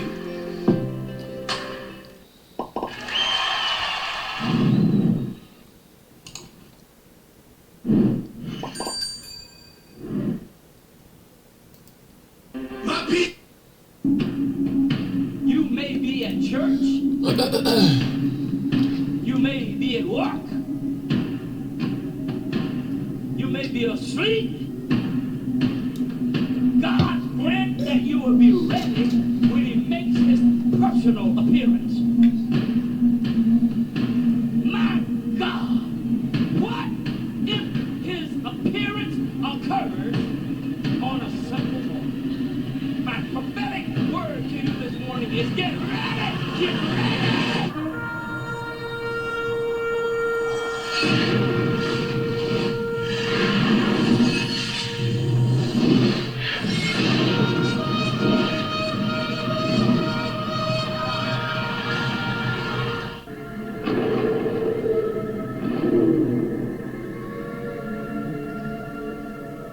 Hello everyone, welcome back to the channel. Share, subscribe, like this video, make sure you put your prayer requests at the bottom.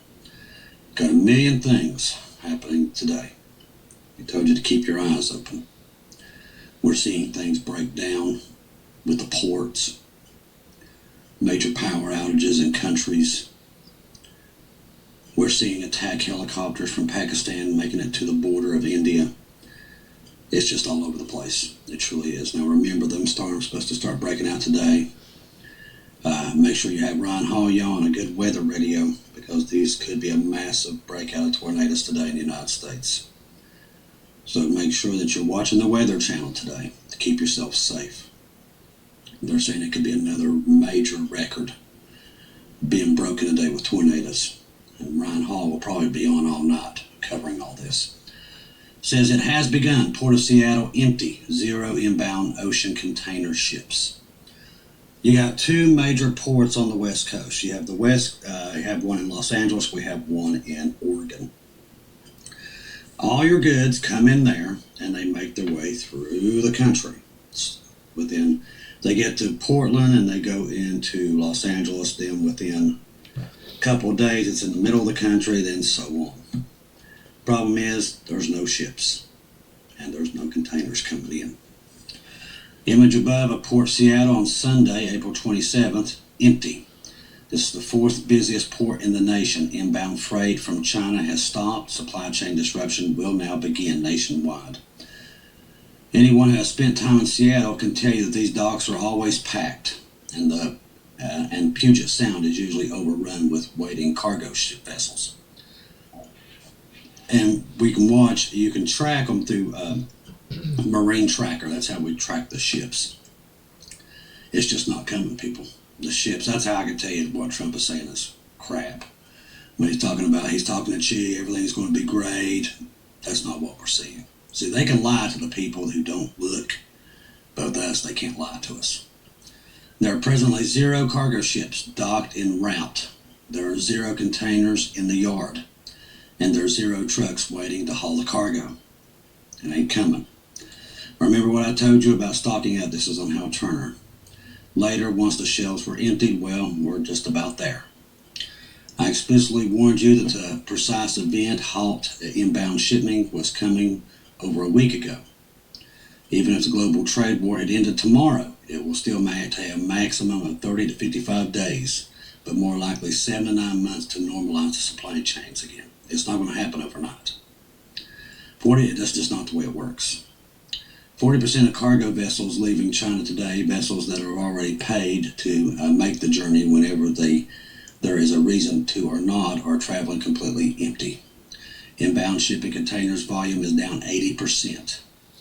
It would be the worst idea right now to go through the entire house and identify anything you feel that you need, but you don't have. Anything you have that you might be on its last legs and need to future repair or replacements, or things you feel you won't be able to produce going forward because everything's categorized and backordered. The storm has now reached the U.S. shores. At Seattle, within days, it will reach Los Angeles. Within a week, it will reach Houston. Then Chicago, which will continue receiving truckloads by rail car. And within a week after that, it reaches the port of New York City. Even during CV's nonsense, the supply chain did not experience this kind of sudden shutdown, and it didn't.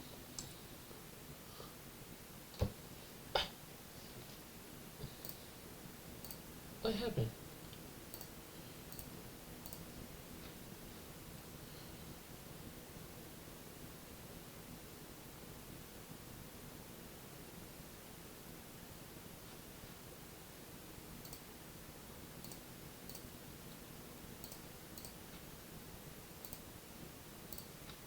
Oh shit, I didn't have the video up, really? Great.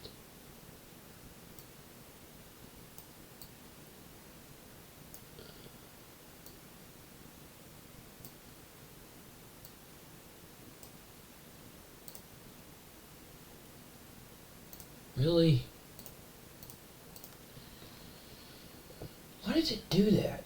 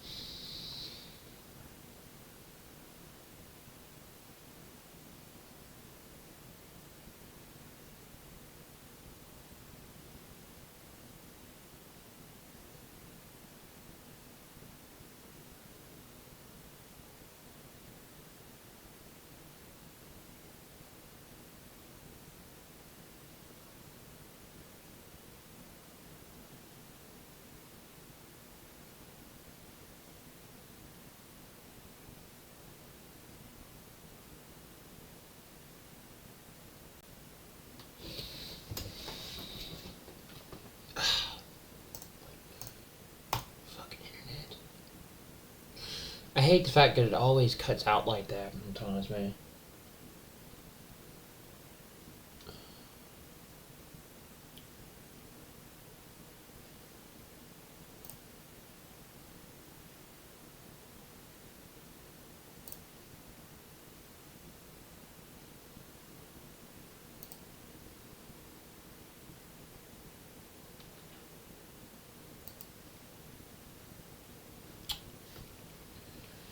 Oh boy. Always something to fix. Always something to fix.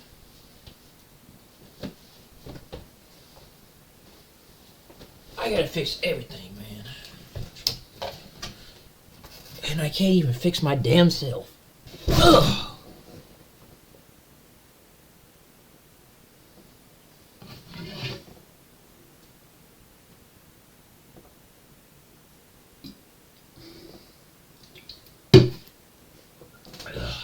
I need to fix my damn self. I have God to do that.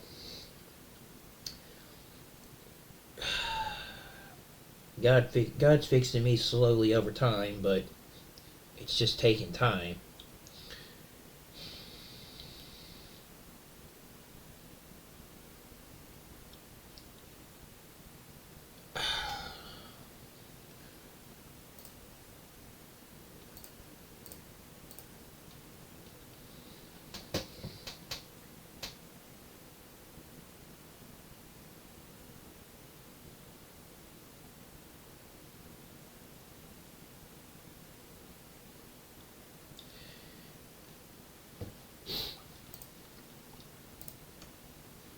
Week after that, it reaches the port of New York City.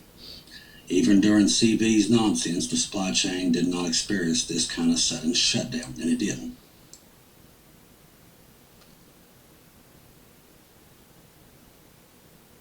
Oh my god, dude. Why do you do this to me, man? Why must everything I do have to be so much harder than it should be? And why, just why, do I always have to suffer more with shit than most things? I'm convinced, dude. I'm convinced there's something in my life that doesn't want to see me do what I do. Or there's something in my life that doesn't want to see me, doesn't want to see the things that I, doesn't want me to be able to do the stuff I do in the future with things. In other words, it doesn't want me to be able to, it doesn't want me to be able to do the things I do, including, you know, the things, the stuff I try to plan. And it's like, my plans I always do never go according to plan. Never. It's just, I'm used to it. At this point, I just go with the damn flow with everything. My plans never work out the way I want them to. Chicago, which will continue. I just go with what is. And you're receiving truckloads by rail car, and within a week after that, it reaches the port of New York City. Even during CV's nonsense, the supply chain did not experience this kind of sudden shutdown, and it didn't. Oh my fucking... just... There were still ships kill coming me, in, man. even though with all this shit, I hate it. They shut down, the stuff was still coming. It's not coming this time. If you thought the product shortages and outages were bad during CV, you ain't seen nothing yet. This is all lining up with what we've been telling you to keep an eye on. Countries issued travel warnings to Pakistan while Army of India says fed up and prepared to destroy Pakistan. Now, I told you this morning we discovered that many Pakistan attack aircraft, helicopters, are flying under radar, headed towards India. The UK and US, Canada, Russia, Australia, NATO, the list goes on, and China have issued new travel alerts for Pakistan due to the escalating security threats. The coordinated travel alert highlights growing global concern about the security situation in Pakistan, triggered by the recent tragedy there in the last couple of days. These warnings serve as a reminder of how quickly tensions in the South Asia can flare, and how vital it is to have travelers to stay informed and cautious. While diplomacy may eventually cool the situation, for now the message from the international community is clear. Travel to Pakistan carries rising risks, and precautions must be taken seriously. The word on the intelligence circles reports that Putin of Russia and Xi of China have warned India Prime Minister Modi to let cooler heads prevail. But apparently the entire military of India has pivoted towards complete and absolute destruction of Pakistan. And that's what we're seeing on the battlefield right now, as we see them butting heads right now. All right, let's get into this. Widespread power outages strikes Spain, Portugal, and parts of France. A massive power outage swept across Spain, Portugal, and parts of southern France, plunging major cities into darkness and causing widespread disruption. This is what's going to happen in the rapture, by the way. This is a prelude to that. The blackout, which began around 12:30 p.m., affected critical infrastructure, including airports, public transportation, mobile networks, leaving millions of residents and business grappling with the sudden loss of electricity. The cause of the outage remains unclear, though authorities have pointed out to a fault to the European electricity grid as the likely trigger. According to the NYT, the outage brought daily life to a standstill in cities of Madrid, Barcelona, Lisbon, and Valencia in Spain. And national... I gotta say it. The national rail operator, REF, reported the entire national electricity grid was cut off. There's that rail operator again. Madrid underground metro system was evacuated with social media footage showing passengers walking through darkness tunnels in I think it's Malaysia. Traffic lights across the region stopped functioning, leading to significant traffic jams and prompting Spain's traffic authority to the DGT to urge people to avoid driving where possible. This could have been what God was warning me about. Airports were severely impacted. Madrid's international airport along the sides of Seville and Barcelona and Valencia experienced delays and operated at reduced capacity. Lisbon Airport closed temporarily around 1 p.m., while airports in Porto and Faro switched to generator power. EasyJet, a major airline, warned passengers of delays due to the outage affecting multiple essential systems in Spanish airports, describing the situation as extraordinary and outside of our control. In Portugal and Lisbon and Porto's metro systems shut down, and the trains were stranded at those stations. That's definitely probably what God was warning me about. Hospitals across the region relied on backup generators to maintain operations, while mobile networks faced severe limitations, particularly for voice calls, though some services remain partially functional. It almost sounds like they got hit by an EMP. This doesn't sound like the grid. It does The sound like blackout an disrupted EMP. That's what I was businesses and thinking public too, services possibly. across the affected countries. In Spain, restaurants stopped serving food, churches closed their doors, and crosswalk signs and traffic lights went dark, forcing drivers to navigate cautionally. I believe this is all part of whatever they're going to do. I think that this is just the beginning of it. Spanish radio network reported that Prime Minister Pedro Sanchez was en route to the headquarters. And Spain's national grid operator to access the situation, both Spanish and Portuguese governments acted swiftly, convening emergency cabinet meetings to address the crisis.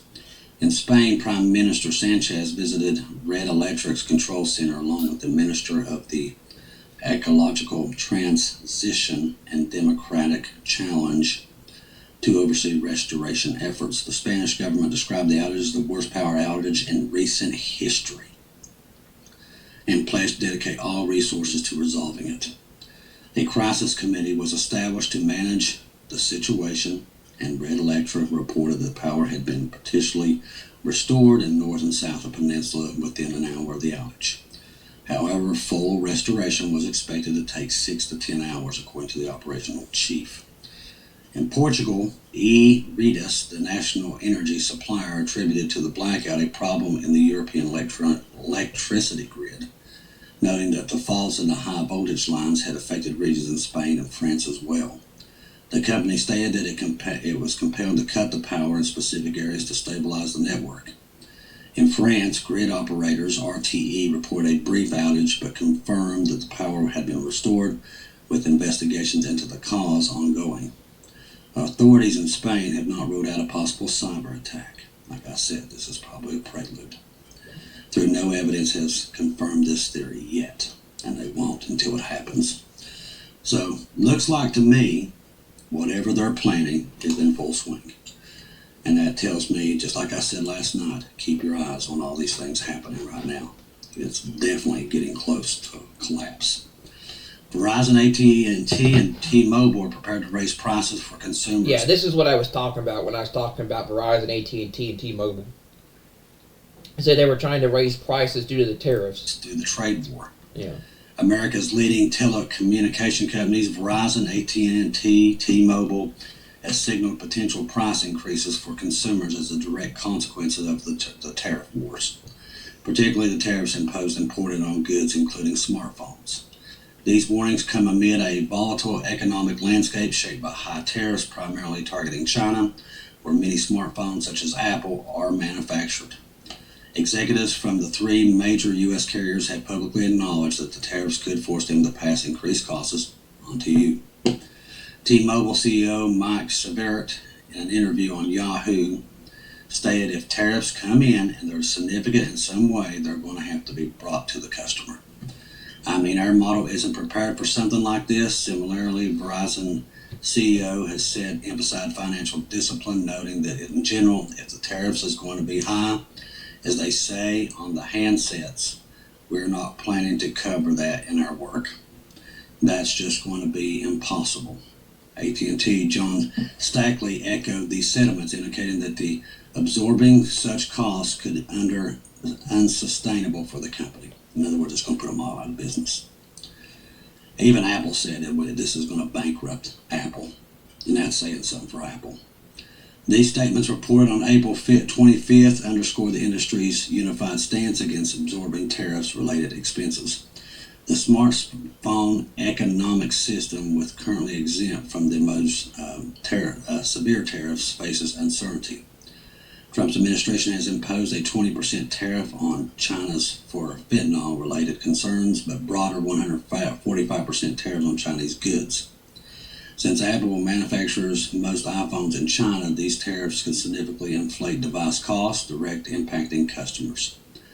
Brian Sozzi noted that the temporary exemption of smartphones from the tariffs could prove temporary, keeping the threat of substantial price increases alive. The telegram industry concerns are part of the larger economic disruption caused by these tariffs. Since taking office, Trump has raised tariffs on Chinese goods to 145%, prompting retaliatory measures from Beijing, threatening to disrupt trade between the world's two largest economies. Bloomberg reported on April 25th that the cargo ships from China have dropped by an estimated 60%. Wow. Due to these tariffs. And we told you that. We watched them on Marine Tracker that they're parking them. And they're parking them in, it's like in the hundreds of thousands of ships are being parked. It stopped. The trade war impact extends beyond telecoms. Companies like American Airlines, PepsiCo have revised their financial guidance downward, citing their tariff-related uncertainty. Why PepsiCo? Most of your cans and stuff, all that, the raw material comes from China. From your canned pop to your bottle pop, all of it comes from China. Yahoo Finance reported on April 25th that American Airlines withdrew its full-year guidance, while PepsiCo cut its earnings forecast, expected no growth in 2025. What Trump did is basically bankrupt every American company that's in existence. That's pretty much what he did. Now, they're not going to tell you that because they know people ain't going to look this stuff up. They know it. They can do whatever they want, and American people will still eat out of their hands. They know that. But what he's done with China controlling all of the raw materials, 98%, pretty much all of it, we can't make anything. That's why China's laughing their tail ends off, because they're like, dude, do you even know what you're doing? Because it's making him look dumb. Because he has nothing. He has no cards. None. Zilch. That's why I said it's done deliberately. That's why. Trump's not a dumb man, but this is all deliberate. It all sets this stuff in motion that we've talked about over and over. The Antichrist will rise out of all this mess that's being perpetrated on us right now.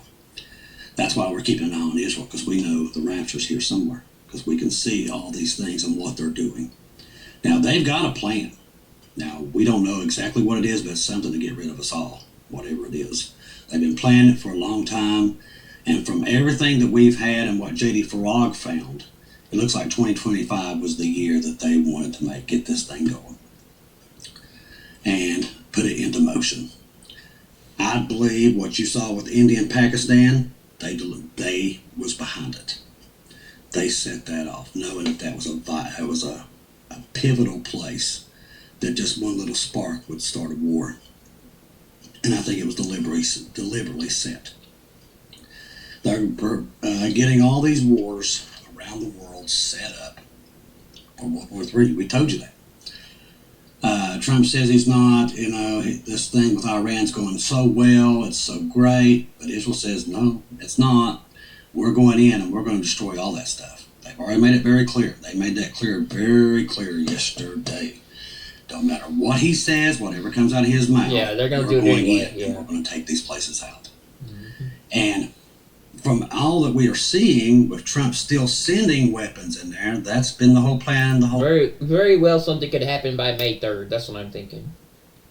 I don't think they're going to do it till May, but I'm thinking May 3rd is when it's going to break down. Full time. So why is he going on saying that we're working this deal out? To keep the American economy to a point until they decide it's that day. I'm telling you, there's a day set aside to push that button. They've all got it set. Every country around the world knows it. They're all in on it. And they're going to push that button at that precise time. Now, Jesus knows when they're going to do it. He knows. That's the day of the rapture, by the way. If you want to know. The day that they've decided to push that button, Jesus knew before any of them was ever born what day that day was going to choose. Satan thinks he's always got 10 steps on God, but he doesn't. God's always got 10 steps on him. So he knows exactly the hour, the second that they're going to push their button for their global agenda, which will bring the Antichrist into power. And Jesus will pull us at that time. That's what's happening right now. That's why you see all this chaos happening around the world. And the world's still oblivious to it. Still completely oblivious. Completely and utterly asleep. Just like Jesus said they would be. When the rapture happens, most of the world will not know what hit it. They're going to be screaming, running for their lives, not knowing what happened. But that's the day that they all finally figure out that Jesus is still on the throne, and there truly is a God. And there he is, and judgment's coming. Right now they don't believe, just like in the days of Noah. Jesus said in the end, there wouldn't be much left on this earth that does believe, and there truly ain't that many of us. I think you all know that as well as I do. Go look on Facebook and everywhere else, you can tell. We live in a world that's unbelieving. Just like Jesus said it was. Most of the church doesn't even believe Jesus is coming back. That's how sad this is at this point. But that's good news for us. That means we're going home, and we're going home very, very soon. All the signs are there. I want to thank everybody. We're going to go out and deliver some Bibles today. We're trying to get all those out. We're not taking any Bibles for adults or kids at this point anymore until we get all this out. We've got a lot. I've got to tell you all a story that happened to me the other day. This truly happened. I was in the garage, and I opened one of those boxes that the Bibles come in, and you wouldn't believe there was a spider crawled out of that thing the size of my fist. Me and that sucker went round and around in that garage because I was not letting that sucker loose because he was not indigenous. I thought the spider story was hilarious. That was one of the biggest spiders I've ever. Yeah, he said he was getting boxes out of the garage to find a spider, and talking about how he and that spider went to war. Yeah, I know what that's like. I had a bunch of random bugs recently, like bugs all over the house. It killed me a couple of those things. Ever laid my eyes on personally. I hate spiders too, man. If I see that thing's dead as a doornail. Yeah. But that sucker crawled out of one of those boxes. And I'm telling you, my eyes was probably bigger than bowling balls when that sucker crawled out of there. Complete covered in fur. But me and him, we went round and around. And I'm glad to say I sent him back to the afterlife where he belongs. I don't do spiders. I don't like spiders. And that sucker was not from here. I've never seen a spider like that here. But he crawled out of one of those Amazon boxes. I'm thinking where those boxes was in such bad shape. And they was. The last ones we got in from Amazon was in such horrible shape. Horrible. It looked like they'd been dropped off airplanes and hit the ground. So a lot of that cracks them, so wherever they had been, evidently. That was funny. That was funny. That gave me a laugh. That cracked me up. Take a ride, and he started hitchhiking. There's a lot of and made his way to my garage, crazy stuff going on with the world, but that was funny, his bro. Final destination is in that garage because I wasn't letting that sucker loose in there. But right now we're just not taking any more of those until we get these out to people that need them. Because right now I'm having to put them in the floor, and I don't want to do that because the mice. retriever picks up This cats place and is really family bad for photo. mice That's out here hilarious. close to this creek.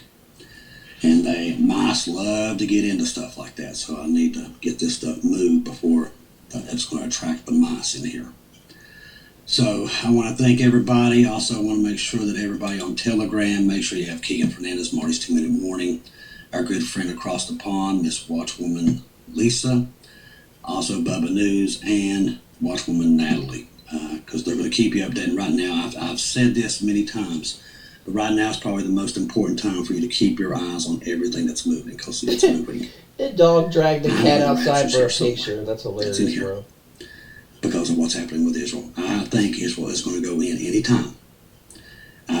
Right now, they're going to celebrate their birthday on, looks like, I don't know why, but I think it's the 30th or the 1st. They celebrate their Independence Day. Which is also the Memorial Day. It's all kind of like all wrapped up in one. But they turn 77 on May the 14th. Right now is the time to keep your eyes on everything that moves. Let me tell you something, it's here somewhere. So keep praying, keep getting people on the ark as fast as possible, because we're in that window. Got a deer in the house. There's been more warnings coming out about a West Coast earthquake A rabbit this morning. jumped on They're top watching of the it. dog. They're predicting it. It's any time before it goes off. So all these things that God has shown us over the years is right now at our doorstep. So get excited, people. We're going to be eating cinnamon rolls and drinking that coffee with Jesus pretty soon. I know it's here. Just like Paul said you would know, I know it's here. I know it. The Lord has been warning family members over and over that it's here somewhere. So get ready, get excited, and tell a friend today that Jesus loves them, because they're running out of time. Trust the gospel. 1 Corinthians 15, 1-4. Jesus died on the cross for our sins, past, present, future. He died, was buried, rose again on the third day according to the scriptures. Trust in Jesus and Jesus alone. Confirm everything through him. Keep your eyes on him, people. We are truly in the last days. I love each and every one of you. If I don't see or hear from you again, I'll see you at home.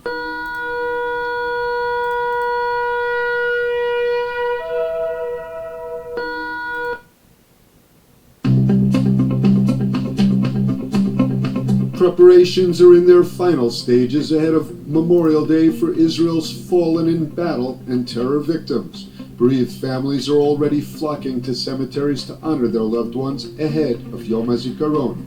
Memorial Day begins with the sounding of a siren at 8 o'clock this evening.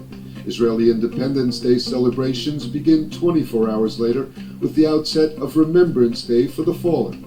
This evening, the official state ceremony for the fallen takes place at the Western Wall in Jerusalem. Tomorrow, memorial ceremonies will take place across the country, with the largest at Israel's military cemetery at Mount Herzl in Jerusalem. 316 soldiers fell in battle and 79 civilians were killed in acts of terror since last year. Including the pre-state period, Israel remembers 25,417 military casualties and 5,229 civilians killed in acts of terror. Progress has been reported in the hostage for ceasefire talks. Strategic Affairs Minister Ron Dermer headed to Cairo and led the Israeli negotiating team for talks with Egyptian mediators before returning home. A Hamas delegation was in Cairo earlier in the week as mediators try to reach what is being described as a significant breakthrough. Talks are reportedly focused on a 5-year ceasefire plan between Israel and Hamas. Despite the reported progress, an Israeli official cautioned that there is no chance Israel would agree to a deal that allows Hamas to rearm, recover, and continue its war against Israel. Shin Bet chief Ronen Bar has announced his intention to resign from his position on June 15th. Speaking at a memorial event for fallen agents, Bar accepted personal responsibility for the agency's failure to prevent the October 7th Hamas attack. The announcement comes after demands by Prime Minister Netanyahu and the government for Bar to resign over sharp differences between Bar and the Prime Minister. Bar stressed the importance of protecting the agency's independence from political influence and said that he would continue to cooperate with the ongoing High Court case over his dismissal in order to ensure that the agency remains free from political pressure. Netanyahu's move to dismiss the Shin Bet chief triggered the petitions to the High Court, which has yet to rule. Experience the power of truth with ILTV News. If you're looking for quality content and captivating visuals, join our news community and become an integral part of our team as we embark on a mission to unveil the real Israel, dismantling the web of lies and misinformation that surround reporting on Israel. By subscribing to ILTV News, you will not only have access to the latest updates, but you will also amplify our message, creating a ripple effect that carries the truth far and wide. Subscribe today and help reshape the narrative. Available on the web, Android, and Apple.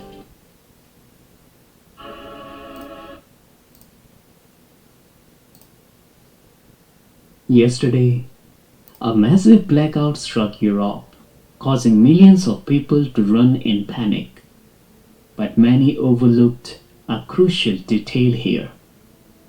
Folks, do you remember that just a month ago, European governments urged citizens to prepare a survival kit for at least 72 hours? And now, within weeks, 4 to 5 European countries have experienced major chaos. So, the real question is, are we missing a serious sign here? Is something going on behind the scenes? Was this a test that happened yesterday? And is there a conspiracy behind this massive simultaneous disruption? Folks, this is not just a coincidence at all. A continent-wide blackout, millions in darkness, airports paralyzed, emergency services overwhelmed, and yet only a few weeks before, European governments were urging their citizens to stock up on food, water, batteries, and radios. Do you think why? What did they know? Let's pause for a moment and connect the dots. 4 to 5 countries affected by technical failures simultaneously. Communications disrupted. Wow. Power grids compromised. But the official explanations? Wage. A technical issue, a grid imbalance, or a cyber anomaly, or something caused by unknown rare phenomenon. These aren't answers, folks. They are distractions. And we have to ask, was this a stress test of the system or of the people? Because here's the truth that most won't say out loud. Survival kits are not standard public advice unless there is a reason. Governments don't prepare citizens for 72-hour isolation just because. What if this blackout was a test, a dry run to see how people react in the absence of power, communication, and leadership? Who panics? Who organizes? And who trusts the systems? And who questions it? Folks, currently we don't have answer about this incident and why it took place. But folks, this is a major and more than just a power outrage. It's a warning and a wake-up call too. Whether it's a test, an accident, or glimpse of what is coming, we cannot afford to ignore the pattern. Preparedness is no longer paranoid, it is essential. Awareness is no longer optional, it is our survival. So ask questions, demand transparency, and most importantly, stay ready. Because the next time the light goes out, it may not be a test. It could be a real thing for infinite time. God bless you. We'll be gone with the rapture. I have a feeling we'll be gone with the rapture, so it doesn't matter if there's a blackout here or not. Yeah, the world might go blackout, but we'll be gone.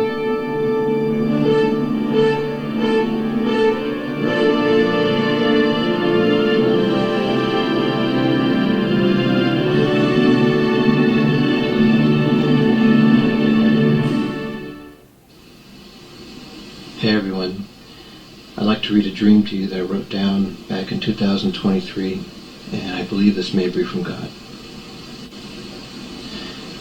The dream started with the first scene with kids fighting in a karate studio. Oh, I already watched this.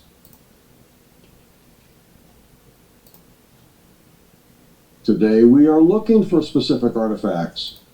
They contain creation and flood narratives that emerged from Iraq, from the area known as the cradle of civilization, called the region of Mesopotamia.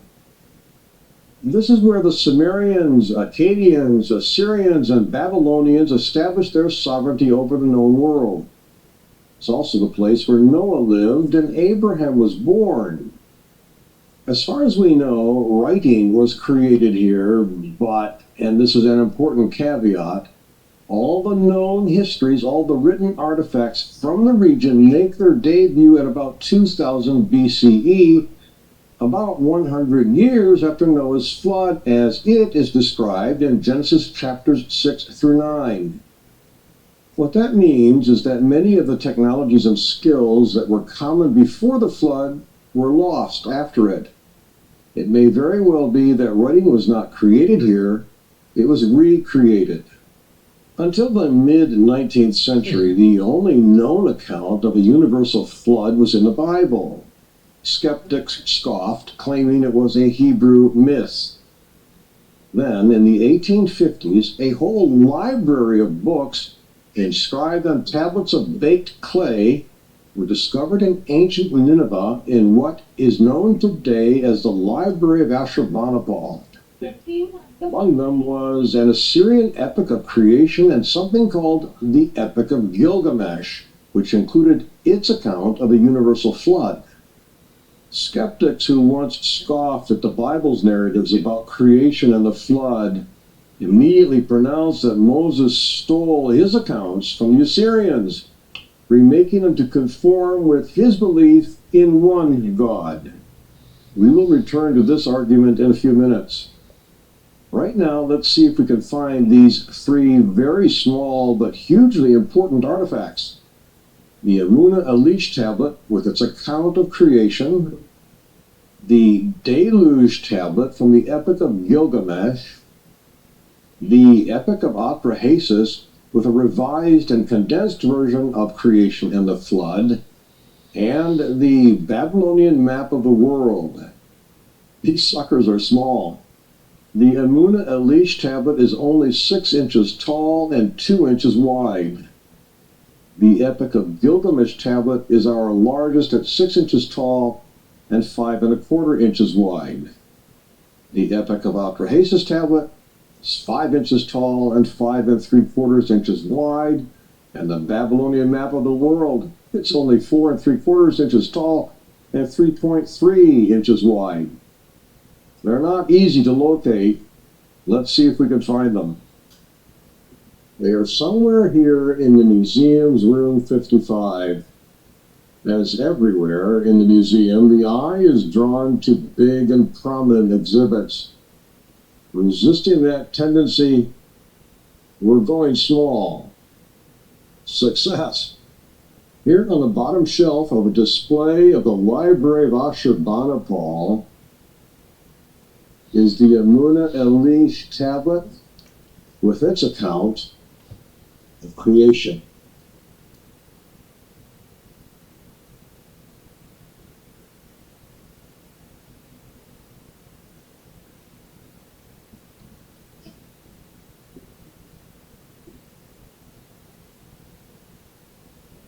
A bit more prominently, the Gilgamesh flood tablet is right here.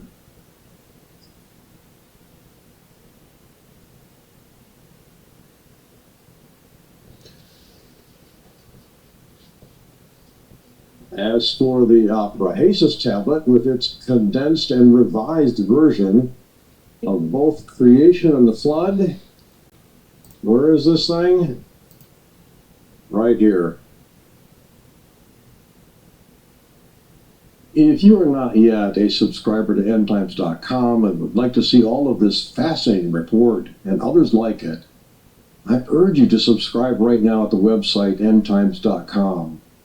For only $7 a month, you will receive a wealth of information and insight from Jimmy Evans, Mark Hitchcock, and experts from around the world, including Israelis living in Israel. Do yourself a favor. Good afternoon, friends. Stephen Benoon with Israeli News Live, and I'm a little bit disturbed right now, and I apologize. I was actually not.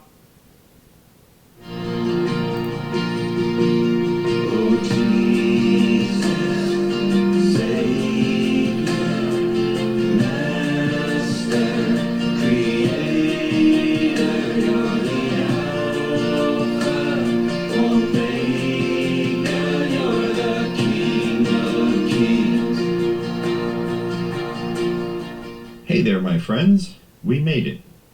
It's Tom with Watchman River. I'm glad you're here. I hope you're doing well. This is the day that the Lord has made, and we will rejoice and be glad in it. I'm recording this video from my office near the Connecticut River in the middle of Connecticut, and as always, it is being filmed before a live studio audience. Now, a few minutes ago, there were a lot of birds around here, and there was a couple Canadian/Canada geese to my right, but everyone flew the coop, and then I wondered why. And then I saw way off in the distance, there's this really mean-looking predator bird. He's probably 400 feet in front of me up in the tree, and he's far, but he looks huge, so I imagine he's pretty big. But when he showed up, everybody left. But anyway, I think it's time to recommend a really good and healthy snack suggestion. I'm thinking today, 3 old-fashioned donuts and a double espresso.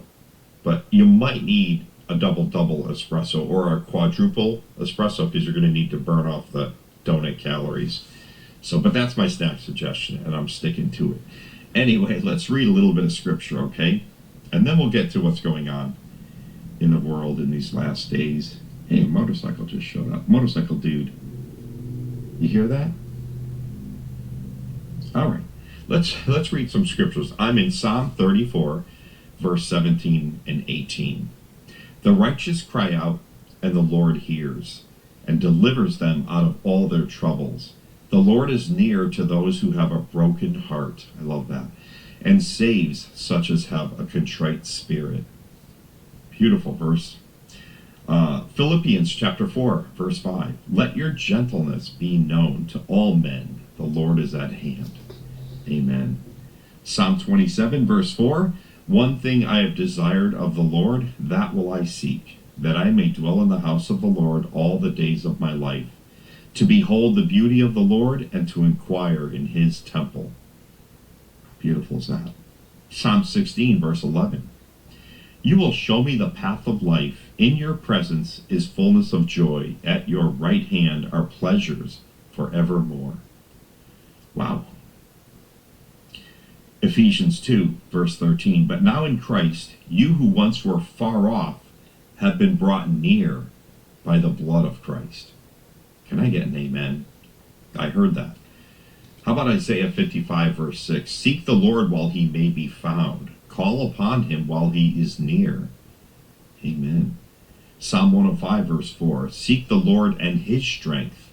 Seek his face forevermore. And John 14, verse 18, the words of Jesus. I will not leave you orphans. I will come to you. We're waiting for that day when he comes to receive us to himself, that where he is, there we may be also. And I believe that day is coming very soon. I am anxiously awaiting the appearing of our Lord and Savior Jesus in a pre-tribulation rapture. All right, so let's see. Let's start off here. Netanyahu's explicit threat to Iran. We will destroy your nuclear reactors and enrichment facilities. Now, the nuclear tension between Israel and Iran continues to escalate day by day. Prime Minister Netanyahu openly has threatened Iran, stating that we will accept nothing less than the complete destruction of Iran's nuclear capabilities. Netanyahu indicated that he would destroy Iran's nuclear reactors and enrichment facilities. Now, you know the way the Middle East is. It's not like the West here. In the Middle East, if you say a threat like that, you do that. You know, you don't ever back off a threat because they perceive that as major weakness. So this was big news yesterday when he was saying, we will destroy your nuclear reactors and facilities. Really big news. Fallout 4 just got an update on Israel PS5 War Live that shared that Israel allows has it to apparently run taken the 60 FPS decision natively. Nice. to destroy Iran's nuclear program, no matter You the still have to cost. bring this to the EZO coalition. Pretty so amazing. badly next. Pretty amazing. We're going to see where this goes and when, but you know, we've been saying for weeks and weeks it's going to happen. We know it's going to happen. Jeremiah 49 will be fulfilled, which is Elam's bow will be broken. And that is modern day, present day, Western Iran, where their nukes are. And I don't know if Israel's going to do it by themselves, but we will see. Amir Sarfati talked about this. He says Israeli PM Benjamin Netanyahu has concluded a speech at the GANS International Policy Summit in Jerusalem. In his speech, he rejected any form of Palestinian state proposal, and he added that Israel will only agree to a nuclear deal with Iran that eliminates Tehran's capacity to enrich uranium. Israel, he said, cannot live with anything short of that. He also revealed that anti-Hezbollah beeper operation was moved up 3 weeks. Remember when those beepers, pagers, and walkie-talkies were all exploding? That had been moved up 3 weeks because 3 beepers had been sent to be scanned in Iran. So they had to do that before they got those to scan them. I bet you by the time they got them and those pager texts already went off, I bet you those people were running away from that package real quick. Anyway, we will destroy Iran's nuclear reactors and enrichment facilities to ensure they cannot enrich uranium for any purpose, Netanyahu said. It's pretty wild. They also had the talks between the United States and Iran over the weekend. I think it was, the third round? And it says, U.S. says further progress was made in third round of nuclear talks with Iran. This happened this past Saturday. The U.S. and Iran concluded on Saturday the third round of nuclear talks and agreed to meet again on May 3rd. I think that's next Saturday, said Omani foreign minister who is mediating between the parties.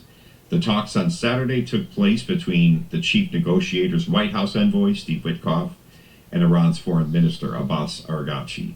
The senior U.S. official said the third round of talks lasted for over 4 hours this time and included direct and indirect engagement between the U.S. and Iranian teams.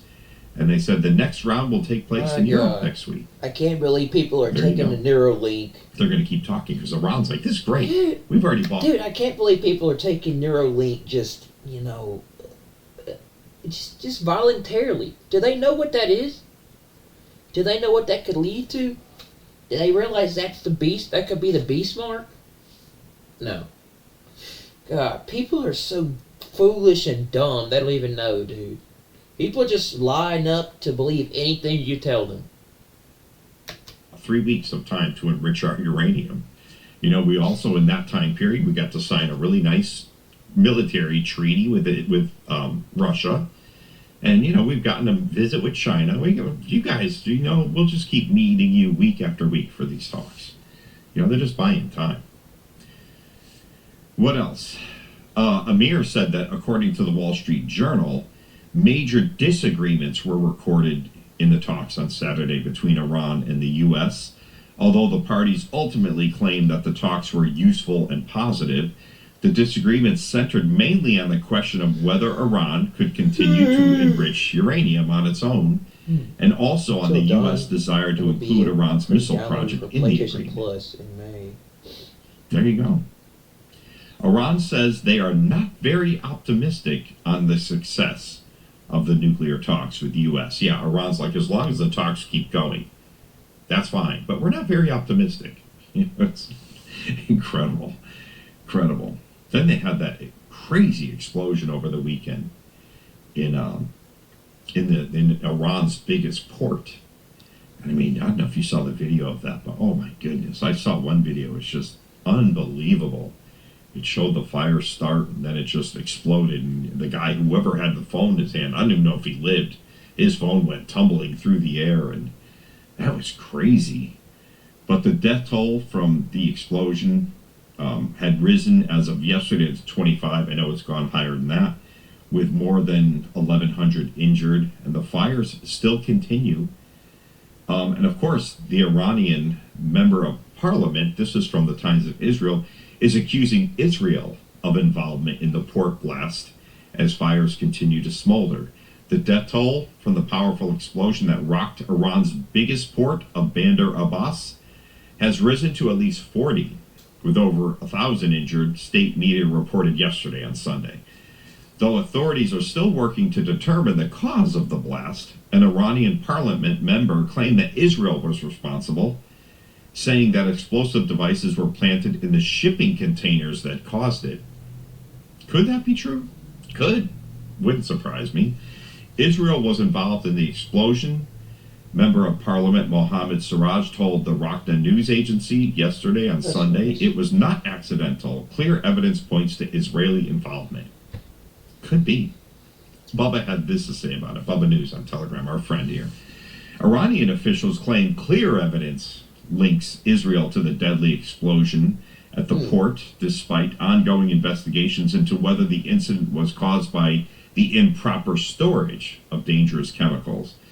Firefighting efforts continued Sunday at Iran's Shahid Raji port. 80% of the fire had been contained, but it's estimated it will take more hours overnight to fully extinguish. However, new container explosions around midday caused the flames to intensify once again. For the first time, Iran publicly accused Israel of involvement and said the explosives were planted in containers, either at the country of origin or along the shipping route. We do not rule out internal elements helping the plant explosives, they claimed. Clear evidence points to Israeli involvement. The explosion occurred at 4 different locations. And then Amir shared this yesterday afternoon. He says, as if the large explosion in Bandar Abbas, the shipping port in Iran, if that wasn't enough, a large sandstorm has hit Tehran today. And I saw a video of that. There's no visibility, This crazy storm hit there. And then a little later, Iran's Rockna News Agency reported a massive fire near Tehran's southern bus terminal along the Raizi Expressway. So Iran has had a really, really crazy few days, I will bless those that bless you, and I will curse those that curse you. That was my first thoughts when, that's what God said to Abraham when he made his covenant with him. You don't turn your back on Israel or the Jewish people. And I always say this because it doesn't mean we have to worship the Israeli government. Now, it doesn't mean we have to rah-rah every decision they make. If they make bad decisions, I'm not behind that. But that's God's nation and his people, and I will always have their back. Also, Amir said, aerial footage shows the fires are still burning at the port in Iran on Monday, this morning, the 3rd day since a massive explosion rocked the site. That's crazy. Yesterday's explosion in Iran, along with the death toll rising to 40 and the number of injured standing at more than 1,200 now, more than 10,000 containers were damaged. 10,000 containers. And the financial damage is estimated at $500,000 to $2 billion. So I'm guessing they meant to say $500 million to $2 billion. Supreme Leader Khomeini ordered an investigation. Round up the usual suspects. That's a great line from an old movie called Casablanca. If you've never seen it, I highly recommend it. All those in position of authority must see themselves responsible for this disaster. That's what the Grand Poobah of Iran had to say about that. What else? And that was shared from Beginning of Sorrows News on Telegram. This is from Bubba News. He's talking now about these 2-state solution meetings that are coming up in a little over a month from now. That really looks like they are really going to push hard. The whole world is going to push hard to get Israel to agree to a 2-state solution. We are living in the last days. We're waiting for Jesus right now to come get us. Bubba said this is another step to dividing Jerusalem with the coming 2-state solution. Hussein al-Sheikh is on the verge of taking control of the Palestinian Authority following Mahmoud Abbas' nomination of him, which was recently approved. So leadership looks like it's going to change there in the Palestinian Authority. Mahmoud Abbas, the 89-year-old president of the Palestinian Authority, has elevated Hussein al-Sheikh to lead the PLO's executive committee, effectively naming him as his successor without any public mandate. Well, they don't need no stinking public mandate. This appointment is being seen as Fatah's tactic to bypass democratic elections and claim to power. Noteworthy is how al-Sheikh's appointment is overtly supported by the Kingdom of Saudi Arabia, where he met senior members of the royal family in recent weeks. This is a big step toward establishing the State of Palestine. Don't forget the June 2nd to 4th, 2025 United Nations high-level International Conference for the Peaceful Settlement of the Question of Palestine and the Implementation of the Two-State Solution is coming up. That's the longest conference name you've ever heard of in your life. Saudi Arabia is leading the charge. Before Saudi normalizes with Israel, a two-state solution has to be done. Yeah, that's what the Saudis keep saying. We will normalize with you, and Israel wants us so bad. But they'll only do it after a two-state solution Men have is that women done. don't, bro. Fascinating times. And Bubba said a key to peace is a two-state solution. Turkish Foreign Minister Fidan said on Sunday that talks with Hamas in recent days has shown that Hamas is more than open to an agreement that goes beyond a ceasefire in Gaza and aims for a lasting solution to the crisis with Israel. Drumroll, a two-state solution. Even Hamas is saying it. We'll stop. Let's just do the two-state solution. Speaking in Doha, Fidan said that those talks showed Hamas would be more willing to sign a deal that also addresses peace and that the crisis could be turned into an opportunity to implement the two-state solution to the Israeli-Palestinian conflict. The key to a peace is a two-state solution. In the current situation, it is crucial to pressure Israel to accept this ceasefire. The key to a just and peaceful solution for the Palestinian cause is a two-state solution. How many times will they say it? We have confirmed that we'll continue our efforts to ensure that both peoples, Palestinian and Israeli, will live in, drumroll, peace and prosperity based on the two-state solution. Do you see how much we're hearing about peace, safety, peace, prosperity, peace, security? And wait till they get a hold of Iran. So much peace talk and and so much security. Yeah, so much peace and security and so much stuff about truces and deals. The question of Palestine and the implementation Something's got to be happening of the soon. two-state solution is coming up. That's the longest conference name you've ever heard of in your life. Saudi Arabia is leading the charge. Before Saudi normalizes with Israel, a two-state solution has to be done. Yeah, that's what the Saudis keep saying. We will normalize with you, and Israel wants us so bad. But they'll only do it after a two-state solution is done. Fascinating times. And Bubba said a key to peace is a two-state solution. Turkish Foreign Minister Fidan said on Sunday that talks with Hamas in recent days has shown that Hamas is more than open to an agreement that goes beyond a ceasefire in Gaza and aims for a lasting solution to the crisis with Israel. Drumroll, a two-state solution. Even Hamas is saying it. We'll stop. Let's just do the two-state solution. Speaking in Doha, Fidan said that those talks showed Hamas would be more willing to sign a deal that also addresses peace and that the crisis could be turned into an opportunity to implement the two-state solution to the Israeli-Palestinian conflict. The key to a peace is a two-state solution. In the current situation, it is crucial to pressure Israel to accept this ceasefire. The key to a just and peaceful solution for the Palestinian cause is a two-state solution. How many times will they say it? We have confirmed that we'll continue our efforts to ensure that both peoples, Palestinian and Israeli, will live in, drumroll, peace and prosperity based on the two-state solution. Do you see how much we're hearing about peace, safety, peace, prosperity, peace, security? And wait till they get a hold of Iran's nukes. Once they break the bow of Elam, there's going to be a lot of cries for peace. We are very, very, very, very close to the rapture of the church. All right, what else?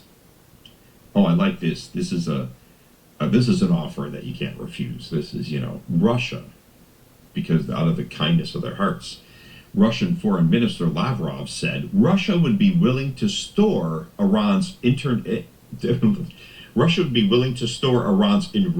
nuclear material if both the U.S. and Iran believe that would be useful. That just made me laugh. I was like, we'll take it, we'll let you enrich it right here too. So kind, very kind of Lavrov to offer that.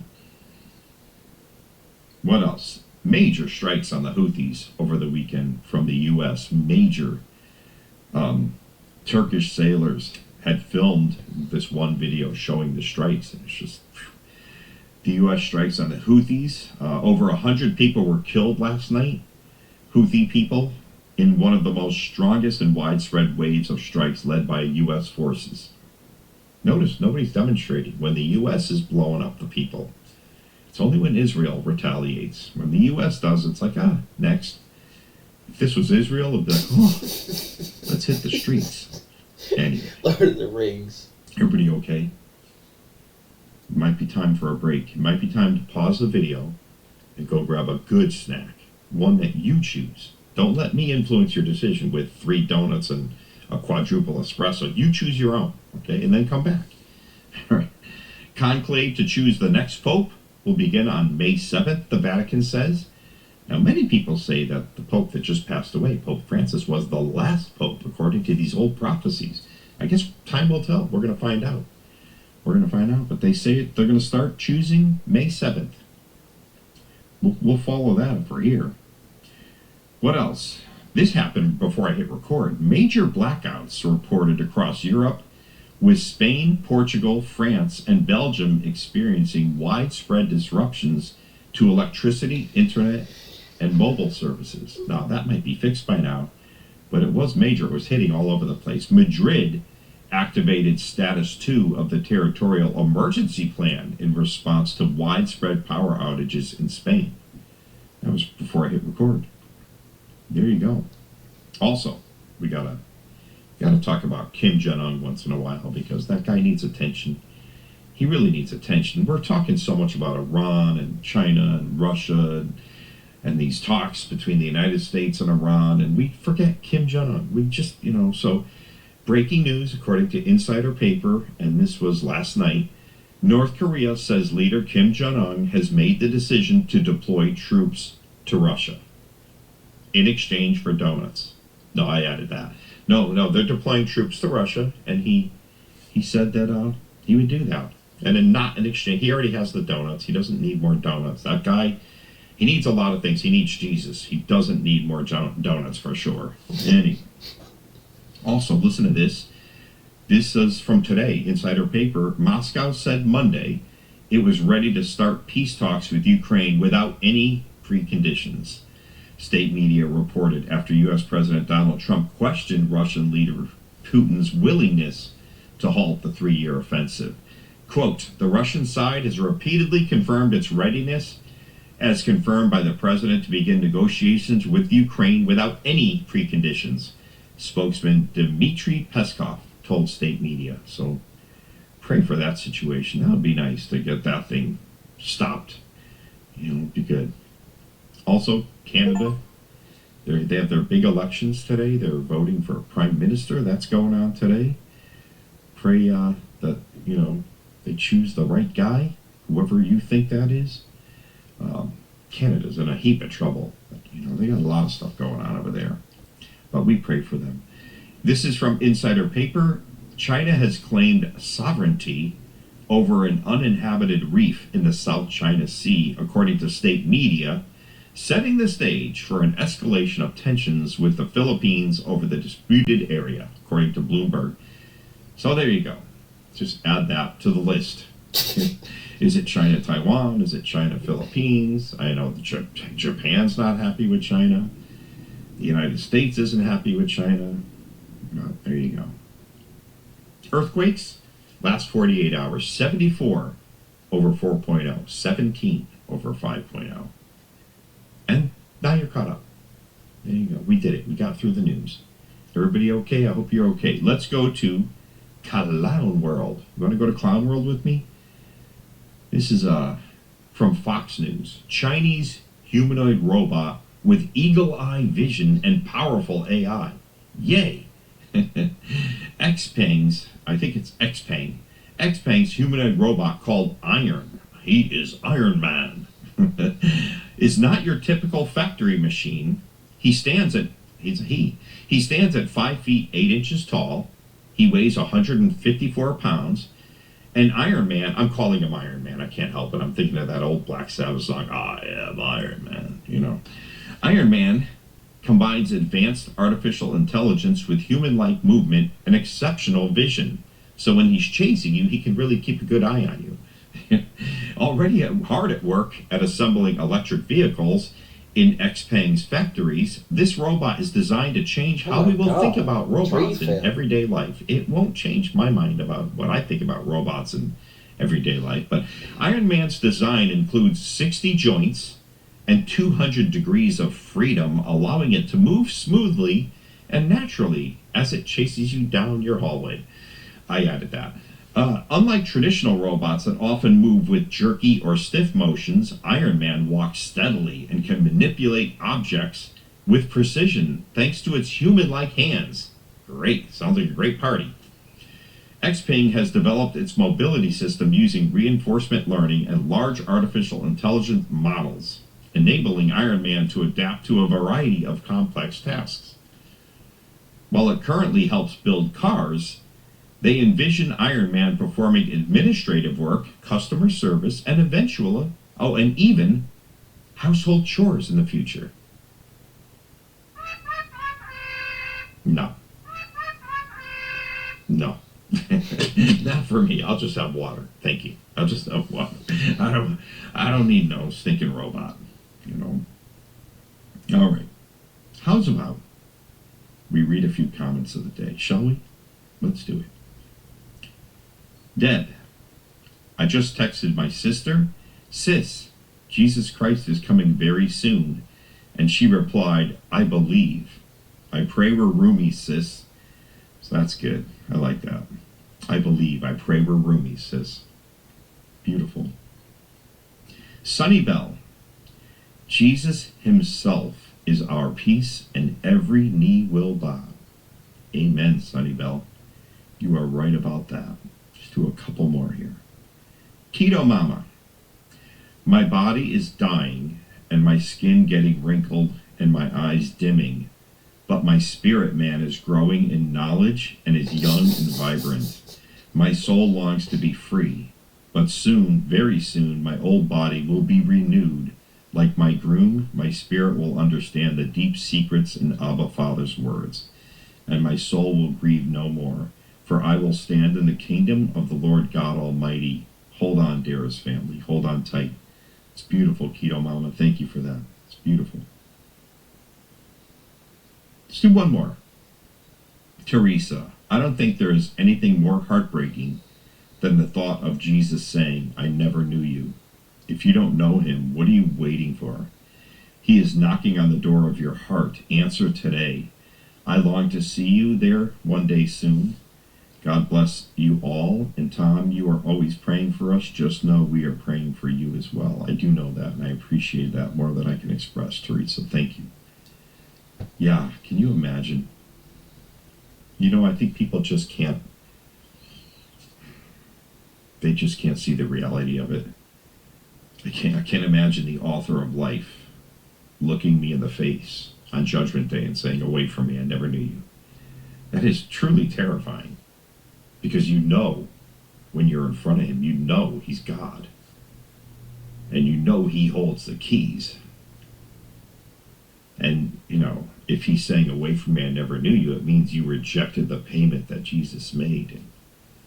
And that scares the heck out of me. You know, I'm not scared for myself because I belong to the King.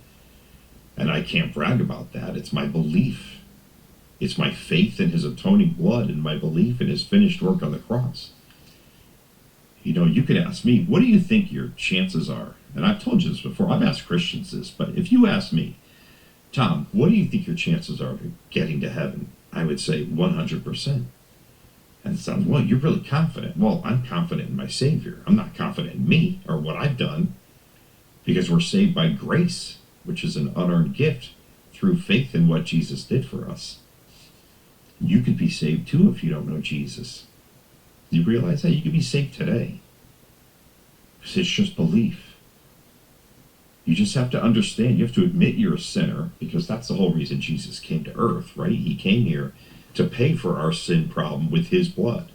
So you have to admit you're a sinner and say, man, something wrong in here, in my heart, in my mind. I've thought things that are weird. I've done things that I'm ashamed of in my life. I'm a sinner. I'm not perfect. I'll never be perfect, no matter how hard I try. and no one will. But you admit, I'm a sinner. I need a solution to this sin problem. And that's exactly what Jesus did 2,000 years ago. He came here on a rescue mission to save us from our sin problem, and he had to pay a serious price.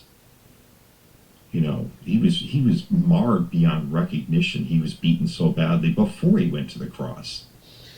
And we're talking about God here. We're talking about Jesus, who was fully God and fully man in the same body. And he paid this serious price because he loves you so much. He wants to spend eternity with you. So he pays this incredibly serious price. And now it's up to you. Will you say to Jesus, I admit I'm a sinner. I believe you shed your blood to rescue me. And I have faith in your blood that it'll wash me white as snow. It'll remove my past, present, and future sins away from me. And I believe in your death on the cross and your burial and your resurrection. Jesus, I need a Savior. I'm tired of living for myself. I am believing in what you did for me, and now I am yours. You are my King and my God. That's repentance, turning from unbelief to belief in the King of Kings and the Lord of Lords, Jesus, the Lamb of God, slain from the foundation of the world for you and for me. He died for us. He paid for our sins with his blood. But once you say to Jesus, I believe in the power of your blood, I'm a sinner, I know I am, I know I need this rescue, I believe in your finished work. When you do that, Alright, sorry. I was looking at stuff on X. I want to hear that again. I'll go back to hear what he had to say about Iran and Israel. Stuff about peace stuff.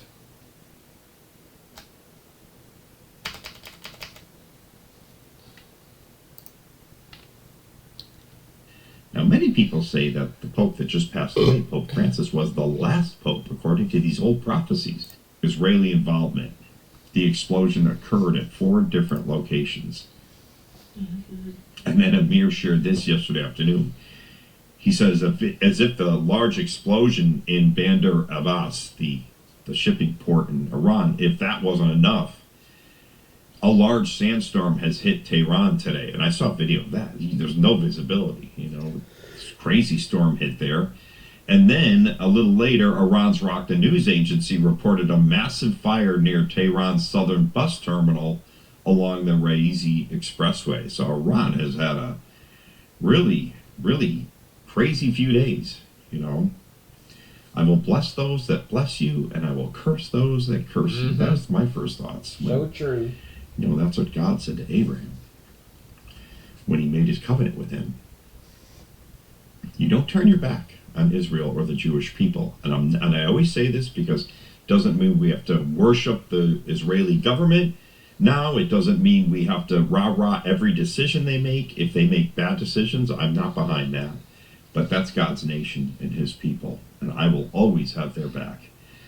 Also, Amir said, aerial footage shows the fires are still burning at the port in Iran on Monday, this morning.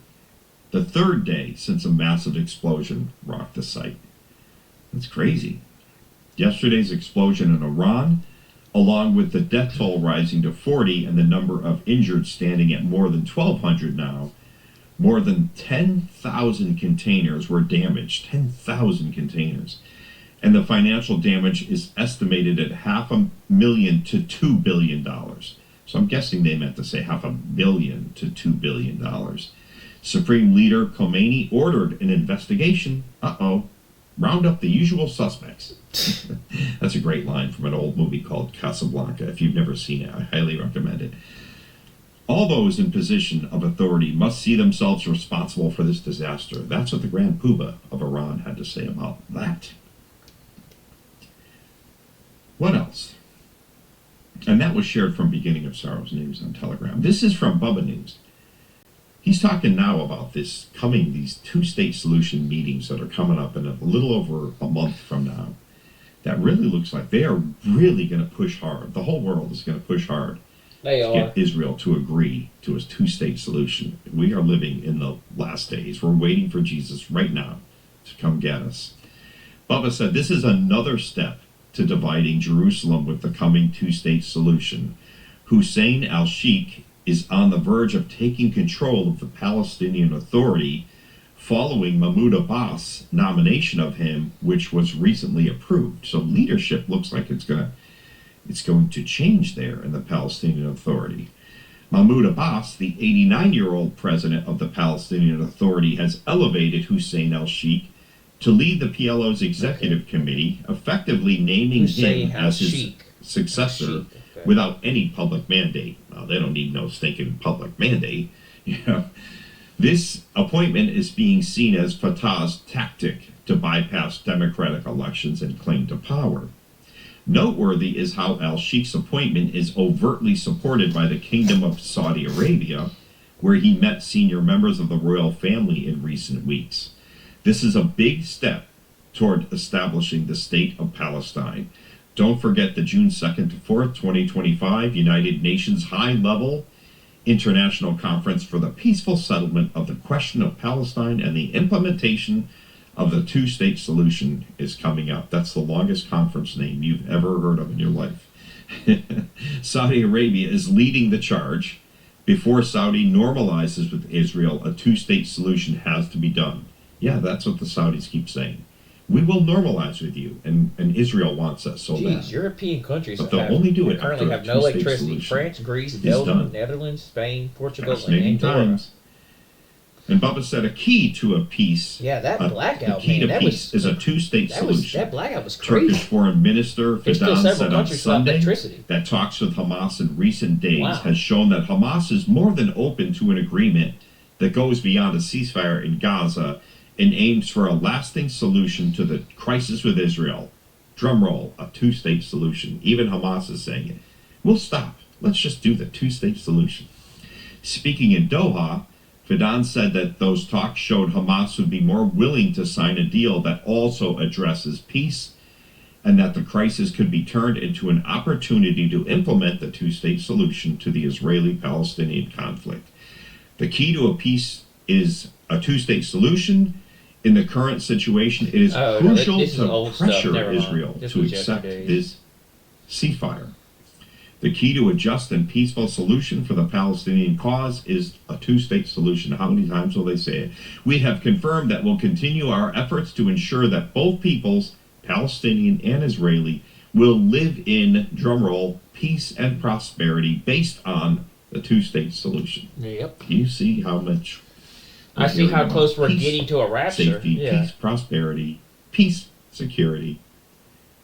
And you know, wait till they get a hold of Iran's nukes. Once they Wow. break the bow of Elam, there's going to be a lot of Last of cries Us for Season peace. 2, You know, Episode we are 3, set at very, a 7.7 very out of close 10 rating. to the That's rapture of the horrible. church.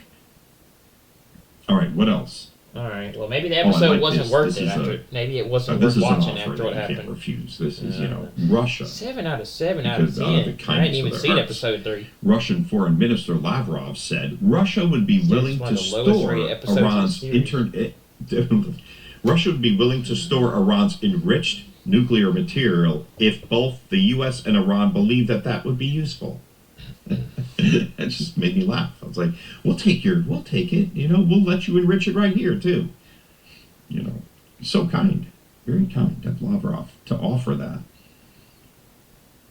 What else? Major strikes on the Houthis over the weekend from the U.S. Major Turkish sailors had filmed this one video showing the strikes, and it's just the U.S. strikes on the Houthis. Over 100 people were killed last night, Houthi people, in one of the most strongest and widespread waves of strikes led by U.S. forces.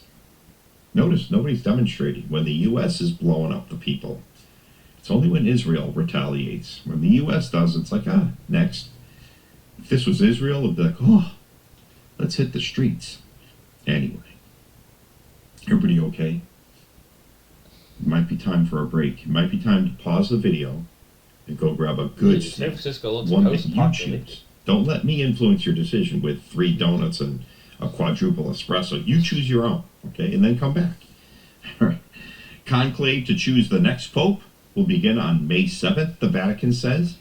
Now, many people say that the Pope that just passed away, Pope Francis, was the last Pope, according to these old prophecies. I think I he guess is the last time will Pope. tell. We're going to find out. I think the Antichrist is We're going to coming. find out, but they say they're going to false start prophet. choosing Not May the Antichrist, 7th. the false prophet's coming. We'll follow that if we're here. What else? This happened before I hit record. Major blackouts reported across Europe, with Spain, Portugal, France, and Belgium experiencing widespread disruptions to electricity, internet, and mobile services. Now, that might be fixed by now, but it was major. It was hitting all over the place. Madrid activated status 2 of the territorial emergency plan in response to widespread power outages in Spain. That Wow. was before I hit record. That's awful. There you go. Also, we gotta talk about Kim Jong-un once in a while, because that guy needs attention. He really needs attention. We're talking so much about Iran and China and Russia and these talks between the United States and Iran, and we forget Kim Jong-un. We just, so breaking news according to Insider Paper, and this was last night, He's going to really North good Korea piece of work says leader since Kim Ted Jong-un Edwards. has made the decision to deploy troops to Russia in exchange for donuts. No, I added that.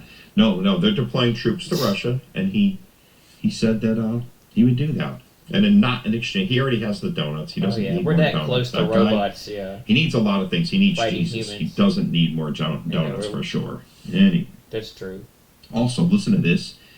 This is from today, Insider Paper. Moscow said Monday it was ready to start peace That's why there's talks gotta with be a Ukraine rancher this without year. any preconditions.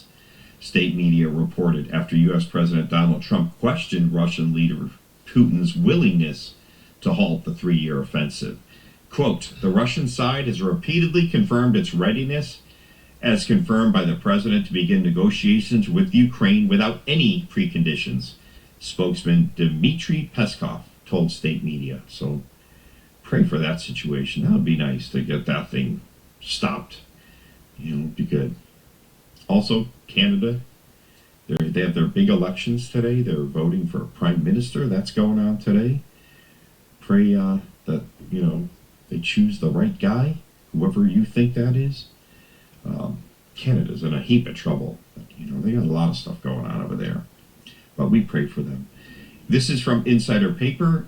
China has claimed sovereignty over an uninhabited reef in the South China Sea, according to state media, setting the stage for an escalation of tensions with the Philippines over the disputed area, according to Bloomberg. So there you go. Just add that to the list. Is it China-Taiwan? Is it China-Philippines? I know Japan's not happy with China. The United States isn't happy with China. Well, there you go. Earthquakes, last 48 hours, 74 over 4.0, 17 over 5.0. And now you're caught up. There you go. We did it. We got through the news. Everybody okay? I hope you're okay. Let's go to Clown World. You want to go to Clown World with me? This is from Fox News. Chinese humanoid robot with eagle-eye vision and powerful AI. Yay! Xpeng's, I think it's Xpeng. Xpeng's humanoid robot called Iron. He is Iron Man. Is not your typical factory machine. He stands at 5 feet 8 inches tall. He weighs 154 pounds. And Iron Man, I'm calling him Iron Man. I can't help it. I'm thinking of that old Black Sabbath song, I am Iron Man. Yeah. Iron Man combines advanced artificial intelligence with human-like movement and exceptional vision. So when he's chasing you, he can really keep a good eye on you.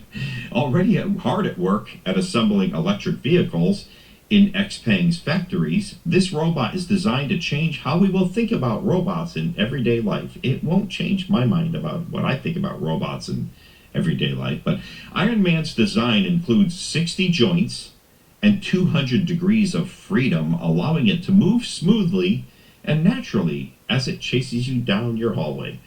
I added that.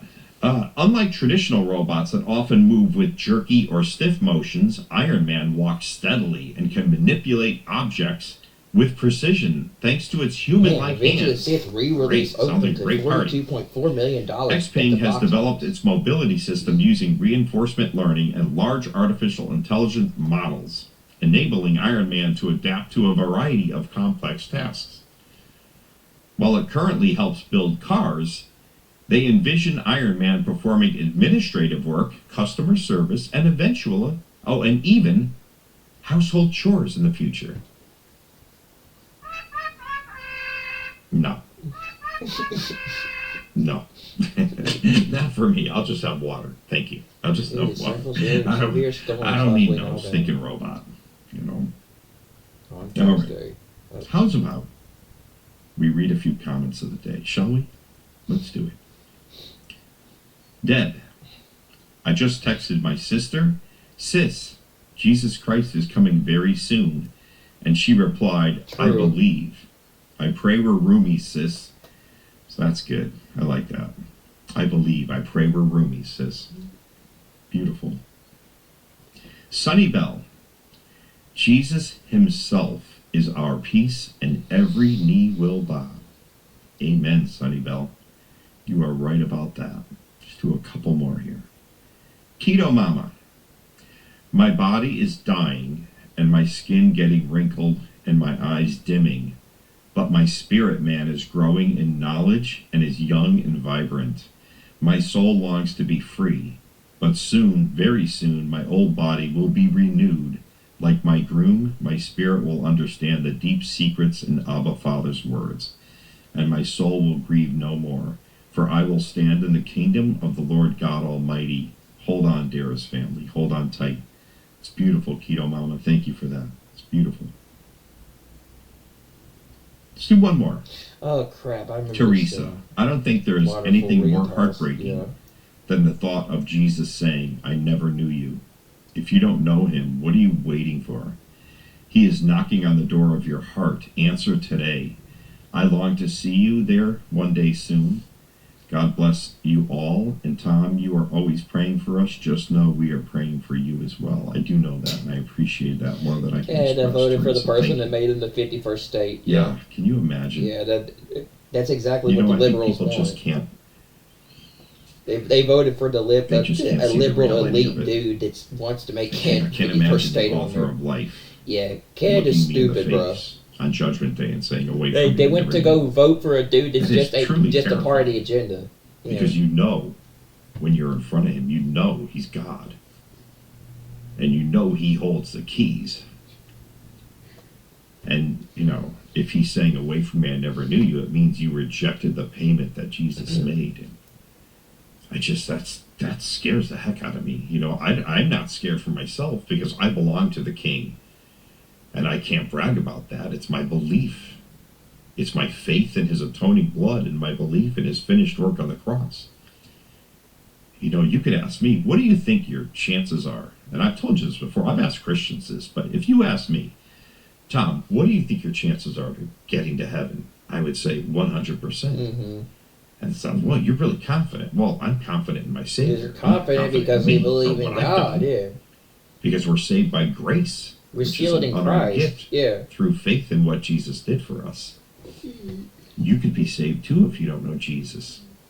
You realize that? You could be saved today. Because it's just belief. You just have to We understand. talk about the you have to admit rapture you're a like we do sinner, because we that's feel the whole reason confident Jesus we're going to came be going earth, with right? him. He came here to pay for our sin problem with his blood. If we didn't feel So you confident have we to weren't admit you're going a with sinner him, we and say, wouldn't talk man, about it. something wrong in here, in my heart, in my mind. I've thought things that are weird. I've done things that I'm ashamed of in my life. I'm a sinner. I am not perfect. I'll never be perfect, no matter how hard I try. And no one will. But you admit, I'm a sinner. I need a solution to this sin problem. And that's exactly what Jesus Aaron did Judge 2,000 waving his years batting ago. He average came to here on a 417. rescue mission Mm. to save us from our sin problem. And he had to pay a serious price. You know, he was marred beyond recognition. He was beaten so badly before he went to the cross.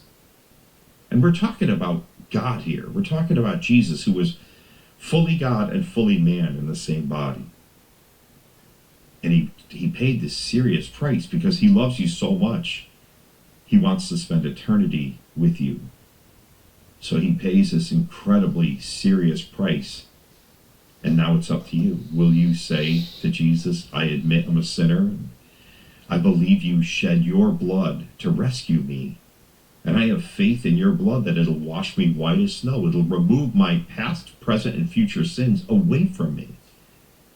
And I believe in your death on the cross and your burial and your resurrection. Jesus, I need a Savior. I'm tired of living for myself. I am believing in what you did for me, and now I am yours. You are my King and my God. That's repentance, turning from unbelief to belief in the King of Kings and the Lord of Lords, Jesus, the Lamb of God, slain from the foundation of the world for you and for me. He died for us. He paid for our sins with his blood. But once you say to Jesus, I believe in the power of your blood, I'm a sinner, I know I am, I know I need this rescue, I believe in your finished work. When you do that, you're saved. And you know what happens? This miraculous thing happens. You're born again. God will put his Holy Spirit right inside of you. And you will go on the day of the rapture. Even if you don't believe in the rapture, you will go. You will not be left behind for this time period that's about to start, the 7-year tribulation. You won't be here for that. You are not appointed to God's wrath. You'll be sealed until the day of redemption. And he'll never let you out of the palm of his hand. You can have new life today with Jesus, who wants to spend eternity with you and lavish you with his goodness, with his riches. How could you pass that up? And the flip side of that coin is if you hear all this and you're like, no, I don't need that. I'm a good person. I'm more good than bad. You're going to end up eternally separated from God. It's a place called hell. Nobody likes to talk about it, but it's real. And I don't want anyone to go there. You don't have to go there because your sins were paid for by the blood of the Lamb. But if you reject that payment that was made for you, then you're sending yourself there. Then you will face Jesus on Judgment Day, and he'll say, away from me, I never knew you. And you'll be terrified because you know you're in eternity now. It's never, ever, ever going to end. And I promise you, you won't say to Jesus, well, that's unfair, because you'll say, no, I heard it, and I rejected it. When I had breath in my lungs, I rejected the fact that you paid for my sins with your blood. But don't be that guy. Don't do that.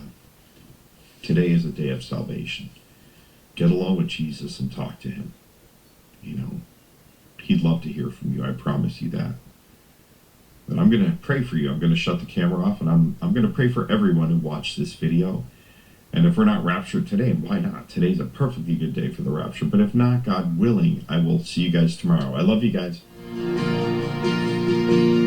Oh, Jesus, Savior, Master, Creator, you're the Alpha, Omega, you're the King of Kings.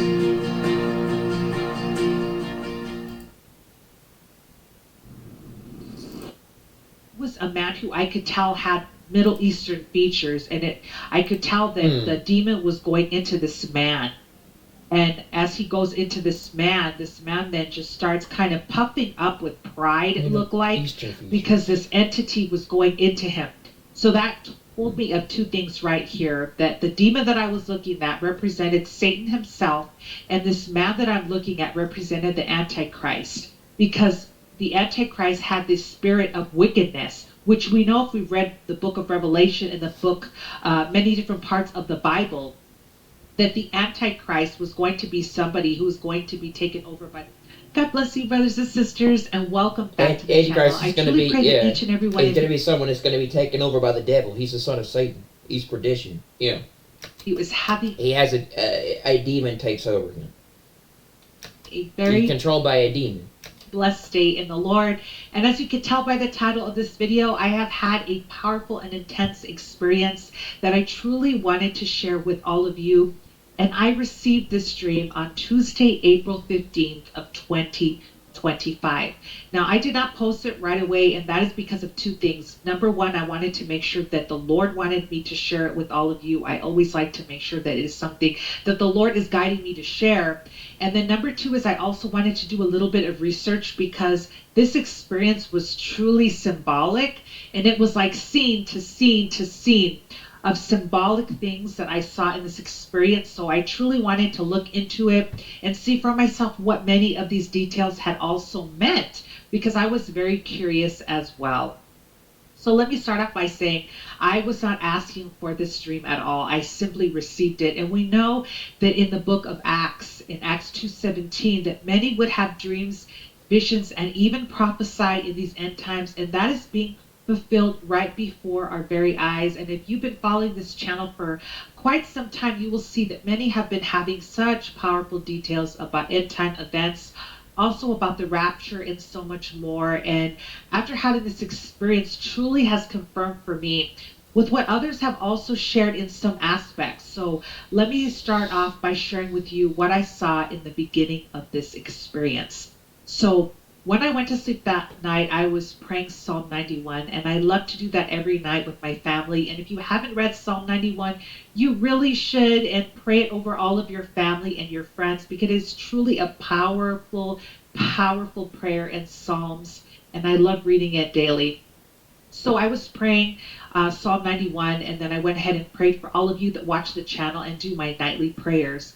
And then my dream had suddenly started off by seeing this big eagle.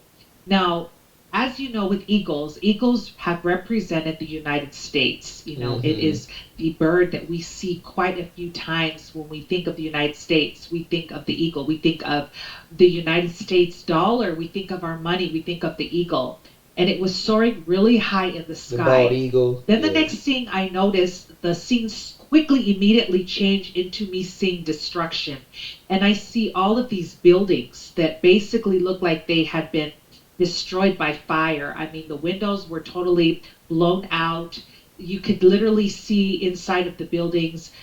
The buildings were just simply standing on what was left. I mean, I could see in the sky, it was very smoky.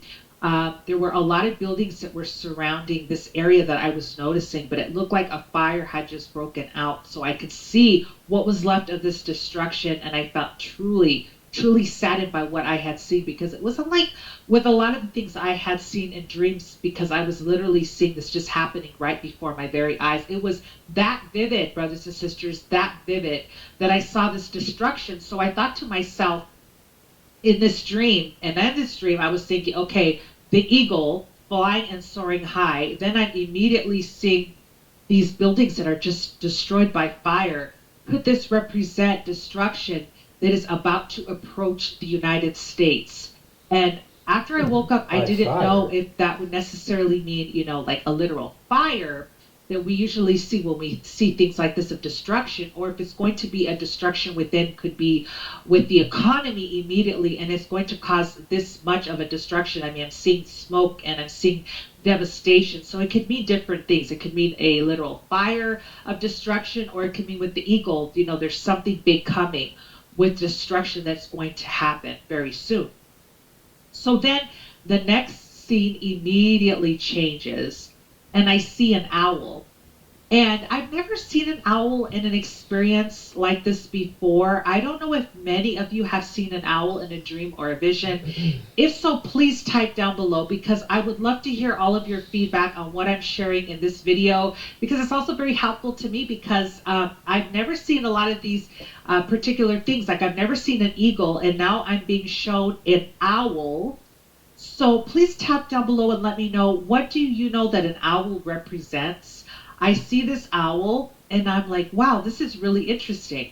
I started then thinking about the owl, and I'll share with you as soon as I share the next scene, because that coincides with what I'm about to share with you.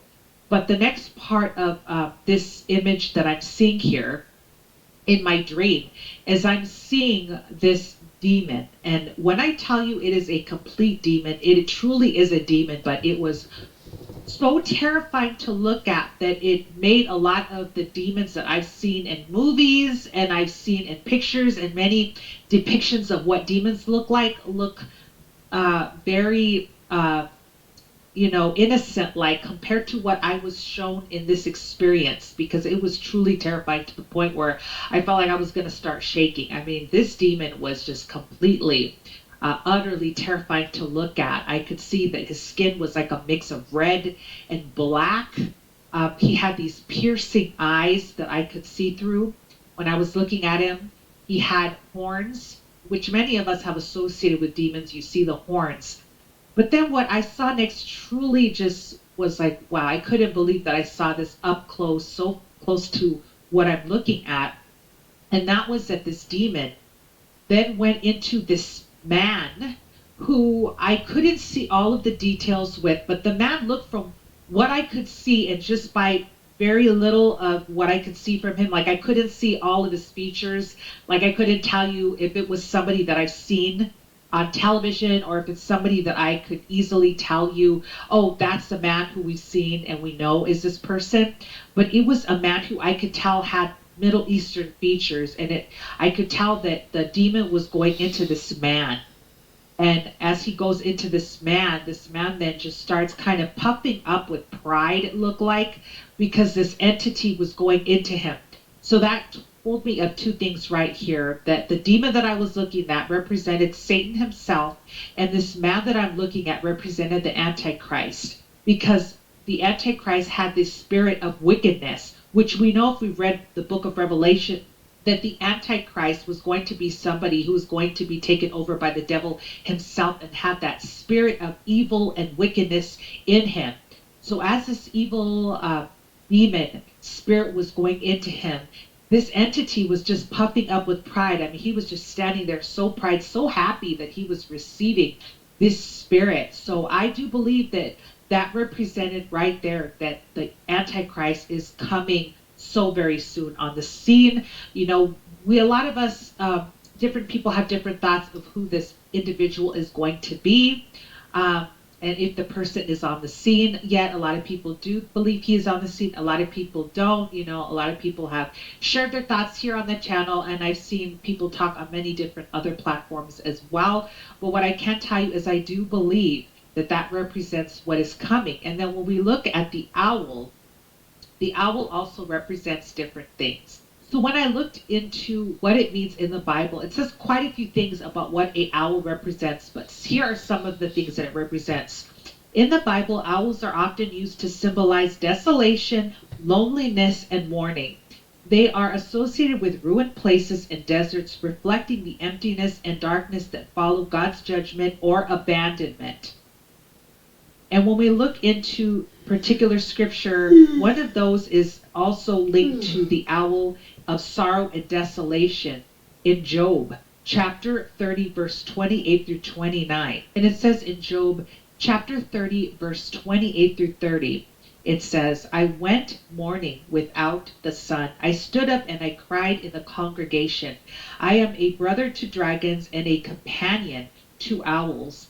My skin is black upon me, and my bones are burned with heat. So as we're seeing here that the owls represent mourning, desolation, abandonment. And we know in the book of Job, that's truly a touching and powerful part of the Bible. You truly should read if you haven't already. And I truly have been touched by that part of the Bible. But when it talks about the owls, as we're reading here earlier about abandonment and isolation, I truly believe that that is what is going to come upon this earth, especially when the Antichrist, because the scene that I saw of the Antichrist and this demon spirit came right after I saw this owl. So I believe that that could also represent the judgment that's coming, that's going to lead to isolation and abandonment. When people are left behind also during the tribulation period, a lot of people are going to think, wow, I'm abandoned. I'm here on this earth. You know, they're going to feel that because their loved ones, families, and friends have been taken in the rapture and they are completely left behind as well. So then after this, the scene then changes again. And this time it was really interesting, and I'm going to go detail by detail with what I'm going to share with you that I saw in my experience. But this time I'm in this room and I'm like, okay, this is really interesting. It's black, pitch black in this room. But then all of a sudden I look to my left and I see all these TV screens that are starting to turn on one by one by one by one, all the way till it hits to the right. Yeah, so it's in, then all these screens monitoring everything people do 24/7 and are bright. And I start to see different scenes in these screens, and I'm like, okay, this is interesting. What am I looking at? And then I start looking at all the details. Global digital and one beast looked system, like it was like a virtual playground that you would see that kids would go into. Like it almost looked like a playground, but it was very realistic. Like you could see the swings going back and forth. It seemed like a virtual reality experience that I was looking at that in one particular scene. Then I'm looking at another scene on the screen, and it looked like people were just interacting with one another, like what we think of like the Meta Quest, like the Oculus. If many of you have ever gone into the Oculus, you know, there's many things people can do in there. They can work out. A lot of people use it to explore different lands, but it's pretty much a virtual reality environment. So I'm seeing people walking around, and it looked kind of like Roblox, but very, very real looking. Like when I tell you that I've seen what MetaQuest and what those look like, we've seen them on TV, and what those virtual reality environments look like, it looks so different from there. Like I could literally, even though I'm looking at it on a TV screen, it looked so real. Like I could literally put my hand through it and I could join the people that were in there. It was that real. Jeez. Then I saw another screen, which is closer to, you know, the front part of me, and I'm looking at the screen. And as I'm looking at the screen, it was a very adult-like scene. There wasn't anything, you know, nudity or anything like that, but I could tell the scene based on the woman that was there. It looked like a woman's, like a gentleman's club. And I was very shocked by this because I was like, wow, So I'm like a looking strip at club? this other scene here where kids are playing. I'm looking at people interacting, and then it just goes to this adult scene Like where it looks like a OnlyFans or gentleman's like club, and strip this club? man was Yeah. gonna look at this woman who looked like she was dressed very close to being nude, but not quite. But she was about to perform there. Sounds like a strip If club. this is coming, what is also gonna come to a scene like this for people to join? I mean, because we know that we've heard many people talk on TV that they want to have environments where people are going to be focused into virtual reality. People are going to just want to be there, and they want people to be in those virtual reality environments. So to see all these different things going on, and to see that an adult scene, and then see people just going about, you know, having fun, interacting, and then seeing this other scene, which Seems I like mentioned seems a before, lot like Ready with Player kids One. playing Yeah. in a playground. I was like, wow, this is truly must be coming. It seems a lot like Ready Player One or that movie. What was that movie? That movie I watched recently 2 years ago. What was it? Free Guy. It sounds like Free Guy. But this experience Sounds like Free Guy, where he was like in that world where he was like put on those glasses. Seems a lot like Free Guy is going to be even with Ryan Reynolds. More intense, more virtual, more realistic than what many people have seen in these other virtual experiences. So then that's when Pac-Man this part thing. of my dream ended. And then at this point, I'm thinking, oh my gosh, in my dream, even I'm thinking in my dream, what did I just see? Like, this is really intense. Ready Player One, Free Guy, or that other movie, what was it, where like you had like the Pac-Man things trying to eat people, and you had the cars, and they looked like kind of something and stuff. So Tense and truly I was thinking like terrifying those to three see what I movies. shared. But then it goes to another scene, and this is where I need all of your Or Cyberpunk. feedback and your interpretation, because I've done a little bit, like I said, I Cyberpunk wanted to do 2077 a is little also bit of really research to find out what this That's a game, represents. And then I want your feedback as well. And I love all of your feedback. Please continue sharing your feedback, your interpretations, Bible scripture, That's for my interesting. experience and for others on here, because it truly helps us to understand also what we may have seen, and also confirm with the experiences we're sharing for yours as well. So the next experience I had was a quickly change from that experience of the virtual reality room, then to me actually looking at a wall. And it was just a very beige-like wall, nothing special to this wall.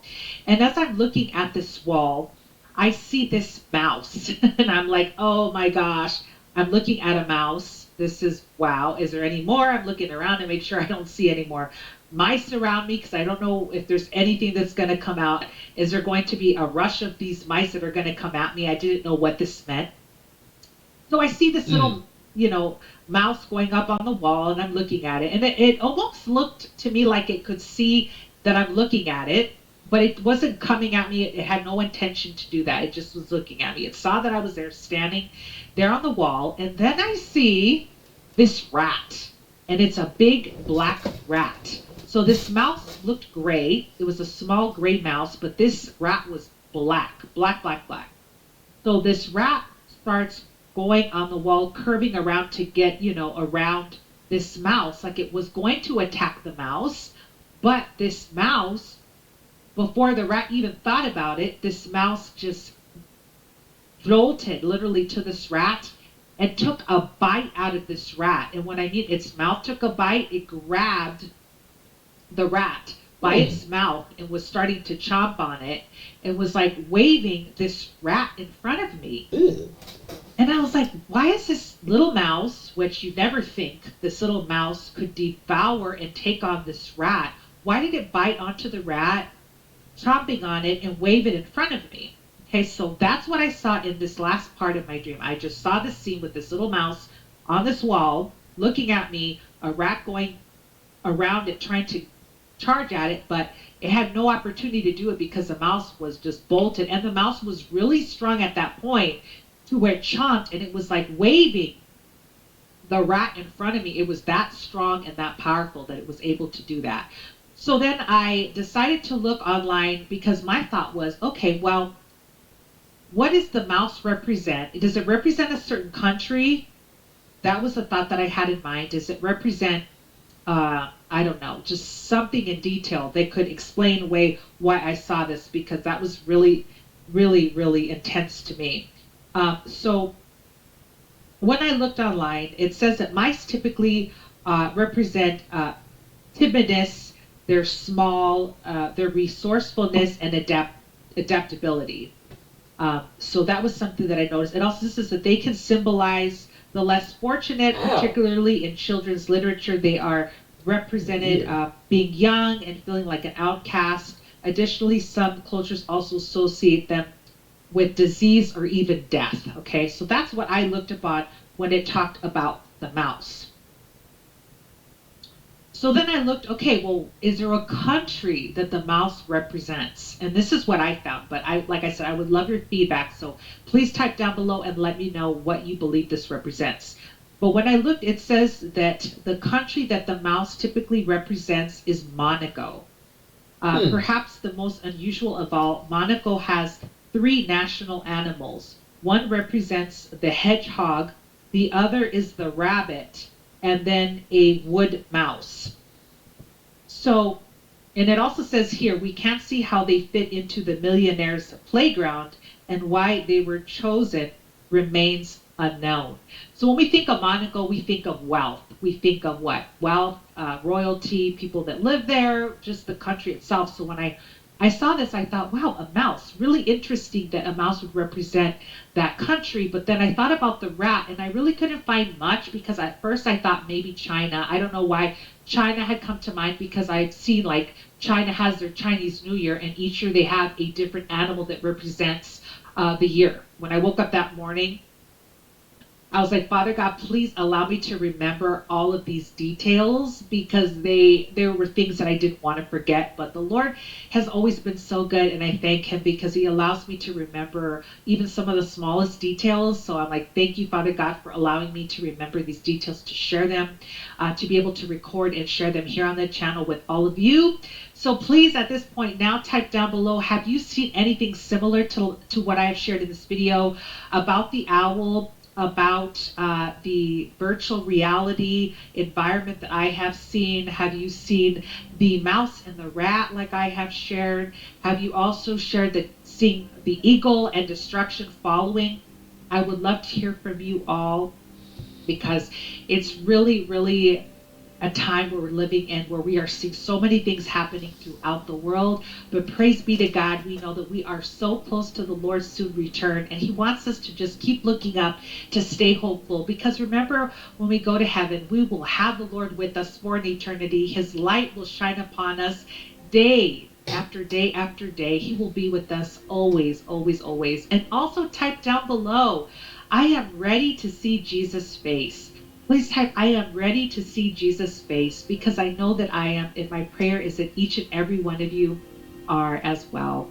So thank you so much for tuning into today's video. Thank you for subscribing. Thank you for watching the daily videos. And please don't forget to hit the thumbs up button, because that's how YouTube will know that you have enjoyed this video and will recommend more of the videos to brothers and sisters in Christ right here on YouTube. So until next time, brothers and sisters, I love you all. God bless you. And until next time, have a very blessed day in the Lord.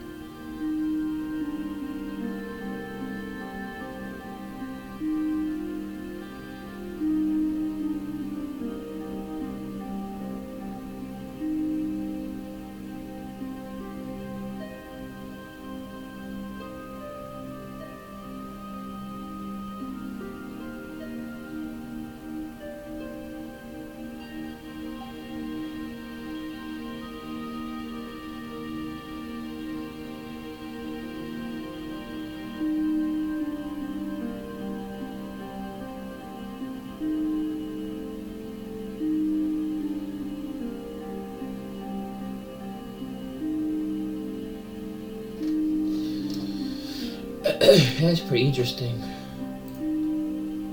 Yeah, I think we're so close to that happening pretty soon too. I agree. It's the Omer Countdown.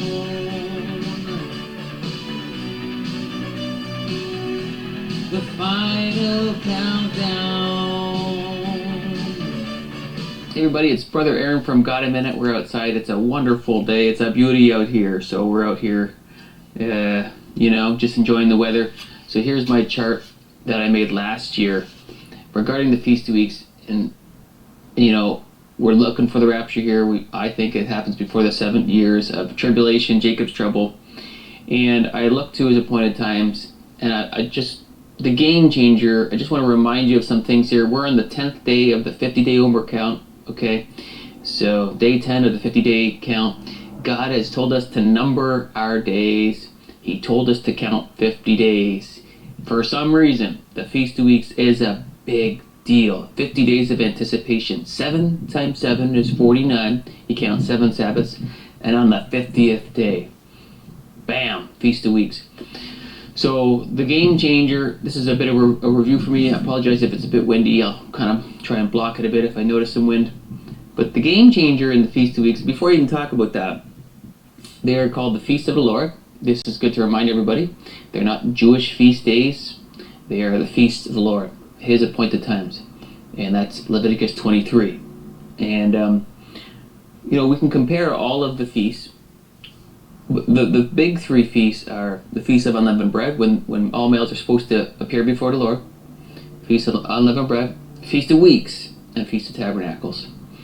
And so, the game changer, though, the game changer of Feast of Weeks, the big thing that really turned my attention onto it, and part of the reason why I think that Feast of Weeks is the best candidate of the year for a rapture possibility.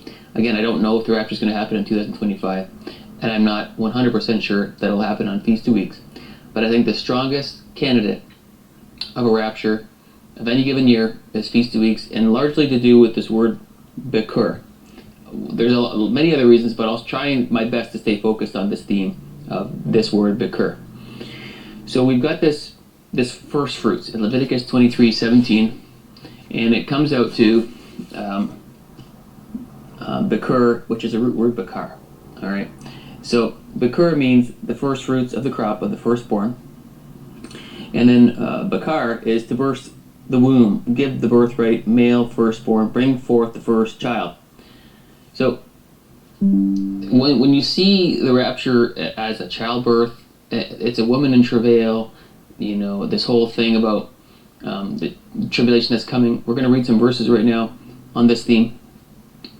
But when you can see that it's Israel going into travail, and that the rapture is really a birth. And what is birth? It's new life. Whenever somebody here, I'll just block my mic a bit. When somebody I think the rapture has this year. a child, I just can't, and they post it on social media, I it gets the most reactions out of any kind of post you could possibly post. Usually when a new life happens, people are it's excited. It's got to be this year. This rapture is new life. It's a new birth. It's It's the male child being presented to the father. And this word first fruits in Leviticus 23:17, the 2 wave loaves, is tied to childbirth. Game changer. Right there. It's tied to the whole theme of what this whole book was talking about. So let's go there. Let's just read it. Leviticus 23 verse 17. And here it is. You shall count. You shall bring from your dwellings 2 wave loaves, 2/10 of an ephah. They shall be of fine flour, and they shall be baked with leaven. They are the first fruits of the Lord. So that word first fruits is bakar. I'll block the wind a bit here. And that's bakar. And the next verse to just references Exodus 23 verse 16 through 19. It's talking about the feast of the Lord. And you come before the Lord. That's Exodus 23, 16 through 19 on those 3 feasts. Exodus 34, 22 through 26 is another place to reference. And I'll go grab them right now. The wind calmed down a bit there. So Exodus 23, 16 through 19. And it says, particularly in verse 19, the first of the first fruits of your land you shall bring into the house of the Lord. We are waiting to be brought into the house of the Lord as children of God, waiting for that birth into new life. Okay, and then we've got Exodus 34, similar theme there. That is 22 to 26. The first fruits of your the first of your first fruits of your land you shall bring to the house of the Lord your God. We are waiting to be brought to the house of the Lord. More themes on childbirth throughout the Bible. Jeremiah 4, verse 31 says, "For I have heard a voice as of a woman in labor, the anguish as of her who brings forth her first child." I believe that the raptured church is the first fruits of the harvest. The creme de la creme, those who have faith in Christ. The first fruits being brought to the house of the Lord by Jesus, our high priest. What does Jeremiah 30 say about what's around the corner? It says, "As ask now and see whether a man is ever in labor with child. So why do I see every man with his hands on his loins like a woman in labor?" We're talking about a birth. I believe the church is the male child being birthed and presented to the Father. "And all faces turn pale. Alas, for that day is great, so that none is like it. It is the time of Jacob's trouble." We have Leviticus chapter 12. This is the law. And Jesus fulfilled the law, every jot and tittle, and Jesus is not going to break the law. And Leviticus 12 verse 2 says, "Then the Lord spoke to Moses, saying, Speak to the children of Israel, saying, If a woman has conceived and born a male child, then she should be unclean for 7 days." 7 days. Okay, so if you have a male child, 7 days, you should be unclean. Well, again, the church, I believe, is the male child. And so what happens if you're in rebellion? Well, Numbers 14:34 says, "According to the number of the days in which you spied out the land, 40 days, for each day you shall bear your guilt 1 year, namely 40 years, and you shall know my rejection." So when they went to go spy out the land, for 40 days, they came with a bad report, and therefore they wandered the wilderness for 40 years as a punishment. In other words, 1 day for a year. Israel, in general, is in rebellion with the Messiah, understanding that Jesus is the Messiah. So a day for a year for punishment. So Israel will be in punishment for 7 years. We are the male child. The woman is unclean for 7 years, right? 7 days, 7 years. Okay. Now when you read Revelation 12, with the mindset that it's the rapture of the church, the Holy Spirit indwelt church. Revelation 12 verse 5, "And she bore a male child, who was to rule all nations with a rod of iron, and her child was caught up to God and his throne." I I believe that the woman in Revelation 12 is simply Israel, or Jerusalem, however you want to look at it. That's all. That's all it is. The male child is the raptured church. That's basically it. It's that simple. But there's more themes on this theme of birth. And we can go to Isaiah. Actually, we're in the New Testament, so let's go to 1 Thessalonians. Right after the most strongest evidence for a rapture, 1 Thessalonians 4, it talks about the signs of it, of what's going to happen. So I'm going to read this, the most popular rapture verse first. 1 Thessalonians 4:16, for the Lord himself will descend from heaven with a shout, with the voice of an archangel, and with the trumpet of God, and the dead in Christ will rise first. Then we who are alive and remain shall be caught up together with them in the clouds to meet the Lord in the air, and thus we shall always be with the Lord.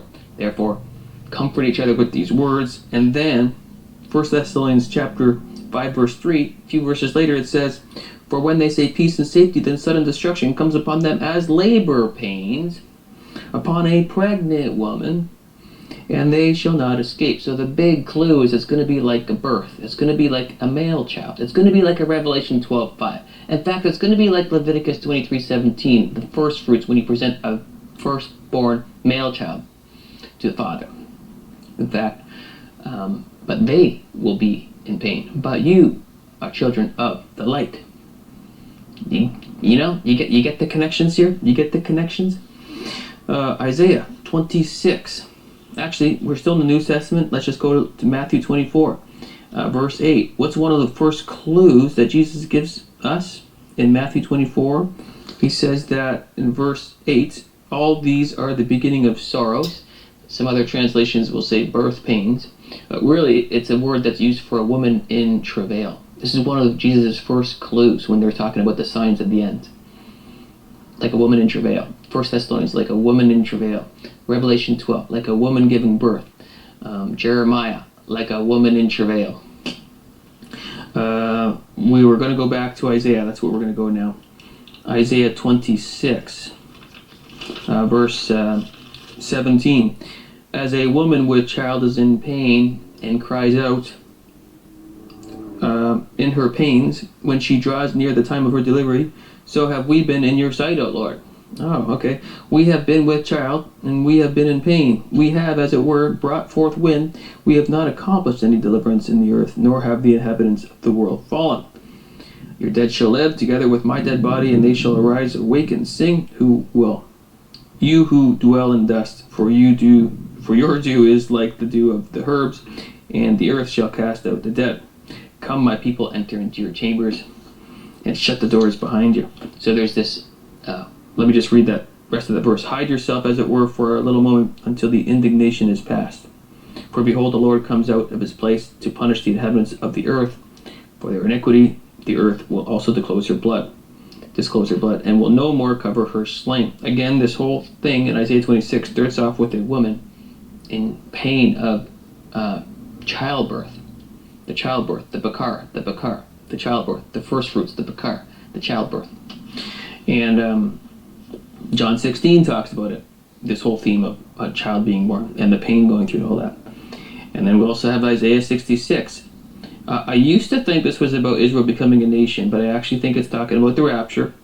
I did a half-hour video on this. I don't want to flood your thoughts with this, but let me just summarize it really quick. It says Isaiah 66 verse 6, the sound of noise from the city, a voice from the temple, the voice of the Lord, who will fully repay his enemies. Before she was in labor, she gave birth. Before her pain came, she delivered a male child. Who has heard such a thing? Who has seen such things? Shall the earth be made to give birth in one day, or shall a nation